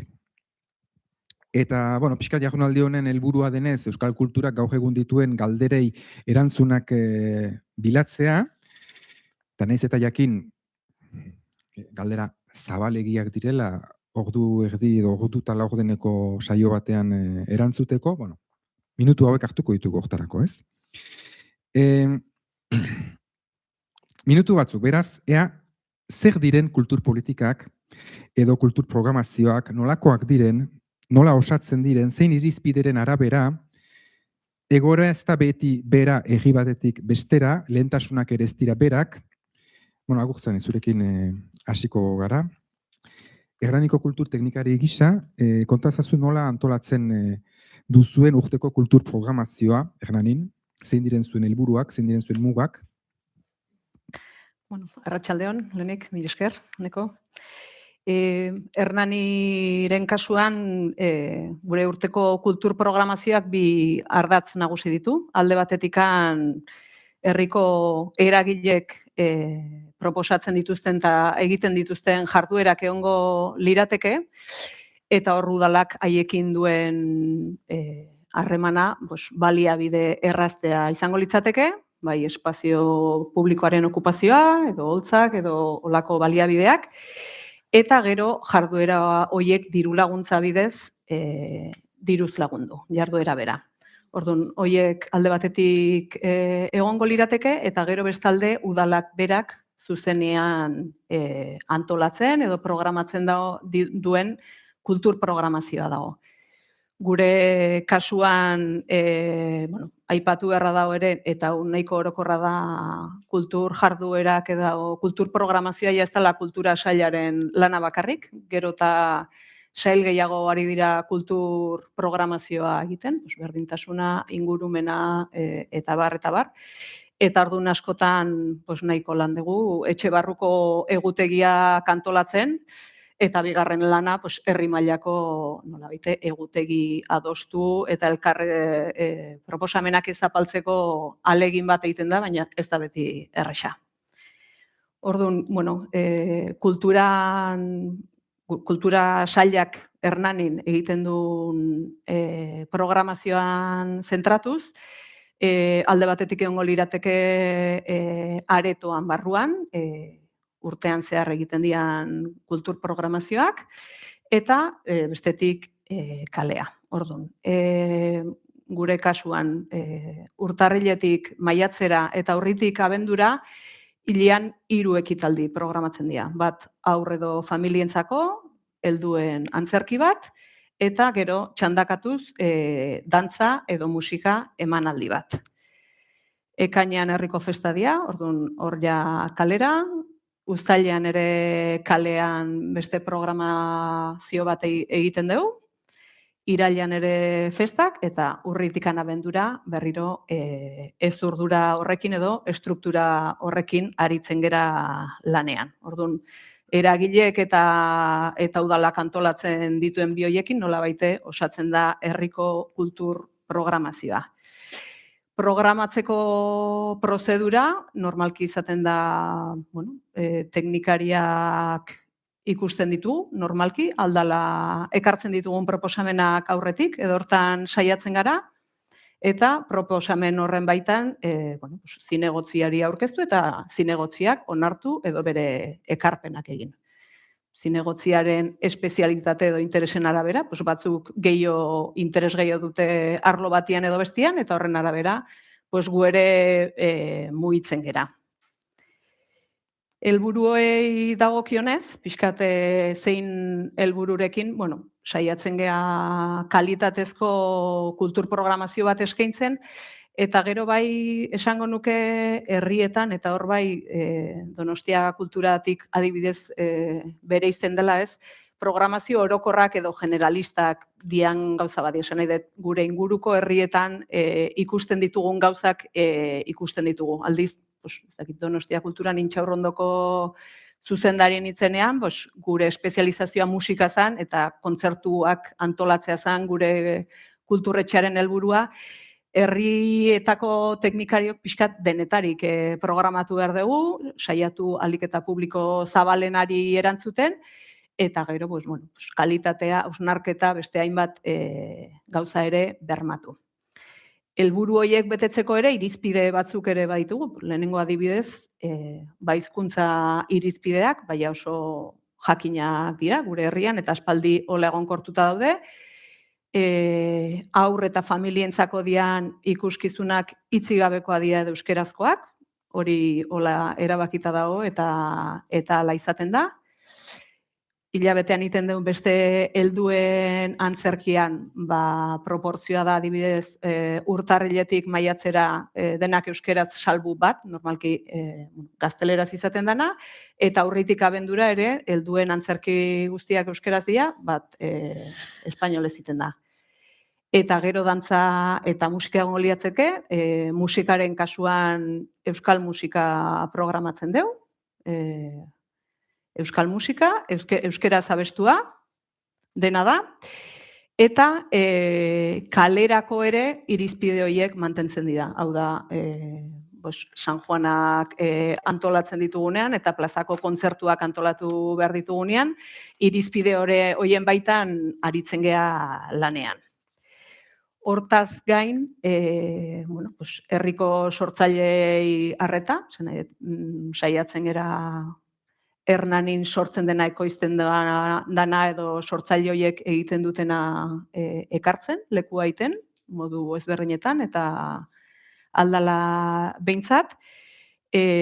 Dantzaren kasuan euskal konpainiak dira beti, esan nahi dut gure aurrekontuak eta gure irizpidek eta programatzen dugun kopuruak hortara eramaten gaitu, eta orduan hemengo konpainiekin lan egiten dugu, hemengo hain naizenean EAE oso zentratuta, Nafarroa pixkat, eta iparraldetik, ale batzuk ere etortzen dira, bai musikarako, dantzarako, eta abar.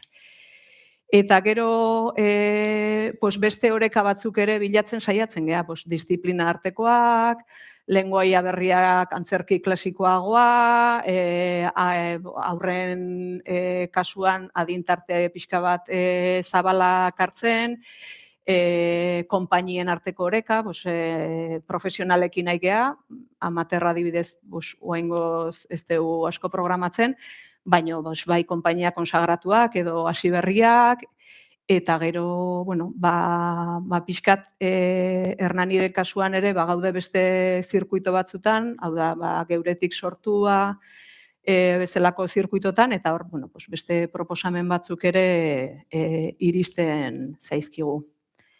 Eta azkenik muga galdetzen zenun, muga nagusia baliabidea dira orokorrian, aurrekontua, espazioa, egutegia, eta pixkat horrekin egiten dugu. Donostiak beste dimentsio bat du, eta Donostia kulturak berak ere beste oihartzun bat du, mediatikoki. Jaime, ez dizut eskatuko Donostia kulturaren aktibitate guztia esplikatzea, baina euskal kulturari dagokionez, euskaraz egiten den kulturari dagokionez, zein da zuen politika? Zein baliabide jartzen duzue? Zeri ematen diozue lehentasuna? Galdera zail xamarra egin diazu, arratsaldeon den denoi. Eta akademia pikimazuek zarete, beraz, gu ikastera gehiago etorri gara erakustera baino, guk ibilian gauzak egiten ditugu, eta gero, teorizazioak ez dira ainarrexak, hori bat esan nahi nuke lehendabizi. Eta bigarrena, askotan zeintzuk diren irizpideak eta batzuk badaude pentsatuta, eta beste batzuk lehendik datozen egikerak dira, egia esan da, eta zintzeroak izan da. Alegia ez dago elaborategi bat eta sekulako erabaki mordoska, baizik egikerak daude ez. Orduan, Donostia kultura esan duzu bezala erakunde oso handi bada, bi antzoki nagusi ditu, museo bat, 12 kulturetxe eta liburutegi dezente, oro har. Eta gero bere baitan ditu festak ere. Eta ondo dakizuen bezala, Donostiak oso hilabete gutxi ditu festarik gabe. Urte guztian zehar, Donostian festa asko dagoelako. Hori horrela esan da, euskal kulturari dagokionez eta euskerazko zerari, ez daukagu metro bat edo pixura ez dugu lan egiten, baina gure intentzioa eta bokazioa izango litzateke euskeraz sortzen dena behintzat Donostiatik pasatzea. Hala ere, kulturaren gai honetan, eta apunte bezala uzten dut, nik ezberdinduko nituzke alde batetik uste dut, eta ados egongo gara guztiok, kultura lehen mailako zerbitzu bat dela. Eta hori, udaletxeetan, mundu guztiak ez du hain argi izaten. Lehendabiziko apuntea, kultura jarri behar dugu erdigunean, beste sail guztiekin harremanean. Orain asko ari gara esaten, ongizatearen sekretuetako bat, edo zein medikutara joaten bagara, edo inoiz psikologo baten gana, edo psikiatraren baten gana, joan izan bazaretek, galdetzen dutenen zure emozioak, zure lana, zure afektoak eta zure kultur praktikak. Orduan, kulturak erdigunean egon behar du, eta hori batzuetan kosta egiten da, udaletxetan, hori erdigunean jartzea. Orduan, kulturan nire tauia iritzi personala da. Alde batetik daude lehen zerbitzuak, eta niretzat lehen zerbitzuak dira liburutegiak, eta herritarrok kultur praktikak egiteko izan behar dugun eskubidea. Legia, bakoitzak bere afizioaren arabera, egin ditzake ikastaroak, erabatekoak edo bestekoak. Eta horiek izango lirateke lehendabiziko zerak. Zerbitzuak eta oinarrizkoak eta niretzat behintzat oso importanteak. Eta horiek Donostian bermatuta daude euskaraz zein gaztelaniaz egiteko. Bigarrena izango litzateke, eskaparatea, erakusleioa. Eta zoritxarrez mundu guztia erakusleioan geratzen gara. Alegia ze programatzen dute, ze ekarri dute, ez dakiz zer, eta badakiz zer. Eta oso ondo dago, baina erakusleioan beste apunte txiki bat. Sortzaileak zaindu egin behar ditugu, eta sortzaileekin lanean ari diren kultur industriak zaindu egin behar ditugu. Eta hori ere ez da beti gertatzen. Alegia, sortzailei ondo pagatu gertzaile, eta eurekin lanean ari direnei ondo pagatu bertzaile.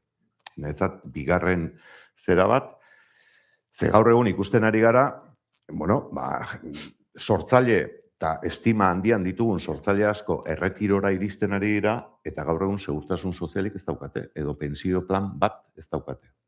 Eta hori, kudeaketan gabiltzan guztion errua ere bada neurri batean. Horren, sortzailea erdigunean jarri behar da, ze nekez egingo dugu euskal kultura eta sortzaileak ez baldin baduzkagu, eta sortzaile horiek ez baute euren lana egiten. Eta gero, niretzat, hirugarrena izango litzateke, hirugarren multzo handia, atzo hitz egin zenuten gainera hemen uste dut, hezkuntzaz ari zinetenean, eta askotan esaten da Euskal Herriko hezkuntza eredua txukuna dela, baina dena marra gorritan dagoela, alegia umei esaten zaiela, zuk idatzi goruzu, hemendik ona. Eta lehiotik ateratzen bazara, gaizki. Eta orduan, sormena ez dela bultzatzen. Kulturan gauza bera. Alegia, sortze guneak, sortze prozesuak bermatzeko espazioak behar ditugu. Eta behar bada hori gainera, gero hitz egin genezake, ez da hiri batek egin behar duen zerbait, baizik elkarlanean egin behar duen zerbait. Orduan, 3 arlo horiek bereiztuko nituzke. Lehendabiziko kultur zerbitzuak, niretzat ezinbestekoa direnak, askotan gertatu izan zaigu, greba badagoenean, funtzionarioen greba badagoenean, gu 226 langile publiko gara. Greba dagoenean, egiten dugu eskaera liburutegiak irekitzeko, zerbitzu minimoetan sartzeko, eta Jaurlaritzatik beti esaten digute, ez lan sailak esaten du, gu ez garela zerbitzu minimoa. Eta ni personaki horrekin izango bat ere ados. Dut, jende askorentzat, edadeko jende askorentzat, eguneroko periodikoa irakurtzea o liburutegira joatea, netzat lehen zerbitzua izango litzateke. Orduan, kultur praktikak eta lehen zerbitzuak. Gero, eskaparatea, erakusleioa, baina erakusleioan baldintza bi horiek oso zehatz jarrita, eta horren eredu, eta hortaz ere asko hitz egin genezake, baina pandemia garaia izan zen, eta hirugarrena izango litzateke sortze espazioak. Eta azpian, jarriko nuke beste debate interesgarri bat, 3 zera zutabe horien azpian, jarriko nuke, erakundeetatik egiten den, da bultzatzen den kultura, eta herri dinamiketatik sortzen dena. Orduan, kultur kudeatzailea izan behar duenak, ondo diagnostikatu behar du, non dagoen, eta han ze oinarri dauden, ez? Ze batzuetan pasatzen da, herri dinamikek bere aldiko indarra hartzen dutela, eta ondo dago, baino, igual herri dinamiketan ez gara sortzaileak ondo zaintzen ari, eta beste batzuetan pasatzen da, erakundetze prozesuek herri dinamikak ito egiten dituztela.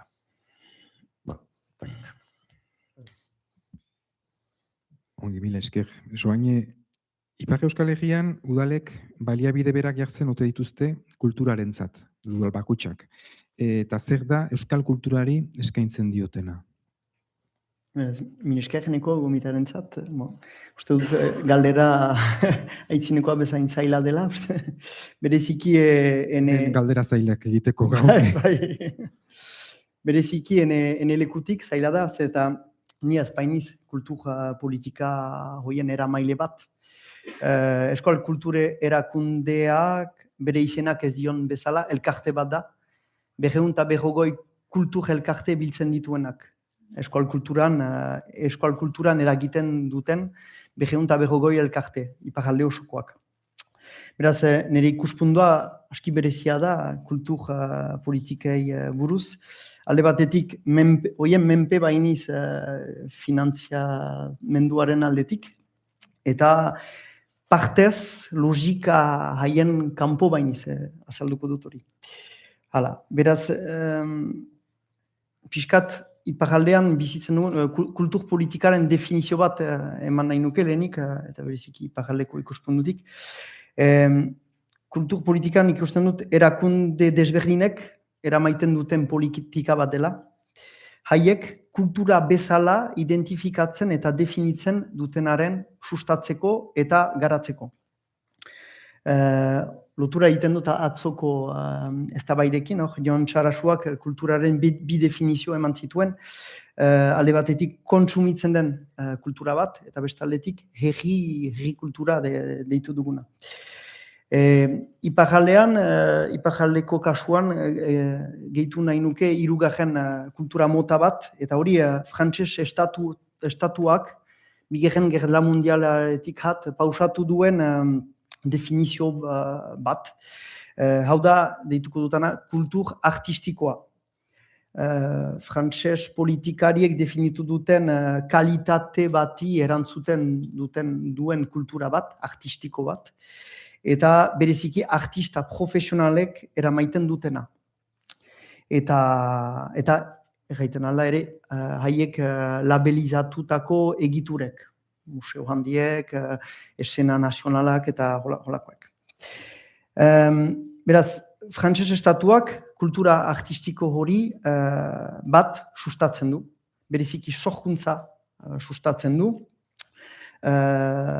sorkuntza eta leku horien eta ekipamendua, nahiz garaiak zailak diren, memento horietan, eta bigarren helburua dute ahalik eta jende gehienarentzat irisgarri bihurtu dadin kultura hori. Beraz, piskat up-down edo beherantzeko logika bat bada Frantzia estatu mailan kulturaren pentsatzeko. Kultura helarazi behar dugu populuari.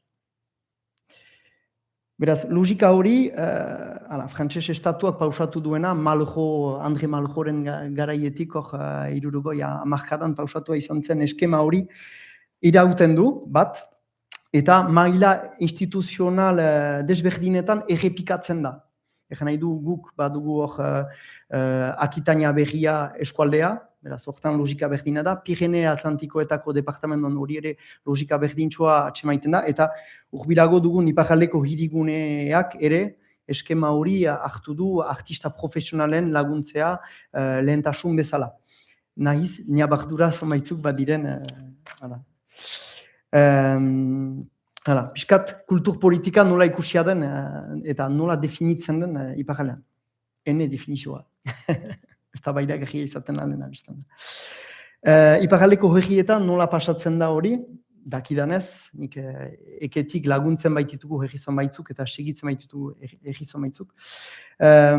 Beraz, hiri handiek logika hau, frantses estatuaren logika hori segitzen dute hein batean.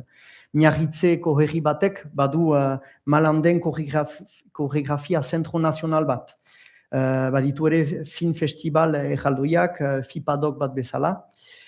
Badugu Baiona, Donibane Loitzune, Angelu, haiek frantses estatuak labelizatzen duen egitura batekin lan egiten dute. Deitzen dena esena nazionala. Eta esena nazionala horiek badira Frantzia osoan. Eta hein helburua da, Frantzian goi mailako kultura artistikoaren programatzea laguntzea. Hiri ertainetan, kultur zerbitzuak dituzten herriak badira, ez dakit, ondatzen ditugu 15 bat iparraldean. Hor, programazio, janezake, xumeago bat edo herrikoiago bat bada, hor, piskat egenan hiri azaldutuzunaren logika berdintzuan dira, herritarentzat, elkarte munduarekin eta horiekin lan egitea. Eta herri gehienek, herritikiak dira hainitz iparraldean, kultur programaziorik edo kultur politikarik ez dute. Halere, gehienek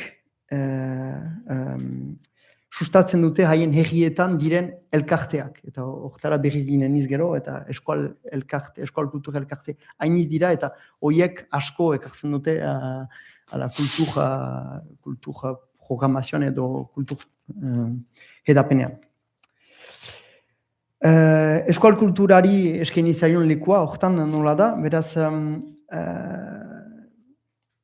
lehenik erakunden aldetik, kultur artistiko profesional hori dute buruan, eta eskual konpainiak edo antzerki konpainiak, dantzataldeak edo holakoak sartzen badira eskema horietan, beraz, kultur artistiko profesional kalitatezkoak finantzatuak dira, besteak bezala.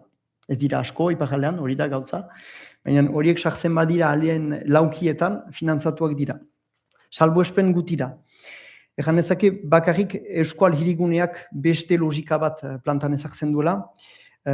Justuki diskriminazio positibo logika batean sartua baita, eskuaraz edo gaskoinez, eta gaskoina bada ere iparraldean, ekoiz edo sortuak diren piezak eta gehiago lagunduak direla. Finantzamenduaren aldetik eta bar. Eta ere bada eskual antzerkiarentzat politika proaktibo bat, justuki gehiago sustatzeko eta garatzeko eskual antzerkia. Erakunde hoien logikan, jaiten dute frantsesa eskualduna edo gaskoina berdin dela, berdin laguntzintuzak kalitatea. Halere, argudio nagusi bat badute, eskual kultura sustatzen dutela, eskual kultur erakundea sustatuz. Beraz, gu sustatuz laguntzen dutela eskual kultura. Beraz, pixkat guri uzten digute ardura hori zentzu batean. Bukatzeko justu herrien aldetik, beraz, nola eskual kultura baloratua den, programatua, herrien programazio propioetan oso gutxi etatua da. Badira, bizpairu ekitaldi urtean zehar, tamain guztiak nahasirik.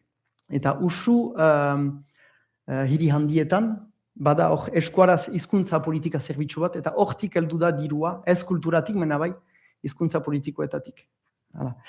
Eta eskuara zerbitzutik. Salbuespen bat halere, endaian hor bada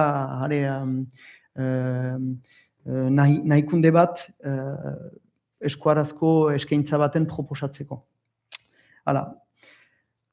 Halere, herri guzi horietan, lehenago jaiten nuen bezala, kultur elkarte horiek sustengatuak dira, bai finantzamenduan aldetik, bai logistikan aldetik, eta bai ere espazioan edo ekipamenduen aldetik. Zurekin segituko dugu, baina. Esplikaztazu, pixkat hasi zara, baina Euskal Kultur Erakundearen rola Ipar Euskal Herriko kultur politika antolatzeko. Zer da, zuek egin dezakezuena, egiten duzuena, egiten aldeztu zuena? Beraz, egan ezake hor, historikoki izan gira eta saiak izan dira, experimentazioak izan dira, eta azken urte horietan hain izipitu da gure jola leku hortan. Bereziki herri elkargoa sortu baita 2017an eta horrek hartu baitu kultur politiken eramaiteko ardura hori. Hori lehen elementua. Gu nola eragiten dugun. Kultur politika horietan, herrien programazio xume hortan, harere guk ekarpena badugu, baitugu ibilki programa deitzen dena. Hor da, 15 herriekin ari gira nanean, aholkatzen ditugu, ze baden eskual kulturan sortuak direnak urtean, azken aitzineko urtetan, eta hola. Eta horiekin beraz definitzen ditugu, zure ekipamenduen arabera hori gukia izaten alda, eta bar. Beraz, 40 bat ekitaldi aholkatzen eta laguntzen ditugu urtean zehar. Eta hor ere, berriki, herri elkargoak duen hedapenaren diru laguntza baliatzen dugu gure programaren pixkat elikatzeko. Bestalde, guk kultur elkarteak laguntzen ditugu. Erraiten nuen bezala lehenago, 240 elkarte bat ditugu gure kide direnak, ekeren kide direnak, eta askoek programazioak egiten dituzte, sortzen dute, eta urte guziz haien proiektuak laguntzen ditugu, bai diruaren aldetik, bai komunikazioan eta bai logistikan edo dosier eraikitzetan eta hola. Aurten 127 proiektu lagunduko ditugu gure programarekin. Eta nahi ginuke, geroari begira, gehiago elkarte programatzaileak baditugu gure lujaldetan, herrietatik kanpo badira elkarte somaitzuk, eskual programazio proposamen bat egiten dutena, urtean zehar, kontzertuak, antzerki emanaldiak, bertso saioak, liburu aurkezpenak, urtean zehar. Eta usu dira horiek ez hiri nagusietan, mena bai barnek aldean, pixkat kultur zerbitzu baten jola eramaiten dutena. Eta hortan, ahal baginu, baliabide gehiago baginu, hoiekin lan gehiago nahi ginuk eraman, justuki saretzeko eta elkarlanean bultzatzeko.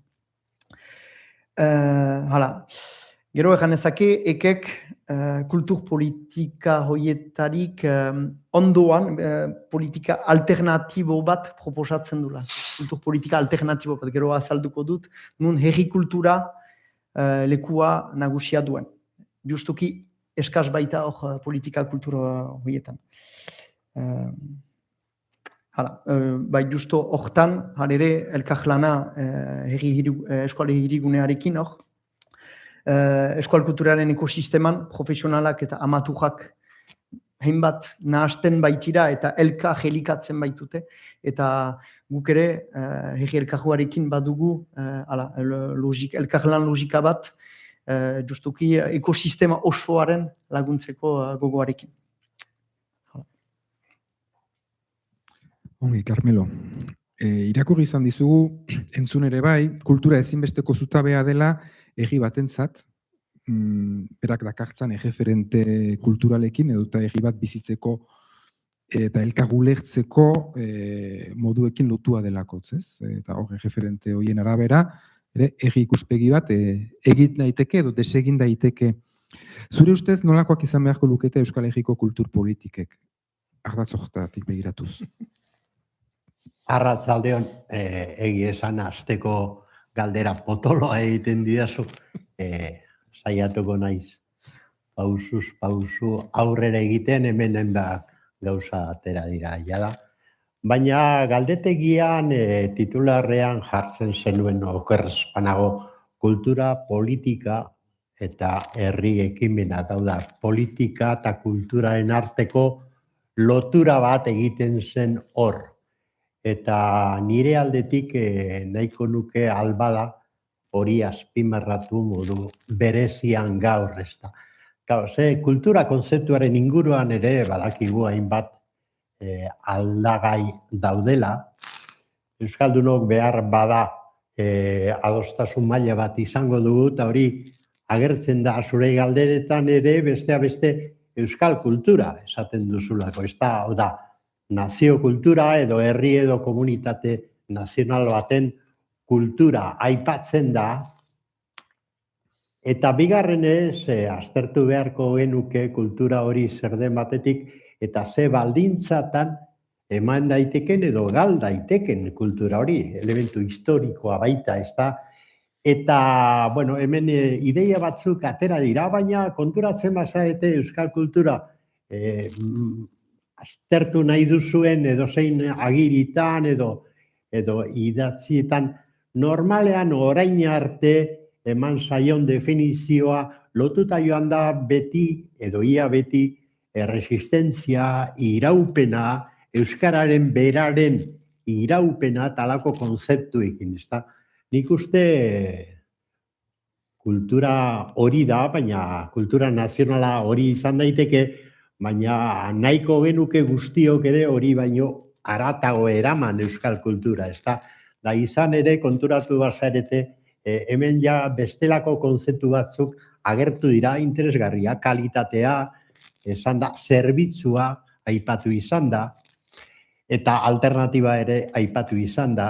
Da orduan nik nazio kultura hori badagola eta euskal nazioaren kultura proiektu bat behintzat, proiektua deituko dut, hau provokazioa da, baina badagoela esango nuke, baina hori baino haratago joateko kultura sistema aztertu beharko genuke, hau da, kulturak nola antolatzen diren sistema bezala, eta egia da, nazioarteko baino nazio baten inguruko sistemak izaten direla, nazioartekoak ere badira, baina nazio mailako kultura sistemak normalean hizkuntza baten inguruan ardaztuta egiten dira, eta era horretakoa da gure aspirazio kulturala esango nuke. Gure kultura, gogoratuko duzue Vitoriano Gandiaga, egunotan berriro aipatua dena, berak bazeukan alegoria bat txakolinaren eta euskal nazioaren artekoa, da esaten zuen gure nazioa txakolinaren antzekoa dela, ardo nahi eta ezina bat, eta nazio nahi eta ezina bestea, ez da.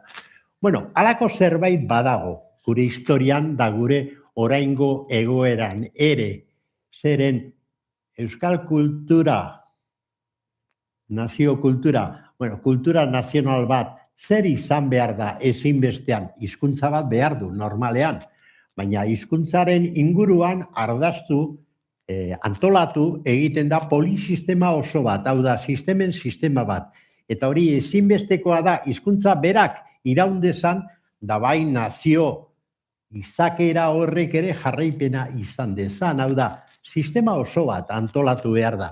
Sistema hori oso konplexua da, oso komplikatua da, eta baldintza politiko zehaz batzuk behar dira sistema hori antolatu ahal izateko. Ez da bakarrik zerbitzu bat ematea, ez da bakarrik kalitatezko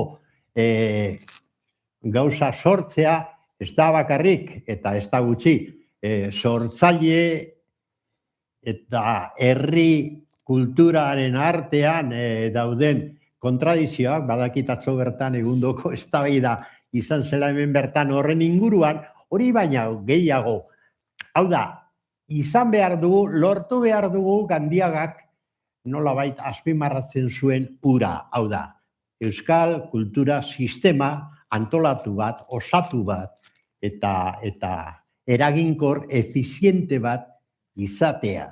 Besteak beste, nazioaren oinarri izan dadin, eta etorkizun bat izan dezan. Gu harritu egiten gara, gure ikasgeletan, hemen edo Leioako ikasgeletan, ez da, batzuk ezagutu, da partekatu genituen haietan, guk eskolan euskara utze segundoko lana egiten saiatzen ginen, baina pasillora atera eta gaztelera zen nagusi, eta gaur egun zer esanik ez.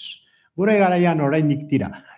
Orain ustot hori Jaime nabarmena dela oraindik, ez da? Orduan, klaro, badugu gure hizkuntza, baditugu gure sortzaileak, gure herri kultura, deitu bertsolaritza propioa edo bestelakoa partekatua, baina gero ez daukagu euskal kultura edo polisistemarik. Eta ez hori bakarrik, gainera beste sistema boteretsu indartzuen mende gaude. Orduan zer? Ito egiten gara. Gure kultura ito egiten da. Zer behar dugu beraz? Aztertu beharko dugu nola lortu euskal kultura sistema edo polisistema osatu bat. Saiotxo batzuk badaude, aztertzen ditugu unibertsitateetan, Durangoko azoka, da saio bat egun bakan batzure, 4-5 egunetan da toki batean eginda. Hori da euskal kultura polisistema baten saiakera. Eta azter daiteke. Baina Euskal Herrian zer esanik ez iparraldean, baina hegoaldeko hainbat lekutan ere, ikusi dut da deigarria egin zait egin den apuntea badirudi kultura artistikoa jartzen zaio deitura, ez da? Eta Frantziar estatuak antolatzen du eta interpretazioa, egin dudan interpretazioak itxi gabeko kultura ematen zuen. Artistikoa esan nahi zuen nunbait, irudia, moldaketak, arkeologia, baina itxik ez du, hizkuntzarik ez du. Frantziar estatuak ez du ikusten euskara. Eta aldiz, antolatzen du kultura artistiko bat, euskaldunontzat itxik gabe, beraz. Kuriosoa da. Da agian zuen erakundeari ordezkatuz usten dio ardura hori. Hori da absurdoa da. Hau da, gu euskalduna bagara nazio bat antolatu behar badugu, geure hizkuntza da ardatz, eta horren inguruan geure kultura antolatu behar dugu. Grafikoa izan, ikusentzunezkoa izan, literarioa izan, orain batzutan literatura ukatu nahi da, literarioa izan, edo dena delakoa, hau da, polisistema bat behar dugu. Baina badugu, ez. Eta baldintza hauetan izan dezakegu, ez. Hor dago kontua. Begira, egunotan gertatu da debate bat, politikan gertatu da, baina balio handia du kultura aztertzeko ere. seguru guztiok entzun duzuela Gabriel Rufián izeneko politikari katalan oso trebeak, badakizu Euskal Herrian bizi dela, hemendiko hurbil, Oiartzunen bizi da. Bueno, egin du proposamen bat, bizi Oiartzunen katalana jatorriz edo ez?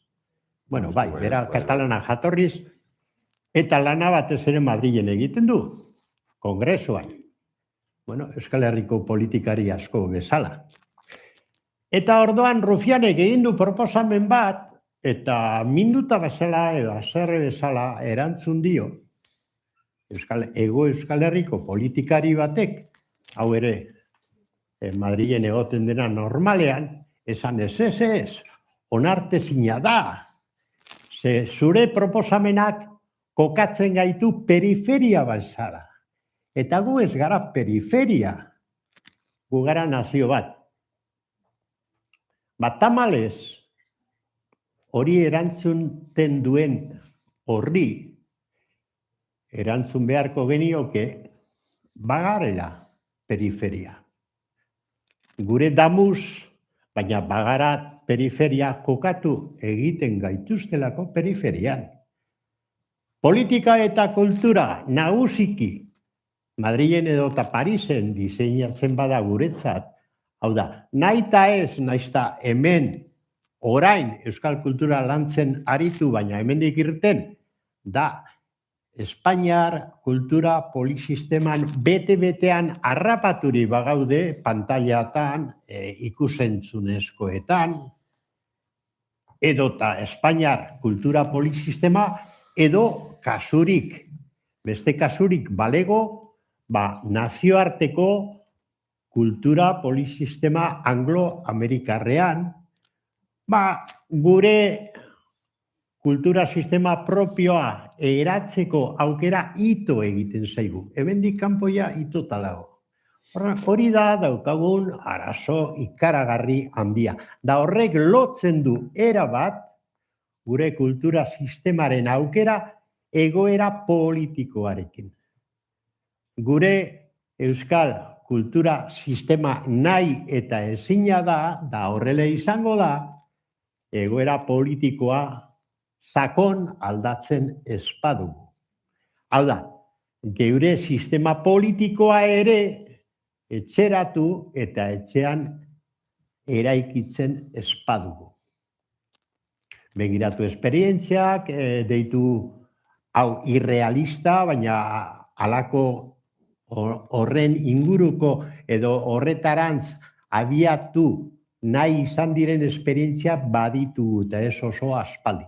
Agian gero komentatuko ditugu. Baina sarrerako nik uste kokatu beharko genukela bere dimensio sakonean euskal kultura sistemaren arazoa guk kultura propioa etorkizunean izateko ezinbesteko baldintza bezala.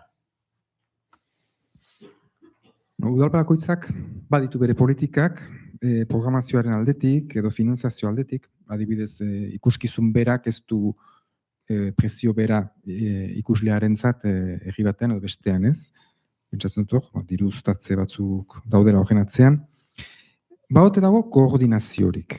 Baote dago nazio ikuspegirik edo nazio mailako kultur politikarik eta gurtzane, erranite begiratuta adibidez, bakarrik sentitzen altzara kultur politikak edo programazio zirkuituak antolatzerakoan, edo sare batzean zaudete? Bueno, nazio ikuspegitik, nik uste herrietaraino iristen den politika orokorrik ez da hola, eta bakoitza gure aldetik gabiltza. Ikuskizun berak Donostian prezio badu, eta Hernanin beste bat, eta Katxeta bientzako seguraski berdina izango da. Gu muitzen gehan zirkuitoa Eusko Jaurlaritzak antolatzen duena da, eta batez ere saretuta gaude antzokiak ditugun herriak. Orduan, hor bai sarea izeneko Eusko Jaurlaritzaren azpiko organo bat dago, zu izaera juridikorik, baina hor bai hartzen dugu udalak parte, foru aldundiek eta Jaurlaritza da horren arduraduran. Orduan, kultur programazio eta batez ere programazio eszenikoak eta dantzak antolatzerakoan, bai saretuta gaude, baina sarerik ez daukagu iparraldearekin, sarerik ez daukagu Nafarroarekin, eta prezio publiko eta gainerako kultur politiketan ere ez dago adostasunik. Bakoitzak bere egiten du, eta nolabaite kultur politika horiek gure kasuan herriko arduradun politikoek erabakitzen dituzte.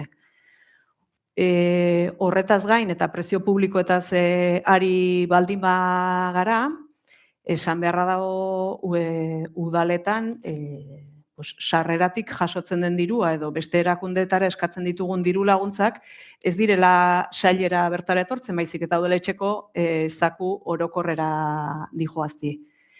Beraz, prezioen aplikazioa ez du sailean, prezio publikoaren aplikazioa ikuskizunerako duintasun kontu bada, eta ez da inbeste diru sarrera horrek sailari berari eragoingo diolakoan. Orduan, orokorrian esan gure mugekin, baino sare txiki bat badaola, UEMak ere saiakera batzuk inditu adibidez kultur teknikariak eta biltzen, bere momentuan Gipuzkoako Foru Aldundiak ere bai, baino orain batzen eta lotze gaitun gauza bakarra gutxinez gune bat proposatzen duna antzoki sarea izeneko gune hori da. Jaimezuk nola ikusten duzu egoera Donostiatik biratuta, galdera? Bera ez? Gauza asko ari gara esaten da pixka bat nahastuta nago, baina zaila da, amets zorare izan liteke, zuk esaten duzuna, kultur sistema eta nazio kultur sistema bat egitea eta hori guztia. Ez dakit horrekin lortuko genuken gazteek euskaraz egitea. Ze gaur egun, dauzkaten aukera guztiekin, eta eskola publikoak eta ikastolak eta bat eta beste, eta dena euskeraz, baina gero gazteleraz egiten dute, edo euren konsumoak beste bideo batzutatik doaz, itxaso handi batean gauderako, eta ezin dugu engainatu. Eta itxaso handi horretan, harrapakari handi batzuk daude, teknologia markez handi batzuk daude, gurekin nahi duten egiten ari direnak. Ja, nazioez gaindi. Orduan, ni hor ja galdu egiten naiz, baina hor galdera ikur bat jartzen dut. Eta hori esan da, gure artean ere, harreman gehiago izan beharko genuke, zalantzarik gabe. Lehen komentatu dut, ni helduaingoa naiz, eta helduainen, kultur zerbitzuak eta kultur jarduerak, txikiagoa dira, gutxiago daude, aukera gutxiago daude, baina Tolosa aldea da, eta Tolosara joaten da jendea, eta hori guztia. Iparraldean ere ikusten nahi naiz, herri txikietan eta zerbitzuak eta asko gutxitzen ari direla. Herri txikietan arazo serioak daude. Frantzia osoan eta guzti hori. Hori da gauza bat. Eta hori ja Donostian gauza asko egiten da, denetik egiten da, nik uste preziorena duintasun kontua da. Guk bai kudeatzen ditugu diru sarrerak, alegia programatzen dugunetik jasotzen dugun diruak balio digu beste gauza batzuk ordaintzeko. Eta hor nik, ez dakit, eztabaida izan liteke, baina jendea pres baldin badago, ez dakit ze ikuskizunengatik diru asko pagatzeko, paga dezala. Igual multinazional bateko ikuskizun bada, paga dezala, ze gero diru horrekin beste gauza batzuk egin ahal izango ditugu, eta horiek askoz prezio merkeagoan jarri ahal izango ditugu, ez?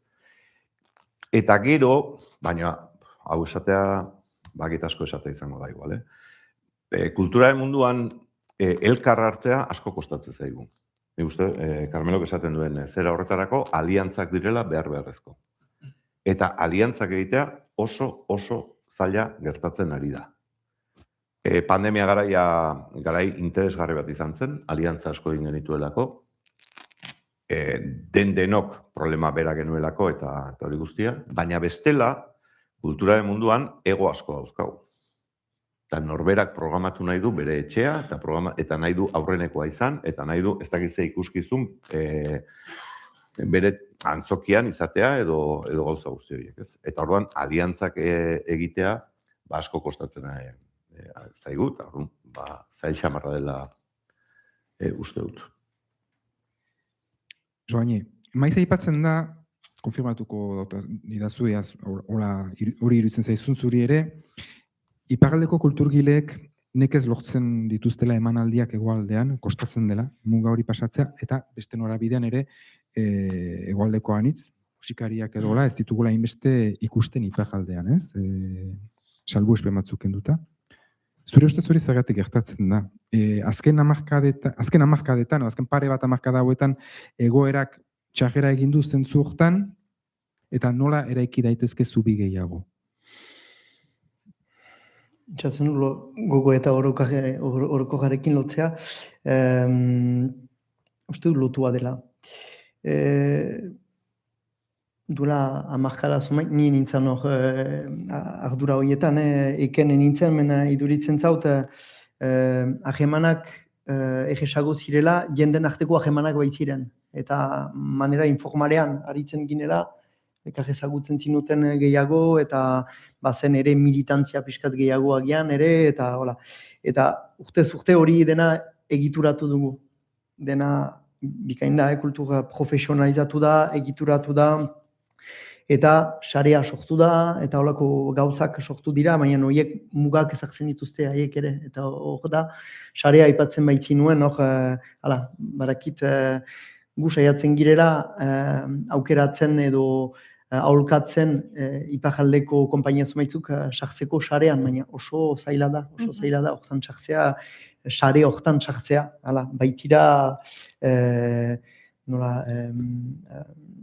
ekonomiaren aldetik badira beharrak eta bakotsak behar du atxiki berea, eta horrek egin du agian aldatu dela hageman hori, eta muga baten ukeiteko ordez, muga desberdinak bat ditugula hortan. Eta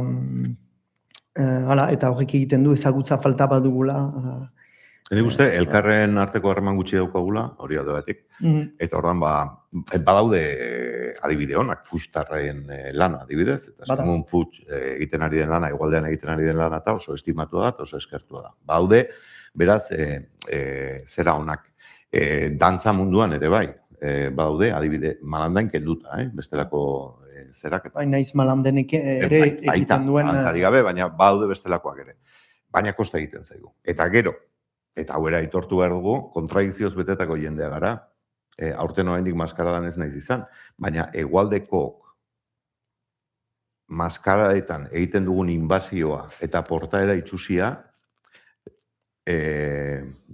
Manesik itxusienen tankerakoa da, ni iaz izan nintzen, eta autobusetan gure eskusoinuak eta hartuta, eta herri guztia zeratuz.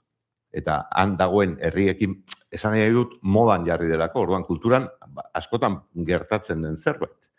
Alegia, bada maskara da, eta gu ara errespetoz joan beharrean ura bizitzera eta ura ikustera, ikusteko da zertan bihurtu dugun. Orduan, kulturak hori ere badu.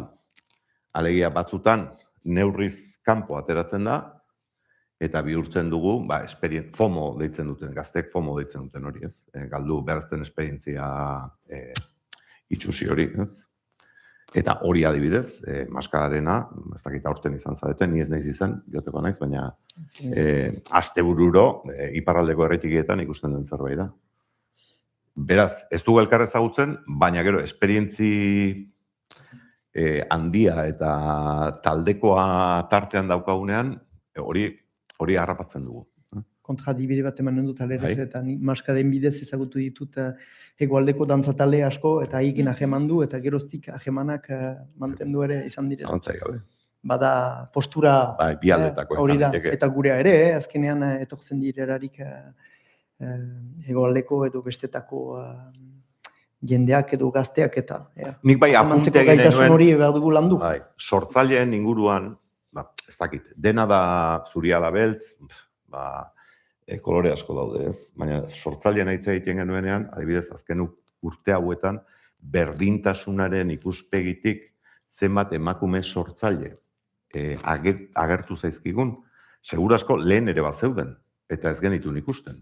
Eta gaur egun loraldi importante bat daukagu, bai musikan, emakumeen aldetik, literaturan, zer esanik ez, zinean ere esperientzi berriak gertatzen ari dira. Bueno, haude lore printza batzuk ere. Pitimat, baikortasun puntu bat jartzegatik. Bai. Baina gaur egun sortzaileen artean eta antzerkian ere bai. Gaur egun badaude antzesleak eta antzerki zuzendari emakumeak. Ez dakit. Puntu baikorra jarren nahi nuen, ze bestela. Joan, ez bait, gehitu nahi zenuen edo... Bakarrik, hanik ere puntu baikor zemaitzuk, musikaltaleak aipatu dituzu egin garaz, eta bai, delako mainstreamean diren horiek iparaldean ere ikusten ditugula. Halere, bada, kultura mankumat horiek esker, mugak dituenak ere. Halere, zineman ere, eskualegiko zinema, egualdean ekoiztutako zinema, nahiz iparaldean, zomaitzu baitugun. Hedatua da hoai eta sartua da publiko behi bat bada hoai azken 5-6 urte horietan etortzen dena eskual zinemaren ikustera eta hori azpimarratzekoa da halere, bada halere lotura, ea paradigma horiek oso profesionalizatze hori eta segmentazio hori horrek ekartzen du. Me uste dut jardunaldi horren harri gogia dela, pixkat, atzuko are gogoan ukan ez. Zinema aipatu duzula parentesi bat, ez? Duela ezain aspaldi arte, egoaldean estrenatzen zen film bat, egon behar zen 6 hilabete du urte bat, iparaldean ikusi arte, eta horren gazti beltzari esker, eta hor badira hainbat ekimen, nun ia momentu berean ikus daitezken iparaldean, edo estrenatu daitezken iparaldean eta egoaldean, eta ikuslean hitz erakartzen dute. Carmelo, aipatu ditugu, sareak, sare faltak, eta ikuspegi nazionaletik, ze egin beharko genuke, nola antolatu beharko lirateke sare horiek, zubi horiek gehiago, ze irizpiderekin, ze egituraketarekin, ze erabaki hartu beharko litzateke, ze neurri politiko hartu beharko litzateke, pixkat, sare horiek gehiago egituratzeko. Batez ere eta Jaimeren ari tira eginez baikorrak izateko premia daukagu, beharra daukagu. Baina nik uste badirela benetan elementu batzuk ondo erabili egiten baditugu, aurrera egiteko bidea ematen digutenak, ez da? Eta bata da sareak edo saretze hori, ez da? Sortzaileak egon badaude, hola da, eta bide batzu zabaldu direnean, hainbat arlotan sortzaileak sortzen dira, hitzen errepika, baina sortzaileak sortu egiten dira, eta agertu egiten dira, eta lehen eskaparatea esan duzu, Durangoko azoka da horren adibide nahiko argia, ez da, nola azoka liburu eta diskoa azoka izaten, hasi zena, gero, alako polisistema oso bat antolatu da inguruan, zema gauza, zemat gune eta bar bereziak eta sortu diren hor, ez da? Hori da, seinale bat, kantagintzari buruz, zer esanik ez. Beste kontua da, ze baldintzatan dauden profesionalak. Eta hori da, hain justu ere, gure kultura sistema propioaren ahulezia ikaragarriaren erakusle. Naiz eta hainbat instituzio eta hainbat arduradun eta ez da aipamena, baina hainbat kultur ordezkari euskara arduradun eta ez dakizen bat dauzkagun Euskal Herrietan, ez da, pluralean esan da Azularrek zioen bezala, Euskal Herrietan zenbat erakunde, baina gero ze demontre gertatzen zaie kultura sortzailei, ez da. Halako egoeran gaude. Orduan, aukera badaude, baina lotura estua izan behar dute mundu politikoarekin. Hemen, da, argi esango dut, halako sare eraginkor bat egiteko hurbilen egon garen momentua izan da nire ustez Lizarra Garaziko akordioa egin zenean. Eta horretazuk ere landu izan duzu gai hori, ez da? Lizarra Garazi. Ze gertatu zen orduan? Bueno, lortu genuen politika, behingoz, nazio politika eta nazio kultura eta elkarrekin lotzea. Politika zentzu zabalean, zeuden 10 alderdi politiko, baina 9 sindikatu Euskal Herrikoak eta 23 herri erakunde. Da batzuk ziren kultur erakundeak, euskararen aldekoak, soziopolitikoa, da bat.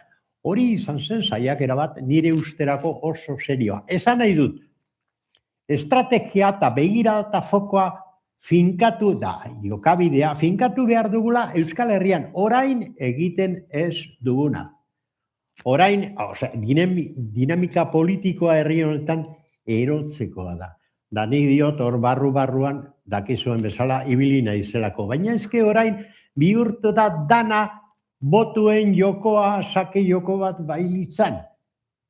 Eta orduan bakoitza begiratzen du beste aldera eta kontu handiz esaten du esan beharrekoa eta isiltzen du gehiena da aldatzen ditu printzipioak, da aldatzen ditu jokabideak eta dirua eta finanziazioa eta dana. Da horrela ez dago modurik. Orduan, nik uste seriotan jokatu nahi badugu, klaro, mundua oso konplexua da, Jaime, zer esan dut.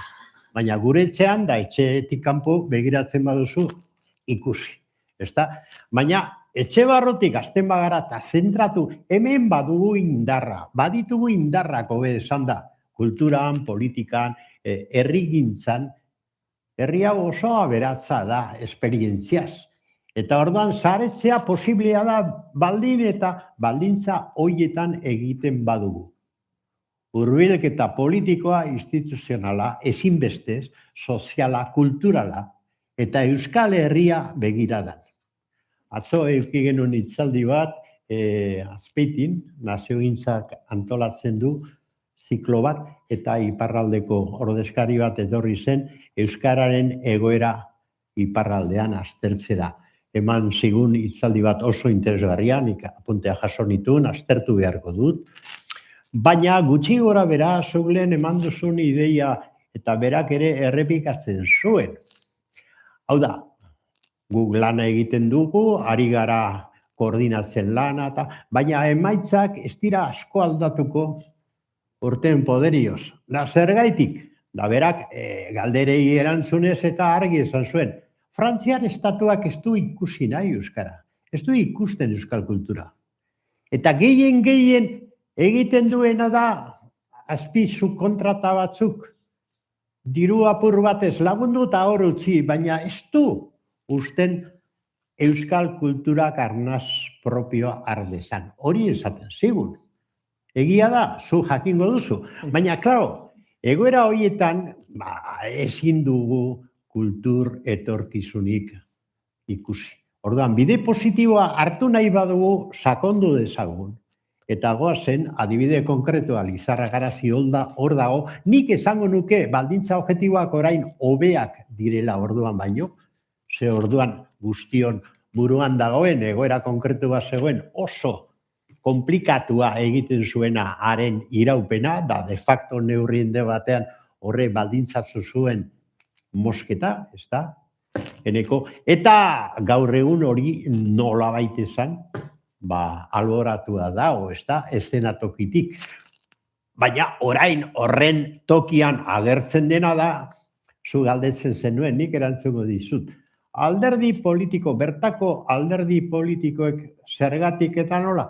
Interesengatik. Hor interesen joko bat sortu da, askotan hauteskundetara begira, da beste askotan sektore sozial, politiko, konkreto, txiki batzuren interes materiali begira, da ez dago modurik nunbait hori gainditzeko. Da hor dugu arazo serioa. Nik kulturan zinez diozut, loraldia aipatu duzu, loraldia dakizuen bezala, gaur egun urtero Bilbon da Bizkaian garatzen den aktibidea da, hor bertan ere ikusten da, gu baditugu sortzaile anitz, badugu sortzeko ahalmena, aurrera egin dugu, sortu behar dugu saretze bat ez simplifikatua. Nik uste saretze sisteman integratu beharko ditugula ere zientzia, ikerketa, akademia, arloan lan egiten duten erakunde oso aurreratuak. Ez dakit zenbat unibertsitate eskola, instituto ditugun. Ez dakit zenbat ikertalde oso emankorra ditugun. Hori ere sartu beharko dugu. Da Euskal Herria erreferente hartuta hor sortu behar dira saretzek. Sozialak, politikoak, sindikalak, kulturalak. Nik uste hortik jo behar dugula. Ez da egiten ez dena gaur egun. Bueno, ordua ere aintzina doa eta azken galdera bat egingo izu lauei, pasan izuen gidoian 3 galdera dira azkenak, baina antzekoak direnez, galdera bera lauei nahi duzuen bidetik hartu, baina jardunaldi hauetan aipatu da baita ere anitz euskal kulturan garrantzia handia duela herri ekimenetik antolatzen den kultura horrek, ez? Eta izan daitezke herri inauteriak, herrietako festak, hainbat jaialdi ere, goizean adibidez Euskal Herri zuzenean aipatu da, euskal dantzak, herri antzerkia, eta abar. Jardunaldi honetan ere agertu da, ez? Batzutan ez ote dugun dikotomia gisa bizi, herri kultura eta batzuk konsumo kultura aipatu dute, merkatu kultura, oholtzako kultura aipa genezake, eta hainbat kasutan egon izan dela batzuk goraipatzeko besteak gutxiesteko joera. Bueno, zuek ze begirada duzue auzi horren inguruan, nola osatzen dira biak edo nola egiten dute batek besteren kontra, ez? Bastakit. Aliantzak aipatzen baditugu, zalantzarik gabe, elkarlana da bidea, nik ez du besterik ikusten. Alegia, herri kultura da importanteena, eta hori suspertzen lagundu beharko genuke. Horretik esaten nuen, niretzat praktika kulturalak eta hori guztia oso importanteak dira, horrek elkartzeko balio duelako, batak bestearekin gauzak sortzeko balio duelako, eta hortik sortzen delako herri kultura. Adibidez, lehen komentatzen aditu gara, gau beltzaren inguruan herri ari da sortzen zerbait berria. Lehendik ez zetorrena, edo hemen, garai bateko zaharrek, gure zaharrek esaten zuten, kalabaza batekin jendea beldurtzen da ibiltzen zirela, eta ez dakiz, baina urteetan ez dugu izan, gero Halloween donzu hori sortu zaigu, eta horrek, aldaera bat izan du, eta sortzen ari da. Zera bat, ni uste hori oso pozgarria dela, eta gauza horiek bideratu egin behar direla, eta lagundu egin behar direla. Eta ez ito, erakundeak sartzen garenean itotzeko arriskua daukagunen aurtzarekin komentatzen nuen, Donostian auzo guztietan hasi dira, gau beltza edo San Juan suak egiten. Donostiak ez du San Juanekin aparteko loturarik izan, baina orain, ohitura sortu da. Eta auzo bakoitzan eta kale bakoitzan sua egiten dute, eta esaten dute lagundu egin behar du udaletxeak sua eta ez dakiz zer. Udaletxea sartzen bada, eskatuko ditu aldez aurretik permisoak eskatzea, su horiek ondo egin ahal izateko neurriak hartzea, gainera suhiltzaile bat su bakoitzan izatea, eta akabatu egingo dugu zera hori. Orduan, hor, herri handietan behintzat, bada hor arazo puntu bat. Orduan, herri kultura, eta gero bauzkagu, adibidez, herri honetan izan dugun, dantza mundua edo abes batzen mundua, indarra handia izan duena, baina orain, zoritxarrez, oso indartsu ez dagoena, eta gaizki pasatzen ari dena. Guzti hori, behiratu egin beharko dugu. Orduan, nik behintzat elkarlanetik ikusten dut. Ze Carmelok esaten duen hori oso ondo dago, alderdi politiko, eseri daitezela eta indezatela, baina bien bitartean besteok lanean segi behar dugu, eta pixkanaka, zatu behar dugu. Eta sortzaileena, hor bai euskortuta nagoela, herri batek sortzaileak ez baitu zaintzen, eta sortzaileak zaintzeak esan nahi du, beraiei bide ematea, eta laguntzak ematea, eta zaintzea, sort dezaten, eta gainera nahi duten eran. Ze beraiek ari zaizkigu galderak sortzen. Ze herri kultura eta euskeraren kultura eta, Miren Amorizak idatzi duen playback horretan erabiltzen duen hizkera, nahi zorare eruditzen zait, baina horrek ez da asko sortu ditu. Eta bera guz irikatzen ari da. Edo Izarok inglesez kantatzen duenean, batzuk esate dute ez, Izaro ez da kantari euskalduna. Edo, hor, forma berri asko sortzen ari zaizkigu, eta uste dut, sortzaileak direla, gure aurretik doazenak, gauza berriak gure begibistan jarriz. Eta hoiek egingo digutela tira, egin beharko liguketela. Eta hoiengan inbertitzea, iruditzen zait, egin behar dugun gauzetako bat. Beste ere, bai, zalantzari gabe, baina nik hain urrutik ikusten dut. Bai, gure kasuan, nik uste, elkar bizitzat batean bizi diala herri kulturak eta herri ekimenak eta udal esan edek gurean erresagoa da, gertuago daude eta guk auzoetako San Juan Suak laguntzen ditugu eta alde neinean balgiat bideak eskainito gabe, naiz eta beti traba bat gean, hori de holaxe da. Eta gero, gurea bezalako herrietan, ikuste dut inauteriak, jaiak, guzti hori elkarlanian beti dago jai batzordeak daude, hainbat gai han tratatzen dira, orduan jaietako zati bat nolabait herri ekimenetik, herri eragiletzatik sortua da, eta bestia udalak zuzenean kontratatu, orduan esango nuke gutxiespenik gabe nahiko modu naturalean bizi diala. Eta nik barkatu, baina beti azutzen zaigu ekimen pribatu ere, eta ekimen pribatu ere kulturgintzan oso importantea da. Tokian, baina Donostian daba bezalako toki bat erreferente bihurtzen ari da musikaren munduan. Oso ondo dago. Horiek ere behar ditugu. Dago erakundeak, dago herri ekimena, zalantzari gabe, gerozta gehiago indartu behar dena eta bide eman behar zaiona, eta gero, ekimen pribatuan ere, badaude gauza interesgarri batzuk. Baita negozioak ere, negozio handiak eta gauza falsu asko, baina badaude gauza interesanteak ere. Nik uste herri kultura hori dela aipatu dugunaren ustez gakoa. Sistema horren sortzeko, behar dugu behiz herritarrer galdegin eta herritarren nahikeretik edo sortzeko gaitasun hortatik abiatu. Eta guk apustu hori egiten dugu gure heinean ipajalean eta Euskal Kultura Erakundearen bideogian, lau urtetako bideogia hortan hori izagi dugu xede nagusi bezala. Bat, aipatzen nituen elkarteak, elkarte horiek baitira Euskal Kulturaren ekileak eta sortzaileak, hedatzaileak eta horiek, beraz. Hoien zerbitzuko, hoien tresna bilakatu behar dugu. Hori dugu xedea, ez da egesa. Nahi dut pentsatu behar da, beste ingen irritza bat azkenean. Erraitun zuen bezala, herri bat heldu delarik edo erakunde bat heldu delarik, trabak, nohmak eta hola. Agian lagundu behar dira bakarrik akompainatu, ez dakititz hori erabiltzen zuen, akompainatu behar haien txiren eraikitzen. Eta hori ez da bate egesa, usu nahi dugu egan haien ordez, eta oai arte hola iten zen, guk barakiko zer den hona zuentzat.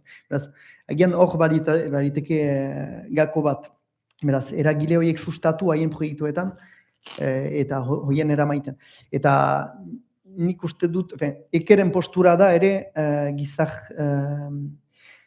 herrikultura horrek gizartearentzat duen ekarpena aztertu behar dela eta aldarrikatu behar dela. Zen eta aipatzen dugu kultur mundializatua, kontsumitzailea eta hola, gero eta individualistagoa, virtualizatiboagoa eta hortan ahemana, jenen arteko aheman hori galtzen ari da. Eta guk ikusten dugu herri kultura adierazpen horietan behiz pizten dela hori. Komunitatea egiten dela, partekatzen dela, herri batean maskara aipatu duzu, izugarria da nola estudiante edo ikasleak duen diren edo kiroletan diren gazte horik nola biltzen diren maskara baten eraikitzeko. Edo pastoral bat, edo kabalkada bat, edo libertimendu bat, hor bada, behiz zentratzen gira.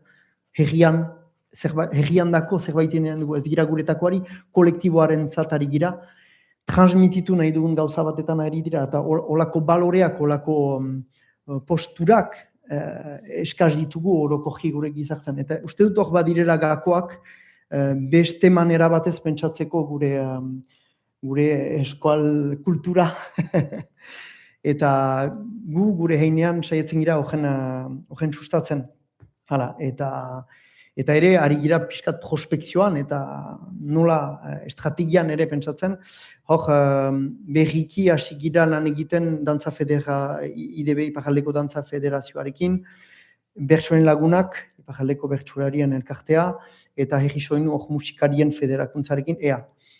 Nola elkarrekin lan egiten aldugun guk, pixkat giberapen hori dugun horiek, herri kultura horren sustatzeko, eta gogoeta bada atzo aipatua izan dena, eta lotua da erraiten zinuen, sistema berri bat behar badugu sortu ere, behar dugu herri edo estatu dominante horiek pausatzen dizkiguten eskema horietatik atera.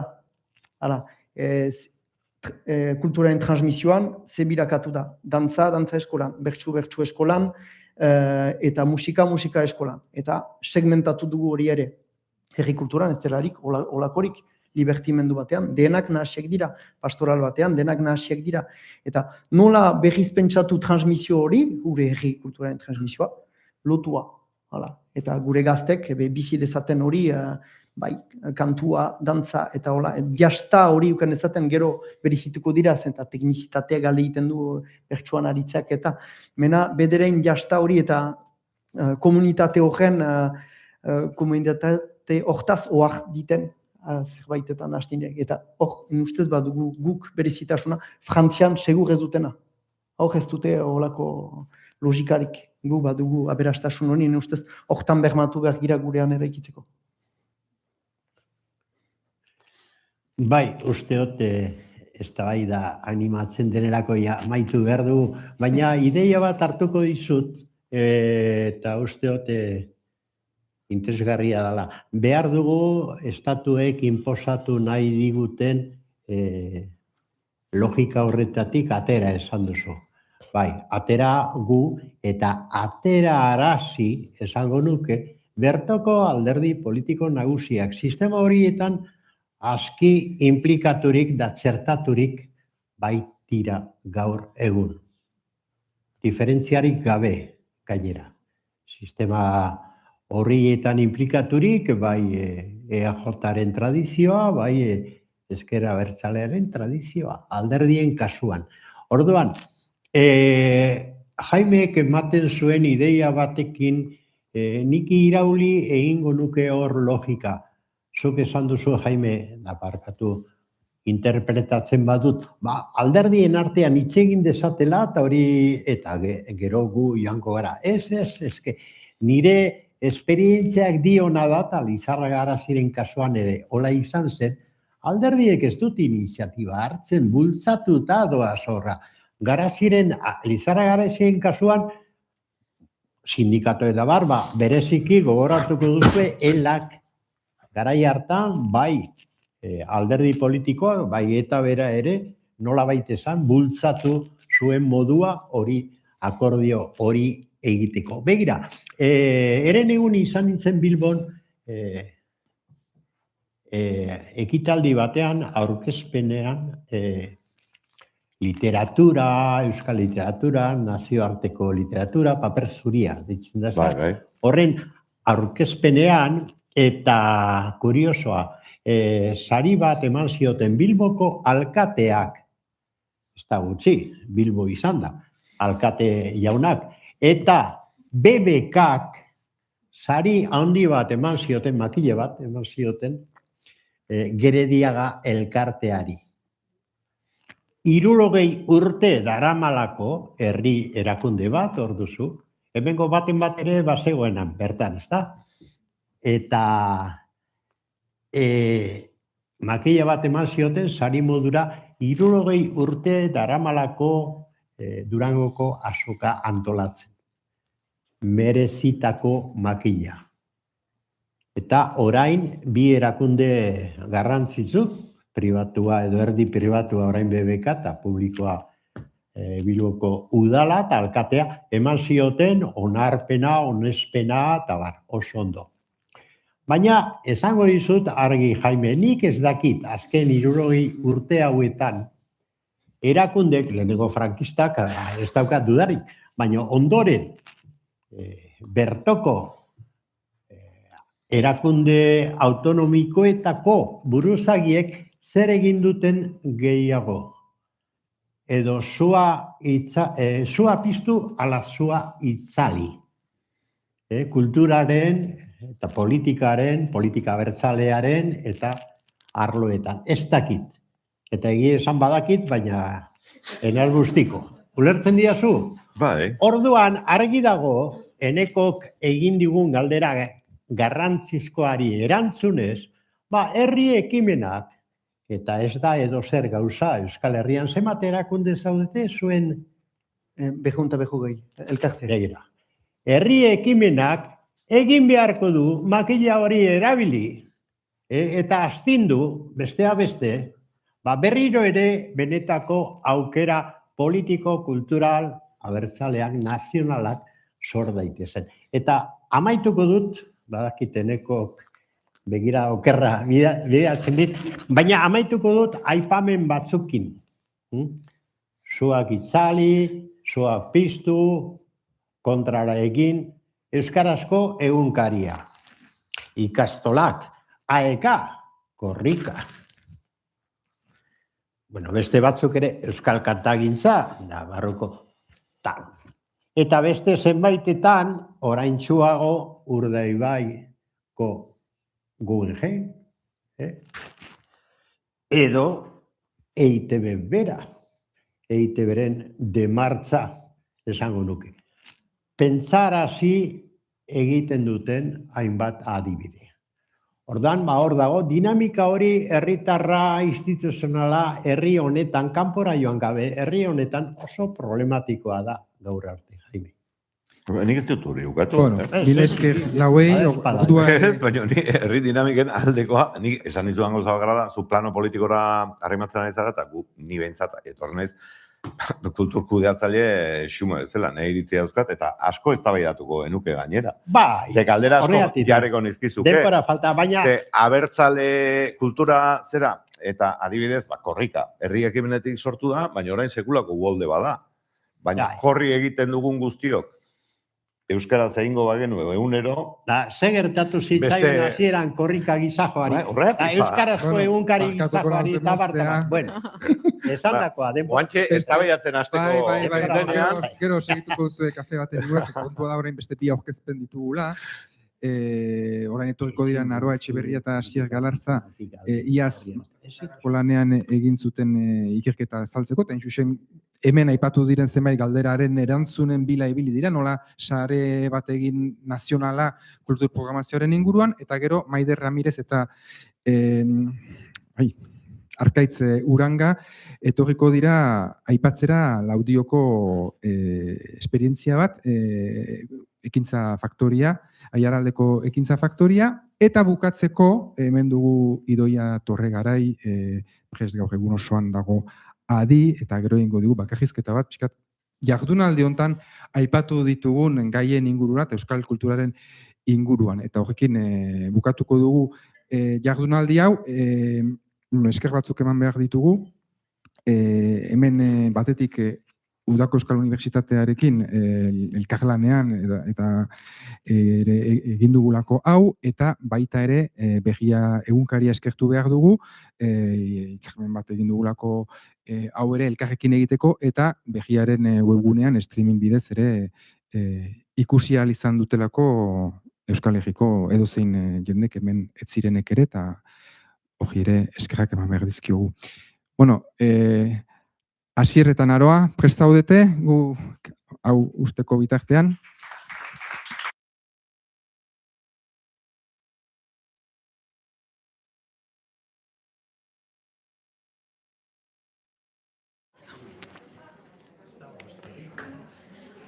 Bueno, hasiko dugu. Bueno, kaixo, atxaldeon. Eneko aurkeztu gaitun moduan gu Naroa eta Asier gera, iaz euskal kulturaren eragiletzako masterra egin zuten bi ikasle, eta gaur gatoz apur bat gure MBLA izan zena aurkeztera. Egia, jarri zitzaigula programan izenburu bat dago, guk beste bat jarri genion, hasierak lanak izan nahi zuenak eta gerora lortu genunak edukizuen nahiko alde, eta gaur hemen aurkeztuko degunak, seguraski gaur eta atzoko egunean zehar ja hitz egindakoak izango dira, gure helburua azkenean izan zelako, proposamena garatze bidean jarraitzea eta konstiente gehalako ez dagoela ez formula magikorik, gaur atera dira pila bat gako, eta guk gure azterketa horretan, seguraski gako berdinak atera genituen, orduan, bueno, egindakoa aurkeztera gatoz, eta gutxi gehiago, eta gero eztabaidarako lekua, ikusi egu espazio askotan dagoela, así que besterik gabe. Ez nahi sartuko honetan, azken finean egin genuna izan zen, bai ikusi genula masterra egitearen arira, euskal kulturak berak bat zituela erronka pila bat, eta transmisioa bera izan zitekela kezka nagusienetako bat, eta transmisio horretan ikusten genuen zuzenki eragiten zuela, kultursare nazional bat edo kultura bateratuko zuen sare baten gabeziak eragiten zuela zuzenean transmisioaren erronka horretan, artikulazio faltak ekartzen gintuelako gaur egungo egoera honetara. Orduan, gure helburua izan zen, apur bat hausnartzen jartzea, ea posible den Euskal Herri osoko kulturgintza arloa egituratuko duen sare nazional bat eratzea, posible bada nola egingo litzateken, ze oinarri eduki behar dituen, eta esandakoa ez ginen iritsi ondorio handi egitara, ez dago formula magikorik honetarako, eta ez dugu eredu perfektu aurkitu, baina bai saiatu ginela, apur bat bost eredu gaur egun Euskal Herriko txoko eta arlo desberdinetan antolaturik dauden ereduetan sakontzen hastea, eta horietatik zer atera edo zer ikasi genezaken aztertzea. Orduan hori da gaurkoa. Arratsaldeon, testu inguru pixka bat emoteko, ez dakargu ezer berririk hor, lapurtu dutegu zati bat ikusten dute Burgosi eta Trebino gurie da, baina besterik ez dugu gehitu hor, testu inguratzeko apur bat gure kontestu ez, azpilurradetan banatutako Euskal Herri baten bizi garela gaur egun, 2 estatun menpe eta 3 administrazio sistema gravitate zentrotzat, eta horrek bere ondorioak dakaz, ez? Ondorio zuzen batzuk dekoz horrek. Lehenengo eta behin, kultura politika desorekatuek dauzela lurralde batetik bestera, eta administrazio batetik bestera ere bai, nabarmena da hori, aurretik aipatu duzuen gai askotan urten da, baina hori aztertzen ondorioz ikusi izan dugu. Eragileen deskoordinazio bateri buruz jardunzari, gauza asko buruz jardunzari lehen, eta egon gara errepasetan gauza asko esan duzu zela, Baina, bergogoratzearen, eragileen deskoordinazio bat, izan administrazioetako eragile horrek, izan herri eragileak, izan kulturre eragile sortzaile desberdinen arteko deskoordinazio hori, eta horren erdigunien dauen hizkuntza bera ere bai, Euskaren egoera aldakorra lurralde batetik bestera inpaktu zuzena dekon zeo zer da honetan, ez dalako bardinen Nafarroako egunez unifikatuen gertatzen den euskal kulturaren zabalkundie edo Bizkaian izan leikena edo Lapurdin izan leikena bertako egoera. Eta hortik ez, gure zalantzak nola indartu hau, nola indartu ikuspegi hau, egitura horrek ze forma daukin behar duen, eta guzti horren inguruen hausnartu genuen. Hausnarketak eroan gintuen gauza batzuk zuen leku bardinera heltzera. Igual, emon geuntzon, nazio ikuspegi zabalago bat bai saiatu ginen ez emoten, sarri erabiltzen dugun muga eta iparralde hitzorrek hainbeste ez erabiltzen saiatu ginen. Baina, azalduko gaurreatxoa. Euskal kultura zer dan azalduko dut nik, oin?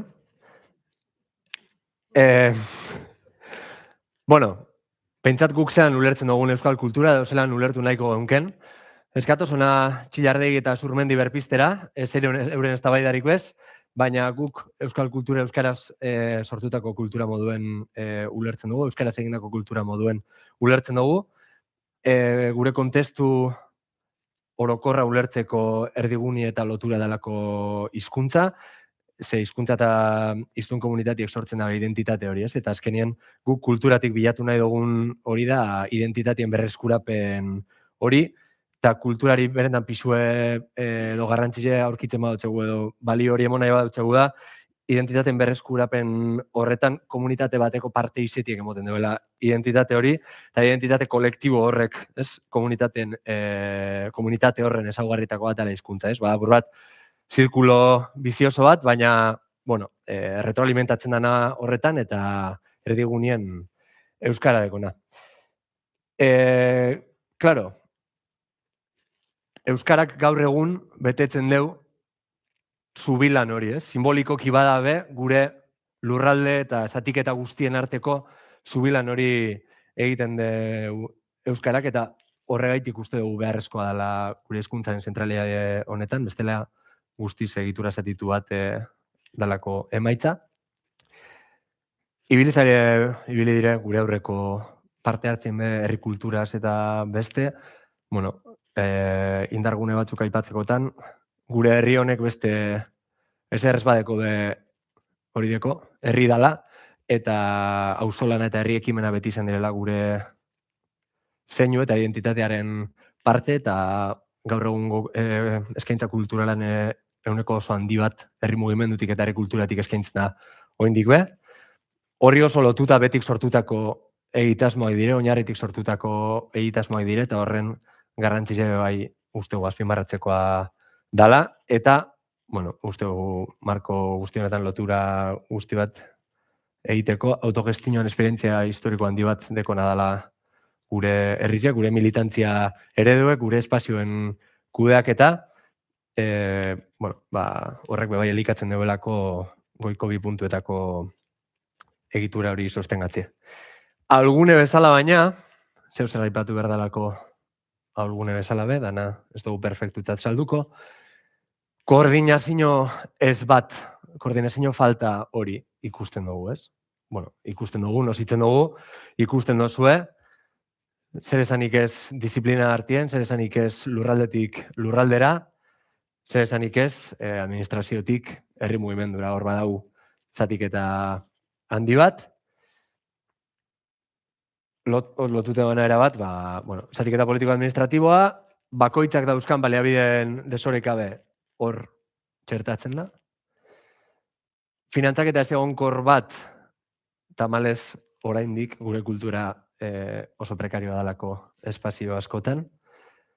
Naiz eta ikusten dugun zelan aberazten dan bat edo beste gure kulturan konture, baina honetan beste guztiretan moduen gutxi batzuentzako dago dana.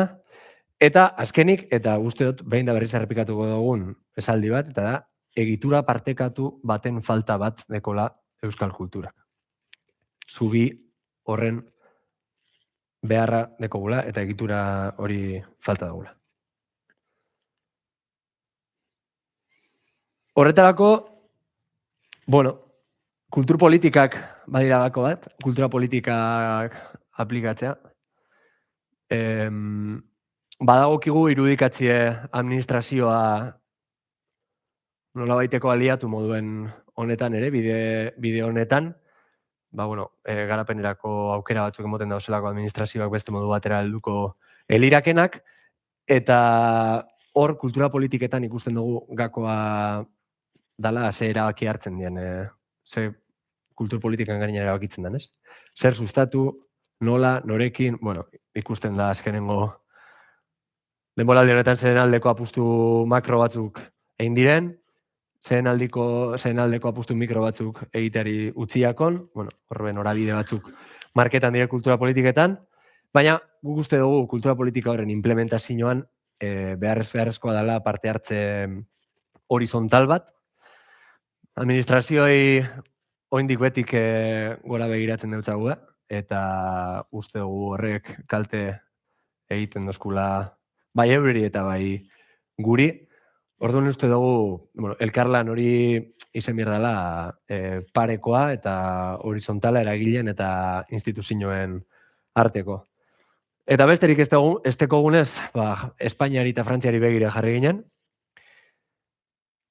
Guztiz kultura politika desberdinak aplikatzen da bezen bi estatu, bi ereduetan ere, asiertoak eta akatsak euren kudeak eta ideal horretan, Baina, bueno, aipai 3 puntu nagusi. Bakoitzerako, Espainian dezentralizazio teorikoa egonagatik ez da guztiz erreala. Espainia komunitate autonomoatan banatzen dugu horren gaineko erabakimena, botere horren gaineko erabakimena, gero, bueno, horren realitatea igual beste bat da. Bideratzen dien baliabideak horretarako ebai nahiko eskasak dire. Eta, hau, egunero bizi dugun hizkuntzaren zapalkuntza horretan, kultura politiketan ere nabarmena da, bueno, gure errealitate soziolinguistikoa espazio batzutan baliatzen da bela, euren alde jokatzeko horretan, eta batez be gure kontra. Frantziak aldiz, zentralismo handize aplikatzen du bere kultur politiketan, honetan ere oso estatu zentrala da, naiz eta tokian tokiko egitura antolatuak euki guztiak kontrolatzen dira Paristik, eta hori bada tonika bat beste erroetan ere badarabilena Frantziak.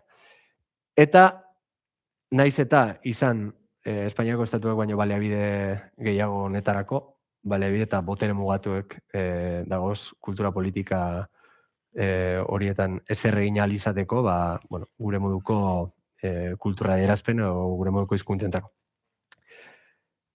Eta gurien zer? Euskal Herrian zer?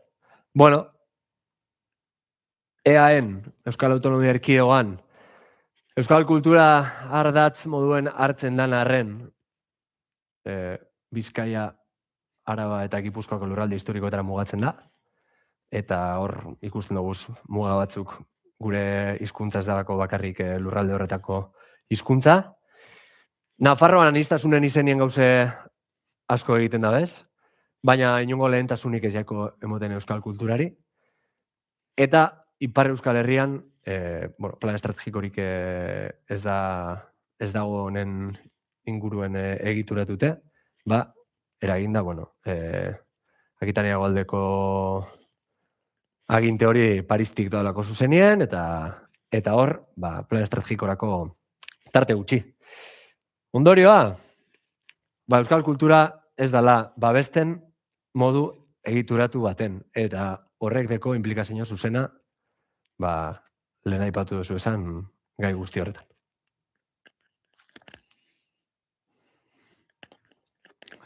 Ikusi dugu egoera nahiko konplexua dela eta ez dagola momentu oso honean kultura politikak guk nahiko genituzkeen moduan garatzeko, baina egia ere bai, badagoela erronka argi bat eta dela artikulazioaren behar hori eta gaurkoan saiatu gara onera ekartzen esperientzia positibotzat jo ditugun batzuk edo Euskal Herriko txoko desberdinetan egon diren saretze saiakera batzuk, bertso mundua saretuta dagoen moduan, badaudelako horietako saiakera batzuk ere.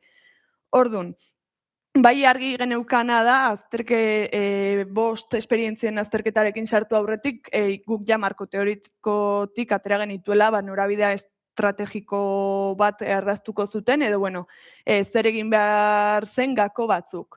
Orduan, hasieratikan eta denbora guztien errepikatuko dugun moduan, argi geneukan sare nazional bat beharrezkoa dela, euskal kultura euskeraz izango dena ulertzen dugu, euskal kulturaren erdigunean euskera egongo bada, 7 lurraldeak egongo kontuan edukiko dituen sare nazionala beharrezkoa delako, eta 7 lurraldetako kultura eragile horiek harremanetan jarri behar direlako eta konektatu beharko dituelako. Esan bezala, horretarako egun daukagun zubi nagusia hizkuntza da, 7 lurraldeak lotzen gaituen elementu nagusia euskera da. Orduan, ulertzen genuen, kultursare nazional honen oinarrian euskera egon bartzela eta euskerazko kultura aintzat hartu bartzela. Gero, eta hemen agian aurreko solasaldian atera diren gako batzuetatik ere, instituzioek ze paper jokatzen duten, herri ekimenetik sortutako proiektuek ere ze paper jokatzen duten, elkarlan horretan ere askotan badago zer irabazi, baina badaude oraindik gainditu beharreko ahulezia batzuk, baina bai uste genula honek aurrera egiteko elkarlan hori eduki behar duela, herri ekimenaren boterea gaur egun mugatua delako, eta ikusten delako instituzioetatik bakarrik ez dela lortzen kultura guk nahiko nuken kultur sare bat eratzea. Horri lotuta, ulertzen dugu parte hartze demokratikoa edo horizontala eduki behar duen sare bat dela, azkenean 7 lurraldetako kultur sortzaile, parte hartzaile dena delakoen esperientzia eta bizipenak direlako oso ezberdinak batetik bestera, eta ziurtatu behar duela kultur politika horietan herritarrek eta parte hartzaileek badaukatelan nolabaiteko, beraien parte hartzea aktiboa izan behar dela eta ez bakarrik simbolikoa edo kontsumitzaile pasibo moduan. Eta azkenik, plan estrategiko bateratu bat behar dela, ez digula balio EAek bere kultur politikak edukitzea eta iparraldeko kultur politikak Parisen erabakitzea, eta lurraldez lurraldeko berezitasuna kontuan hartuko baditugu ere, beharrezkoa dela kultur politika bateratu bat edukitzea. Orduan, ondorio guzti hauetara iristeko, esan bezala, 5 kasu edo 5 esperientzia aztertu genituen, konstiente gera nahiko mugatua izan dela, 5 hauek aukeratu genituen, baude beste 1000 aukera, 1000 adibide potentzialitatea handiagoa eduki dezaketenak edo gutxiago, baina, bai uste genuen, 5 hauekin apur bat kubritzen genuela, mota oso eredu desberdinetako laginak hartzea edo irakaspen desberdinak lortu genitzazkela horietatik. Orduan, aztertu genuen lehenengoa izan zen Akitania berrian antolatua dagoen eszena nazionala. Esan bezala, Frantziako estatuak eredu zentralizatu bat du, baina esan dezakegu sare publiko deszentralizatuak dituela Frantziar estatuan zehar. Eta bere politika guztiak asko deszentralizatzen ditu, eta horietako bat da kulturaren arloa. Sare publiko hauen bitartez, Frantziako lurralde desberdinetan kultura antolatzen delarik. Berez, diskurtsoan bai aldarrikatzen dela sare hauen bidez tokiko aniztasuna eta irekiera hori bermatuko direla eta tokian tokiko sareek badutela programazio autonomia bat, baina errealitatean eta bere programazioa aztertzen jarrita, ikusi genuen etzela horrela, Pariseko ikuspegi zentralistarekin lerrokatzen zela erabat eszena nazionalaren programazioa bera, hizkuntzen artean ere desoreka nagusi zela eta euskaraz programatzen zirenen presentzia oso anekdotikoa zela, eta are gehiago, etzeukala hizkuntza politika propiorik edo etzijoaztela horren bila.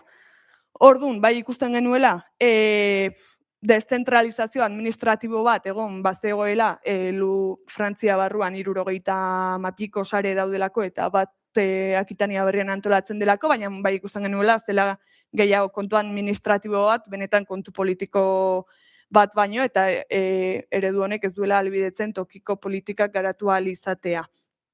Are gehiago, bai guk kultura ulertzen genuen moduagatik, bai ulertzen genuen parte hartze aktibo bat eduki behar duen kultur sare baten bilagoa zela, eta hau mugatzen dela bereziki zabalkundera eta ez duela benetan kultur arloko parte hartzerik bermatzen. Beraz, hauek dira eszena nazionaletik atera genituen ondorio nagusiak. Beste bat, Katapultatur Gipuzkoaiz proiektua izan zen, bere gaztapenetan gizarte ekimenetik sortutako proiektu bat izan zen, Donostiako etxe okupatu baten bueltan, punk rock musika inguruan ibiltzen zen jende batek sortutako proiektu bat izan zen, baina, denboraren poderioz, erabat instituzionalizatu eta inkluso privatizatu den egitura bat da gaur egun. Honen atzean, oraintxe bertan, Gipuzkoako Foru Aldundiak, Kutxa Fundazioa edo Iazaldia bezalako ekimenak ditugu, eta egia da katapultaren koordinazioa irabazi asmori gabeko erakunde batek eramaten duela, baina benetako kudeak eta enpresa pribatuen esku geratu dela. honekin, bai ikusten genuela gazte sortzaileentzako lehen aukera bat zela, azkenean bere funtzionamendua delako laguntzak ematea gaztei kultur sortzaile gisa aritzeko, baina bastante muga identifikatu genizkion. Alde batetik oso epe laburreko proiektu bat dela, esan bezala lehen aukera gisa balio dezake, baina oso mugatua da. Instituzionalizazio prozesu horrek ekarri zuela autonomia mugatzea eta bilatzen diren perfilak dira oso jakinak eta ez dauka inolako autonomiarik ez bada Gipuzkoako Foru Aldundiaren edota Kutxaren oniritzia gabe. Euskararekiko beraiekin harremanetan jarri ginenean, bai, adierazten zutela, zaukatela diskursiboki behintzat konpromiso bat, baina gero ikusi da ez dela konpromiso real bat, eta egiturak berak ez duela sustatzen, eta justu aste honetan uste atera dela, aurtengo deialdiaren emaitzak, eta hautatutako proiektuen artean, euskeraz direnak bi edo alakon batzen oso gutxi. Orduan, beraiek diskursiboki hori aldarrikatu badezakete ere, beste behin ere ez da konpromiso erreal bat. Eta ulertzen genuen,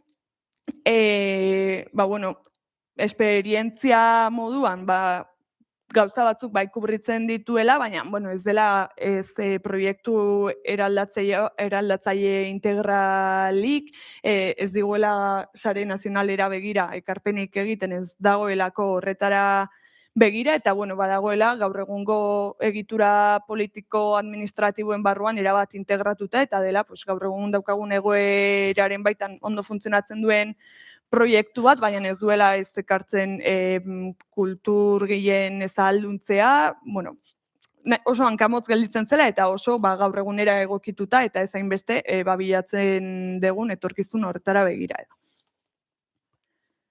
Doinu L-ren gana jo genuen ere, Doinu L ez badaki, haian ez da besteak bezain ezaguna, askoz formatu txikiagoa duelako, da azken finean euskal literatura eta musikarien plaza, sarea, edo euskarazko plazak batzen dituen sarea. Bere funtzioa gaur-gaurkoz dela, da euskara hutsez antolatzen diren azoka eta plaza horiek saretzea, gaur egun 7-8 herri daude sare honen barruan, eta erdigunean daukana da komunitatea eta erabat betik sortutako egitasmo bat dela, herrietan edo tokian toki zeuden azoka horiek saretzeko formatu bat izan da, apur bat instituzioek daukaten hutsune hori erantzunez. Egitura erabat autonomo bat da, eta sare bezala bai baloratzen genula, betetzen ditula apur bat guk identifikatzen genituen aukera horiek eta konpromiso horiekin bat egiten zuela, euskara delako erdigunea, eredu komunitario bat delako, oso betikora sortua, alternatiboa, gaur egun dauden eredu horietara, baina bai ikusten geniola muga oso nagusi bat zuela, eta zela egonkortu eta azializateko bez gehiago behar duela, eta azoka antolatzen diren edo saretzen diren azoka puntual horietaz haratago beharrezkoa dela proiektu iraunkorrago batzuk sortzeko laguntza edo babes hori edukitzea. Hala ere bai ikusten diogula, bestelako babes bat jasoz gero, badela erreferente izan daitekeen eredu bat, azkenean kulturaren eta komunitatearen arteko egiten duen zubilan horren ondorioz. Gero, Euskal Kultur Erakundea ere aztertu genuen, egia da leheno hemen euki degula bat, eta segurazki gu baina hobeto eta sakonkiago azalduko du, eta halko digu zuzendu, baina Euskal Kultur Erakundea da, Ipar Euskal Herriko kultura eragileen ekimenez sortutako oso ondo erakunde bat, izenak berak dio. Gaur egun 250 kultura elkarteren ekosistema osatzen du, eta bere funtzioa bada Ipar Euskal Herriko erakundea hauei nolabaiteko babesa ematea. Guk ulertzen genunagatik, eredun nahiko misto bati erantzuten dio, azken finean erakunde publiko bat delako, baina erabat komunitateari eta herri ekimenei eta kultur ekimenei begira dagoena eta elkarlaneko oinarri hori duena.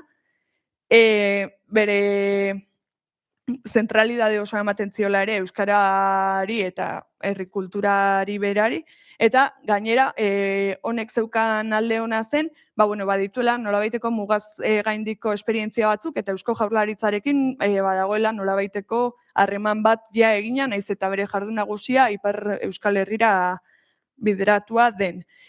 Orduan, bai ikusten genula, bazela guk sareari esleitzen dizkiogun funtzioekin bat datorren eredu bat, bere muga argiekin eta autonomia ekonomiko falta handi bat du, saretze politikoan zailtasuna ere identifikatua du, baina, bai egin zezakela, bazela eredu oso inspiragarri bat, eta asko geneukala guk hemendik ateratzeko. Eta azkenik, eta geroko, aurkezpenean azalduko zaizu sakonkiago esperientzia honen berri, baina ere aztertzea erabaki genuen, egia da Aiaralde oso tokikoa den proiektu bat dela, baina bai zeukala edo azaltzen zigutenagatik, foko zabalago bat zuena eta etzela horren beste eskualdearen beharrei erantzuteko, baizik eta zerbait harago zijoan zerbaiten bila. Kooperatiba bat da, apur bat beste ereduekin alderatuta, agian desberdinena izan daitekeena.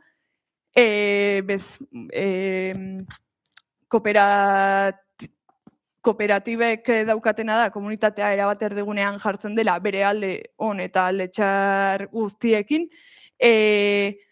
Horrekin esan nahi detena da, gaur egun bizi ditugun garaiotan, parte hartze aktiboak berantz doan joera honekin, kooperatibek badituzte hor beraien zailtasunak eta Aiaraldeak egia hor identifikatzen zuela etorkizunera begira sutxune edo gainditu harreko zerbait bazegoela, baina egia da bestela ere oso eredu aproposa eta inspiragarria iruditu zitzaigula, euskara ardatz zeukalako, kultura bera ulertzen zuen moduagatik,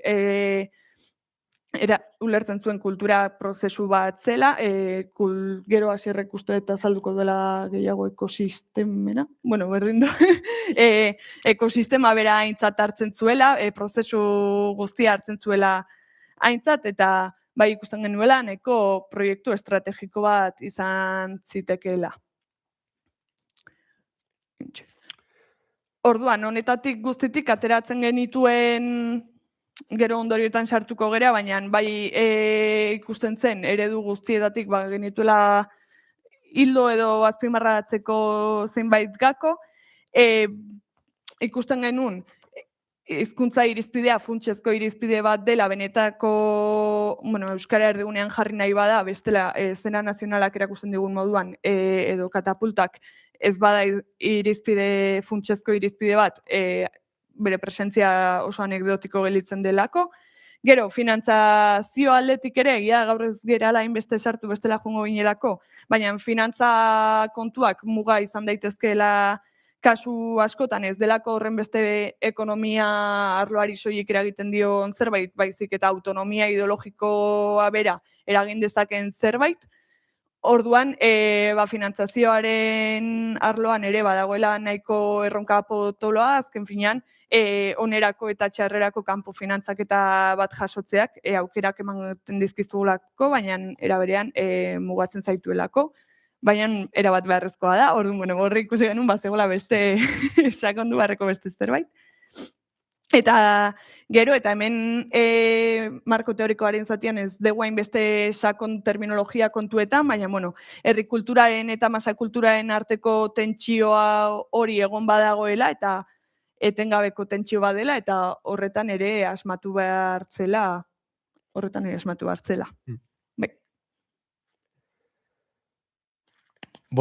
Eta ondorioetara heldu aurretik, engenun ariketa bat izan zen amia analisi bat engenun.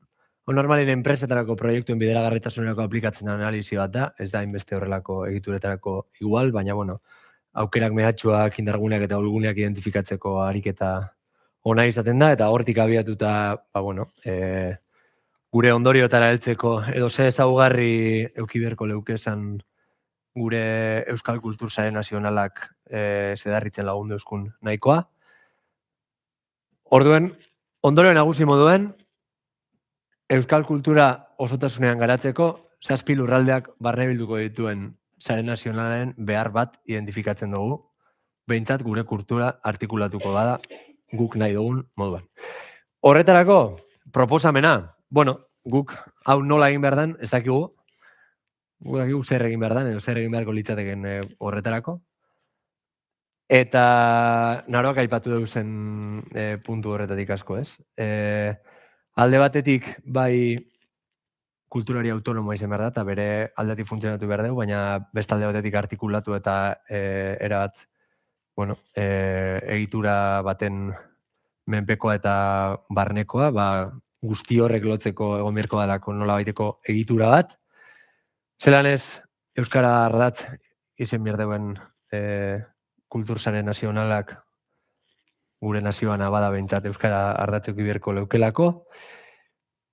Bai, tokikotasunetik irakurtzie Kultur Sare Nazional hau, ikuspegi nazionalak ez lausotzie lurralde bakoitzeko, eskualde bakoitzeko eta herri bakoitzeko tokikotasun eta berezitasun eta bertako eredu kulturala eta jardun kulturala errespetatzie. Beti gorako sare bat izan beharko leukela uste dugu. Gure herri honetan egin izan diren esperientzia aberasgarrienak uste dugu mota horretakoak izan diela, edo, bide horri logikoena markatu daben egitasmoak beti gorakoak izan direla uste dugu, eta beraz horrelakoak izan beharko leukiela Sare Nazional honetakoak be. Instituzioen laguntzi ezinbestekoa izan beharko zan honetan, instituzioak ulertuta beti be merkatu baten barruen sartuko litzateken kultura bat egongo danez, aliantza estrategiko batzuk landute unean uneko eta tokian tokiko instituzioekin, euskarri finantziero, politiko eta sozial bat eukitzeko badabe. Horrei lotute, finantzak eta misto baten zer ikusi, bai diru publikotik bideratute hau honek, eutxiko leukelako proiektu ekonomiko kiberia horretan, baina lehen Jaimek aipatu dago, ekimen pribatuko diru iturri horrek euki beharko leukela presentzia edo badekola presentzia behintzat, eta uste dugu holan izaten jarraitu beharko leukela. Eta azkenik guztien arteko estrategia eta politika partekatuak, norabide bakarrien eta marko bakar baten barruen ez bada honek ez dekolako zentzurik. Beti ere estrategia eta politika hori herri honetan beti egin izan dugun moduen aldi oro eztabaidatu eta aldi oro kuestionatzen, baina behintzat izan da estrategia bakar baten barruen Euskal Kultur Sare Nazionala bezala izendatu nahi badugu behintzat.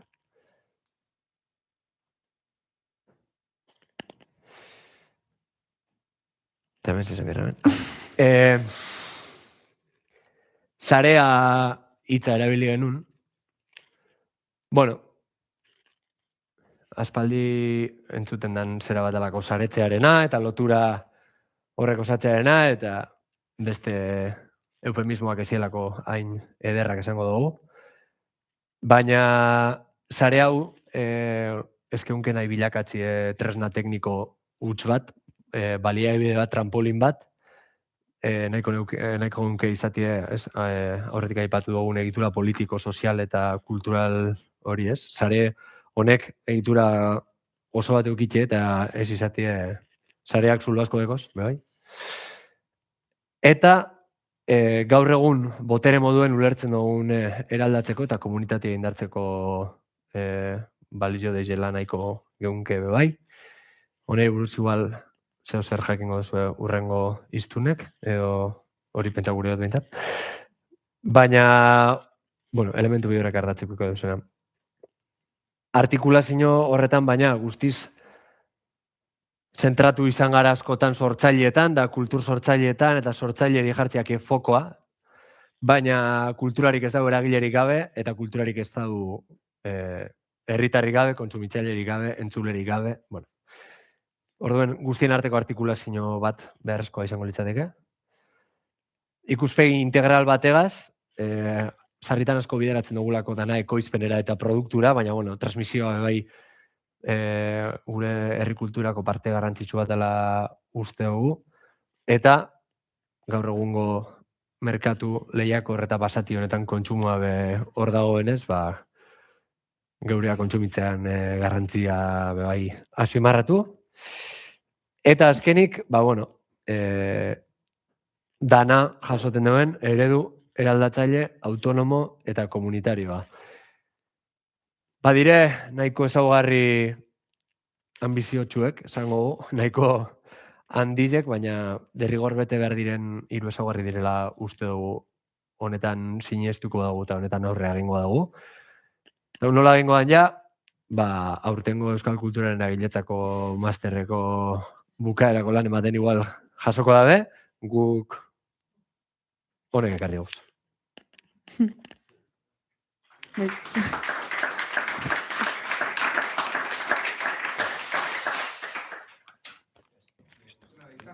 Vale, eskerrik asko.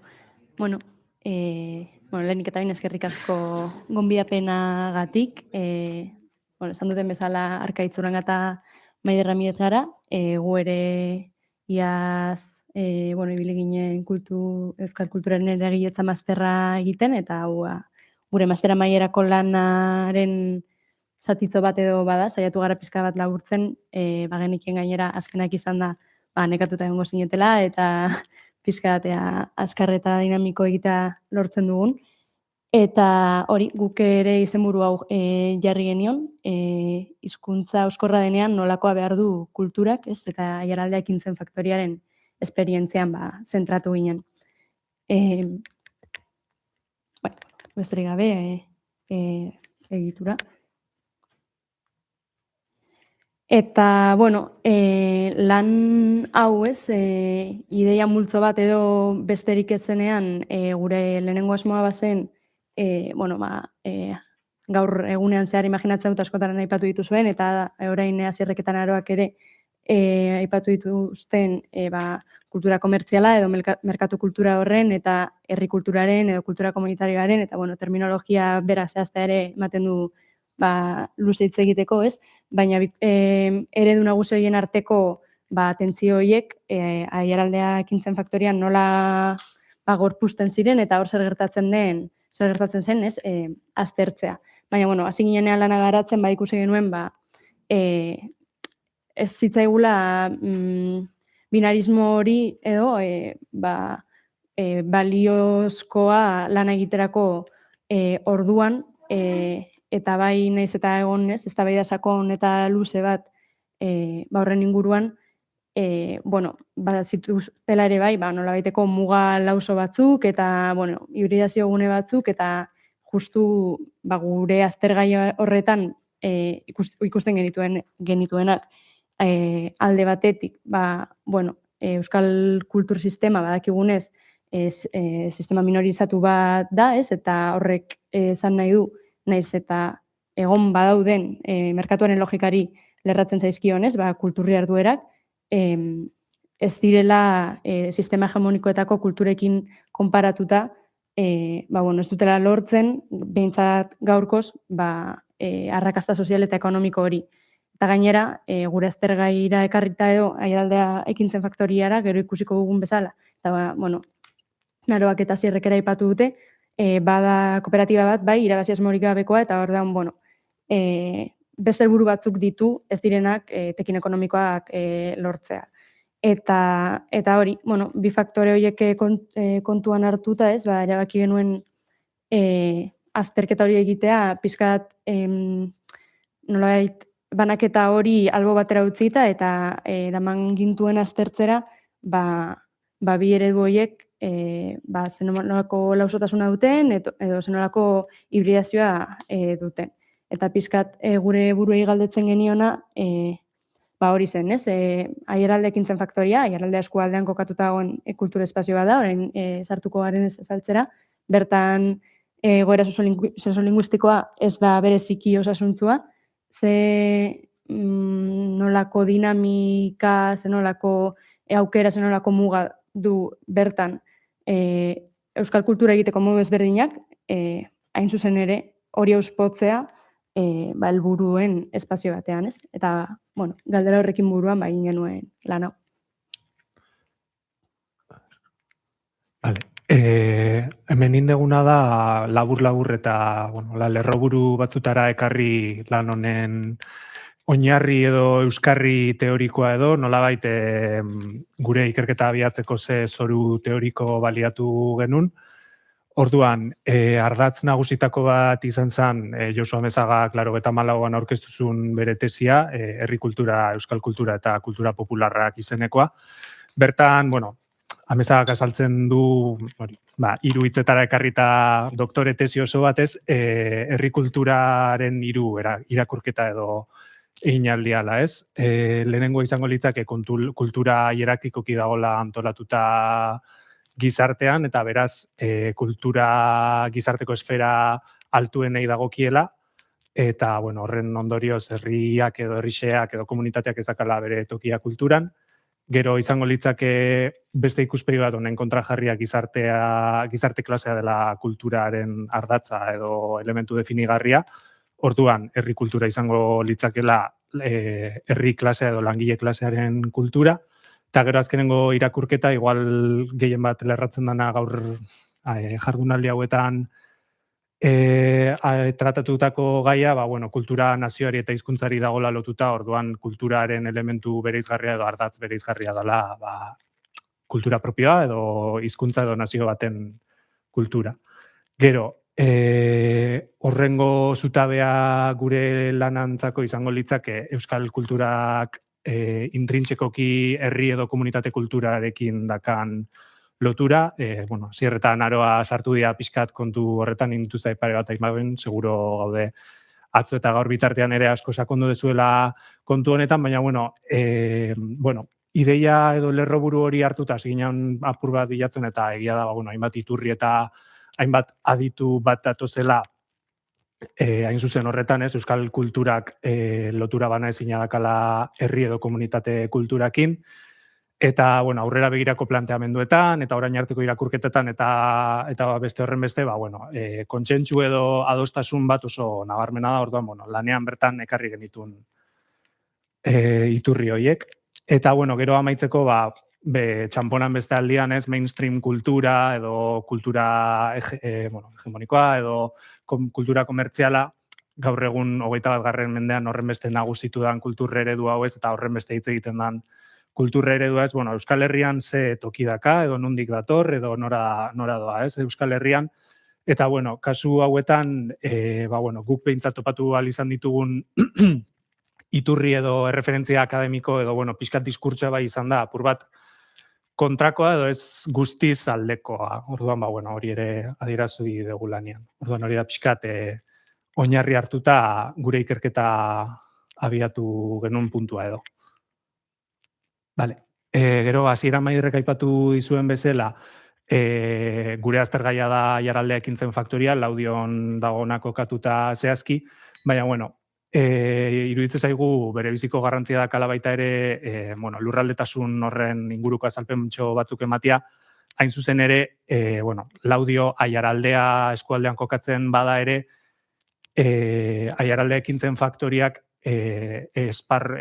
eragin esparru moduan hartzen du Aiaraldea eskualde soziologikoa bezala ulertzen dala ofizialki edo administratiboki izaerarik ez dakan eskualde bat, baina 2010an sortu zen Aiaraldea komunikazio lehioa herri proiektuan erabaki izan estrategikoki eskualde soziologiko hori gorpuztea jada existitzen zialako elkarreragin eta dinamika eta fluxu batzuk herri horien guztien artean. Orduan, 2010ko abiapuntu hori hartu zen garai hartan, eta gaur egun martxan jarraitzen duen bai komunikabide proiektuak, bai Aiaraldea ekintzen faktoriak eremu esparru bezala Aiaraldea eskualde soziologiko hartzen du, dagona osatuta 9 udalerri hauekin. Laudio, Kondo, Artziniaga, Aiara, Arrankudiaga, Arakaldo, Amurrio, Urduña eta Orozko. Orduan, garrantzitsua azalpen horiek ematea, eta, euskararen egoeraren inguruan ere Maiderrek aipatu ditu pare bat zertzela da hasieran, ez da bereziki eremu euskalduna, historikoki ez da izan, eta bueno, gaur egun ala jarraitzen du izaten, lerroburu azkar batzuk ematearren, 2021 bateko datuen arabera, 53%, ia 54% da Euskara ulertu alduena behintzat, hau da, Euskalduna eta Euskaldun hartzaileak batuta, eta, gainontzeko ia 50% guztiz erdalduna da. Kopuruetan erreparatu aldan moduan, egia da, gora doala Euskaldunen kopurua, baina, 10 urtean 3 puntu xumeko igoera eukidu. Orduan, iruditzen zaigu garrantzitsua dela errealitate soziolinguistiko hau ere kontuan hartzea ikerketarako. Eta ahaztu zait esatea, baina apuntetxo moduan ere, adibidez kale erabilera datuek ere gauza bera erakusten dute. Adibidez Laudion Aiaraldea ekintzen faktoria kokatuta dago udalerrian, 21 klusterraren kale neurketatan Euskararen erabilera 4,5 dago, eta gaztelerarena okerrez banabil 85. Orduan, hori eskualdean inguruan. Bai, hori da, Argaitzek esan duen bezala hori da gure goera, nik ez dut esan aurretik, baina nik Laudiokoa naiz, eta Aiaraldea ekintzen faktoriaren, hain zuzen, Aiaraldea komunikabideeko langilea. Eta, pixkat horregatik ere, hurbiltasunagatik eta egin genuen azterketa ez. Eta, hemen ikusten duzu, denbora lerro honetan, zenolako ibilbidea duen proiektuak, zan bezala 2010an jaio zen, duela ja 10 urte, eta lehen biziko alea izan zen komunikazio proiektu hori, Aiaraldea komunikazio lehioa, hainbat voluntario abiatutako proiektua izan zen, 2 helburu nagusirekin, hizkuntzaren normalizazioan ekarpena egitea eta euskara hutsezko komunikabide herritarrak sustatzea. Gero hortik eta 5 urtetara horrelako gogo eta estrategiko bat egin zuten, eta orduan jaio zen gaur egun faktoria denaren ideia edo. Orduko tesia nolabait zen ez da nahikoa euskaraz, erdaraz bizi den errealitate baten berri euskaraz ematearekin, errealitate berriak sortu behar ditugu euskaraz Aiaraldean, herritarrek bizitzaren ahalik eta esparru gehienetan euskaraz bizi daitezen ez. Eta, hor jaio zen faktoriaren ideia, komunikabidetik beste hildo batzuetara egin zen salto, eta, hor jaio ziren, gaur egun hildoak ez, deitzen diogun horri, adarroiek, izan kultura, guk aztergai izan duguna, hezkuntza, feminismoa, etikadura burujabetza, ekonomia sozial eraldatzailea eta komunikazioa bera. Eta, hortik eta 2 urtetara, elkartetik irabazi asmorik gabeko kooperatibara izaera juridikoa aldatzea erabaki zen, eta hurrengo urtean erosi zen gaur egun faktoria kokatuta dagoen espazio hori, Laudioko industria gunean 750 metro kuadroko pabioi bat da,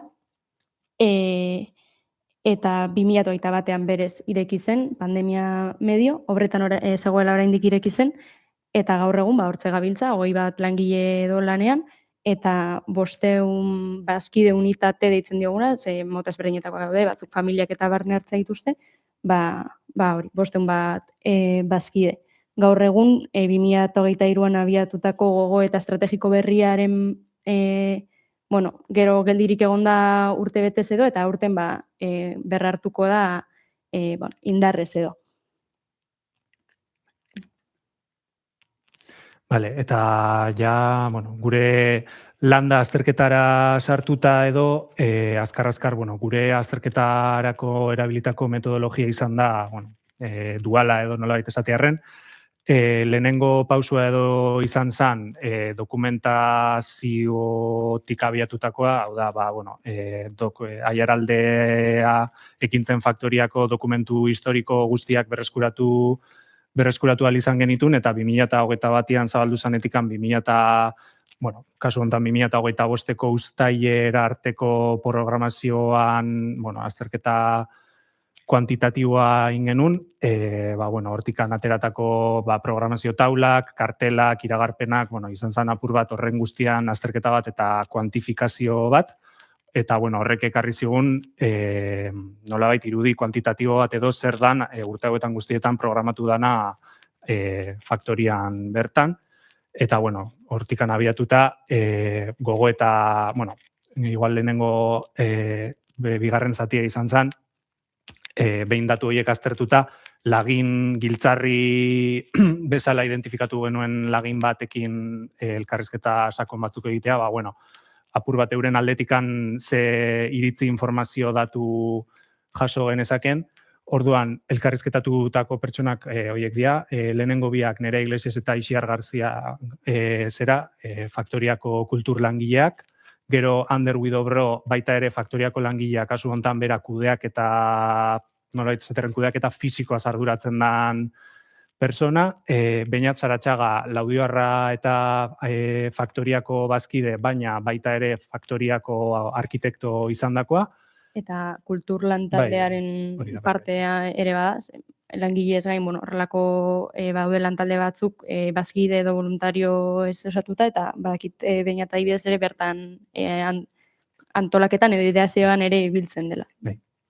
Eta, era berean, Itziar Urkijo ere pixkat, hau gehiago lerratuta igual bazkide edo partaide profilarekin bera ere hainbat lantaldetan sartuta egon da, gogo eta estrategikoetan parte hartu izan du.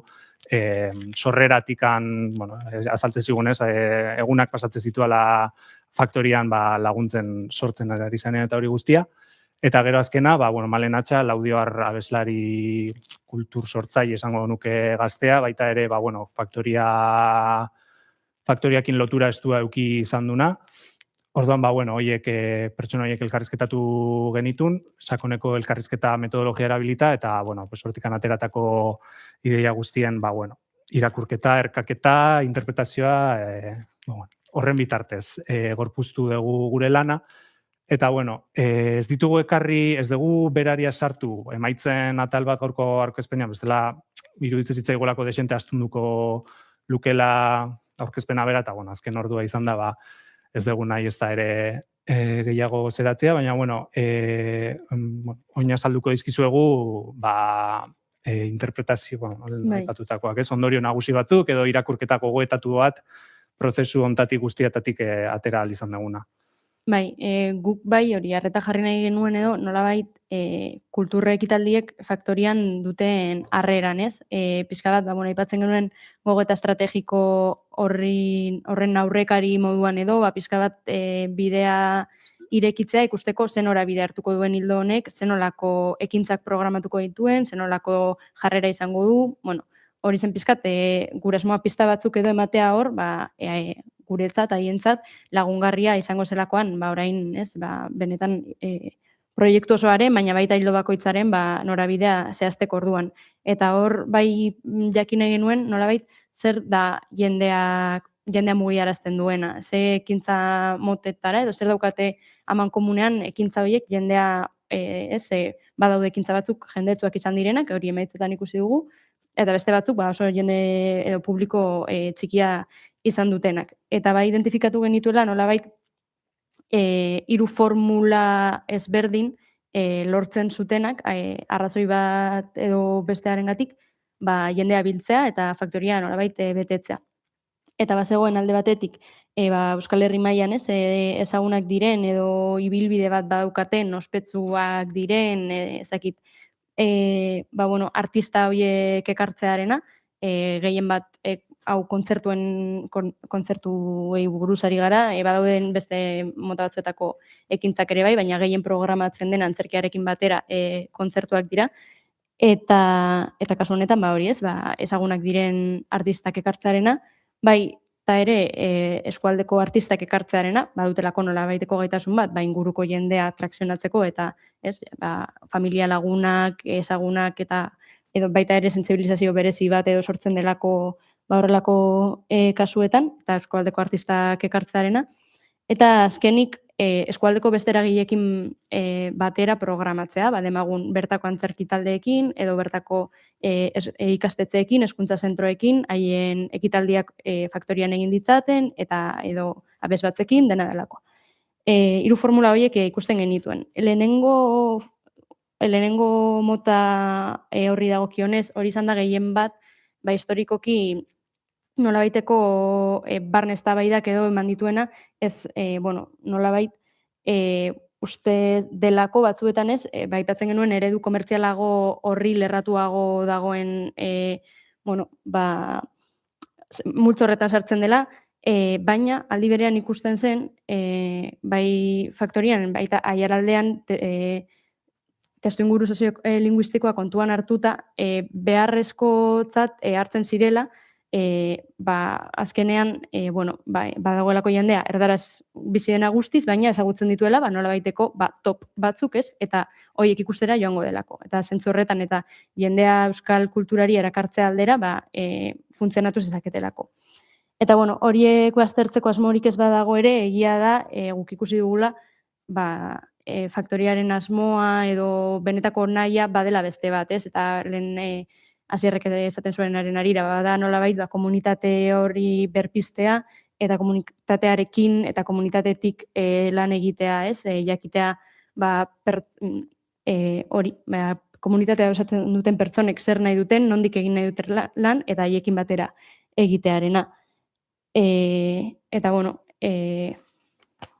pixka bat horregatik ere ikusten genuen, aurretik esaten genuen, ez? Binarismo simple horiek, bazter usten zuela gure gaurko eredu honek, eta realitate askoz konplexuago eta anitzago bati erantzuten ziola. Bai, guk ere hasierako Maiderrek pixka aipatu du, ez? Zela gu abiatu ginen ideia edo asmo nahiko argi batekin zala erabatera edo bestera bi kultur eredu edo bi kultur planteamendu nagusi hauek herri kultura eta kultura komertziala, nomenklaturak ere ez da bai da luzerako ematen du, baina ulertzeko herri kultura eta kultura komertziala bezala ulertzen ditugun hauek nolabait aurrez aurre jarri eta bi horien arteko elkarreraginak, tentsioak, ze ematen dion batak besteari, zer kentzen dion batak besteari, apur bat hori izan gure asmo, bezakit, hasierako asmoa edo, baina azkar konturatu ginen ikerketa ite honekin batera, ez, askotan asko tematzen bagera ere gauza horiek, buru eskema horiek edo mapa horiek erabiltzen tematzen bagera ere askotan beste kultur eredu edo beste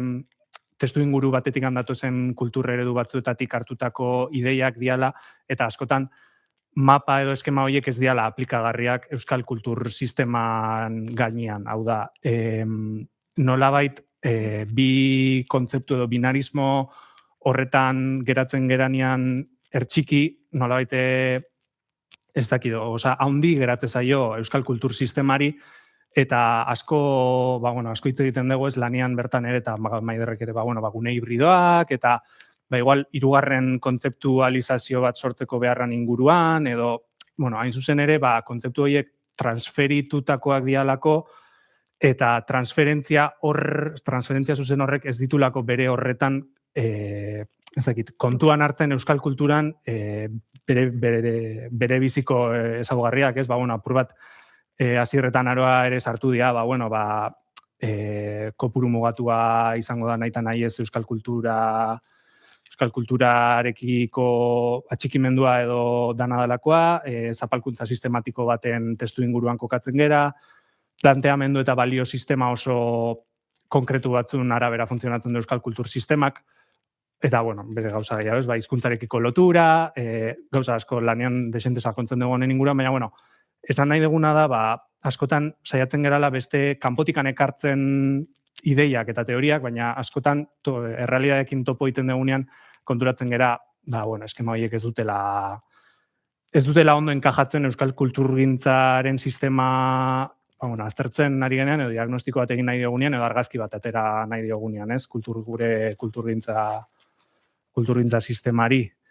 Eta, baita ere, berriro ere, Asierretan aroak aipatu dute zerbait Maiderrek ere, hemen hirugarren puntuan ere, lehenengo puntuan ere, irakurtzen da ez, guk aiaraldea ekintzen faktoria hartu izana aztergai moduan horrek ere argita garbi erakutsi digu zela ezin dan banatu euskal kultura eta euskal kulturgintza eta euskal kultur sistema bere ezaugarri propio hoien gandik. Hain zuzen ere, aiaraldea ekintzen faktoria irabazi asmori gabeko kooperatiba da, sortu zen hain zuzen ere nolabait esatearren bultzada emateko euskerari edo Euskal Herriko propioa dan testu inguru bati erantzuteko sortu zen, beraz, bere existentzia ere zor dio zerari ez, gure testu inguru honi. Orduan, guri ere hausnarketa hori estrapolagarria iruditzen zaigu euskal kulturara edo kulturgintzara, horren inguruan hitz egiten dugunean, ez? Askotan, kanpotikan ekartzen ditugun kontzeptu, sistema, mapa hauek ez dute enkajatzen gure sistema txiki honekin, edo, txiki batzuntat, handi beste batzuntat, baina, hori. Bai, eta, ja amaitze aldera, partekatu nahi genuen zuekin, elkarrizketa horiek egin genituenean, Beñat Saratzagak gogora ekarri zuen metafora bat edo, berak aipatzen zuen Pasoliniren ipurtargien artikulua, bertan Pasolinik, esaten du ipurtargiak desagertu direla, gogoratzen ditu, bera hasi zeneko Italiako landaremuko ipurtargiak eta kutsadurak, hiri-askundeak eta, ekarri zutela ipurtargi horiek desagertu izana, baina bazeudela oraindik ere sume-sume edo argia emititzen zuten batzuk eta, horiek bizitzeko modu batez irudikatzen zutela, gehiago ingurumenari, irudimenari eta askatasunari, nolabait lotuak. Eta hori, Saratzagaren antzera eta Pasoliniren antzera guk ere uste dugu direla oraindik, munduan eta Euskal Herrian sakabanatuta ipurtargi batzuk, eta, hoien argia eta hoien arteko saretzea aldarrikatzen edo aldarrikatu nahiko genukela. Eta hori izan da guztia, eskerrik asko.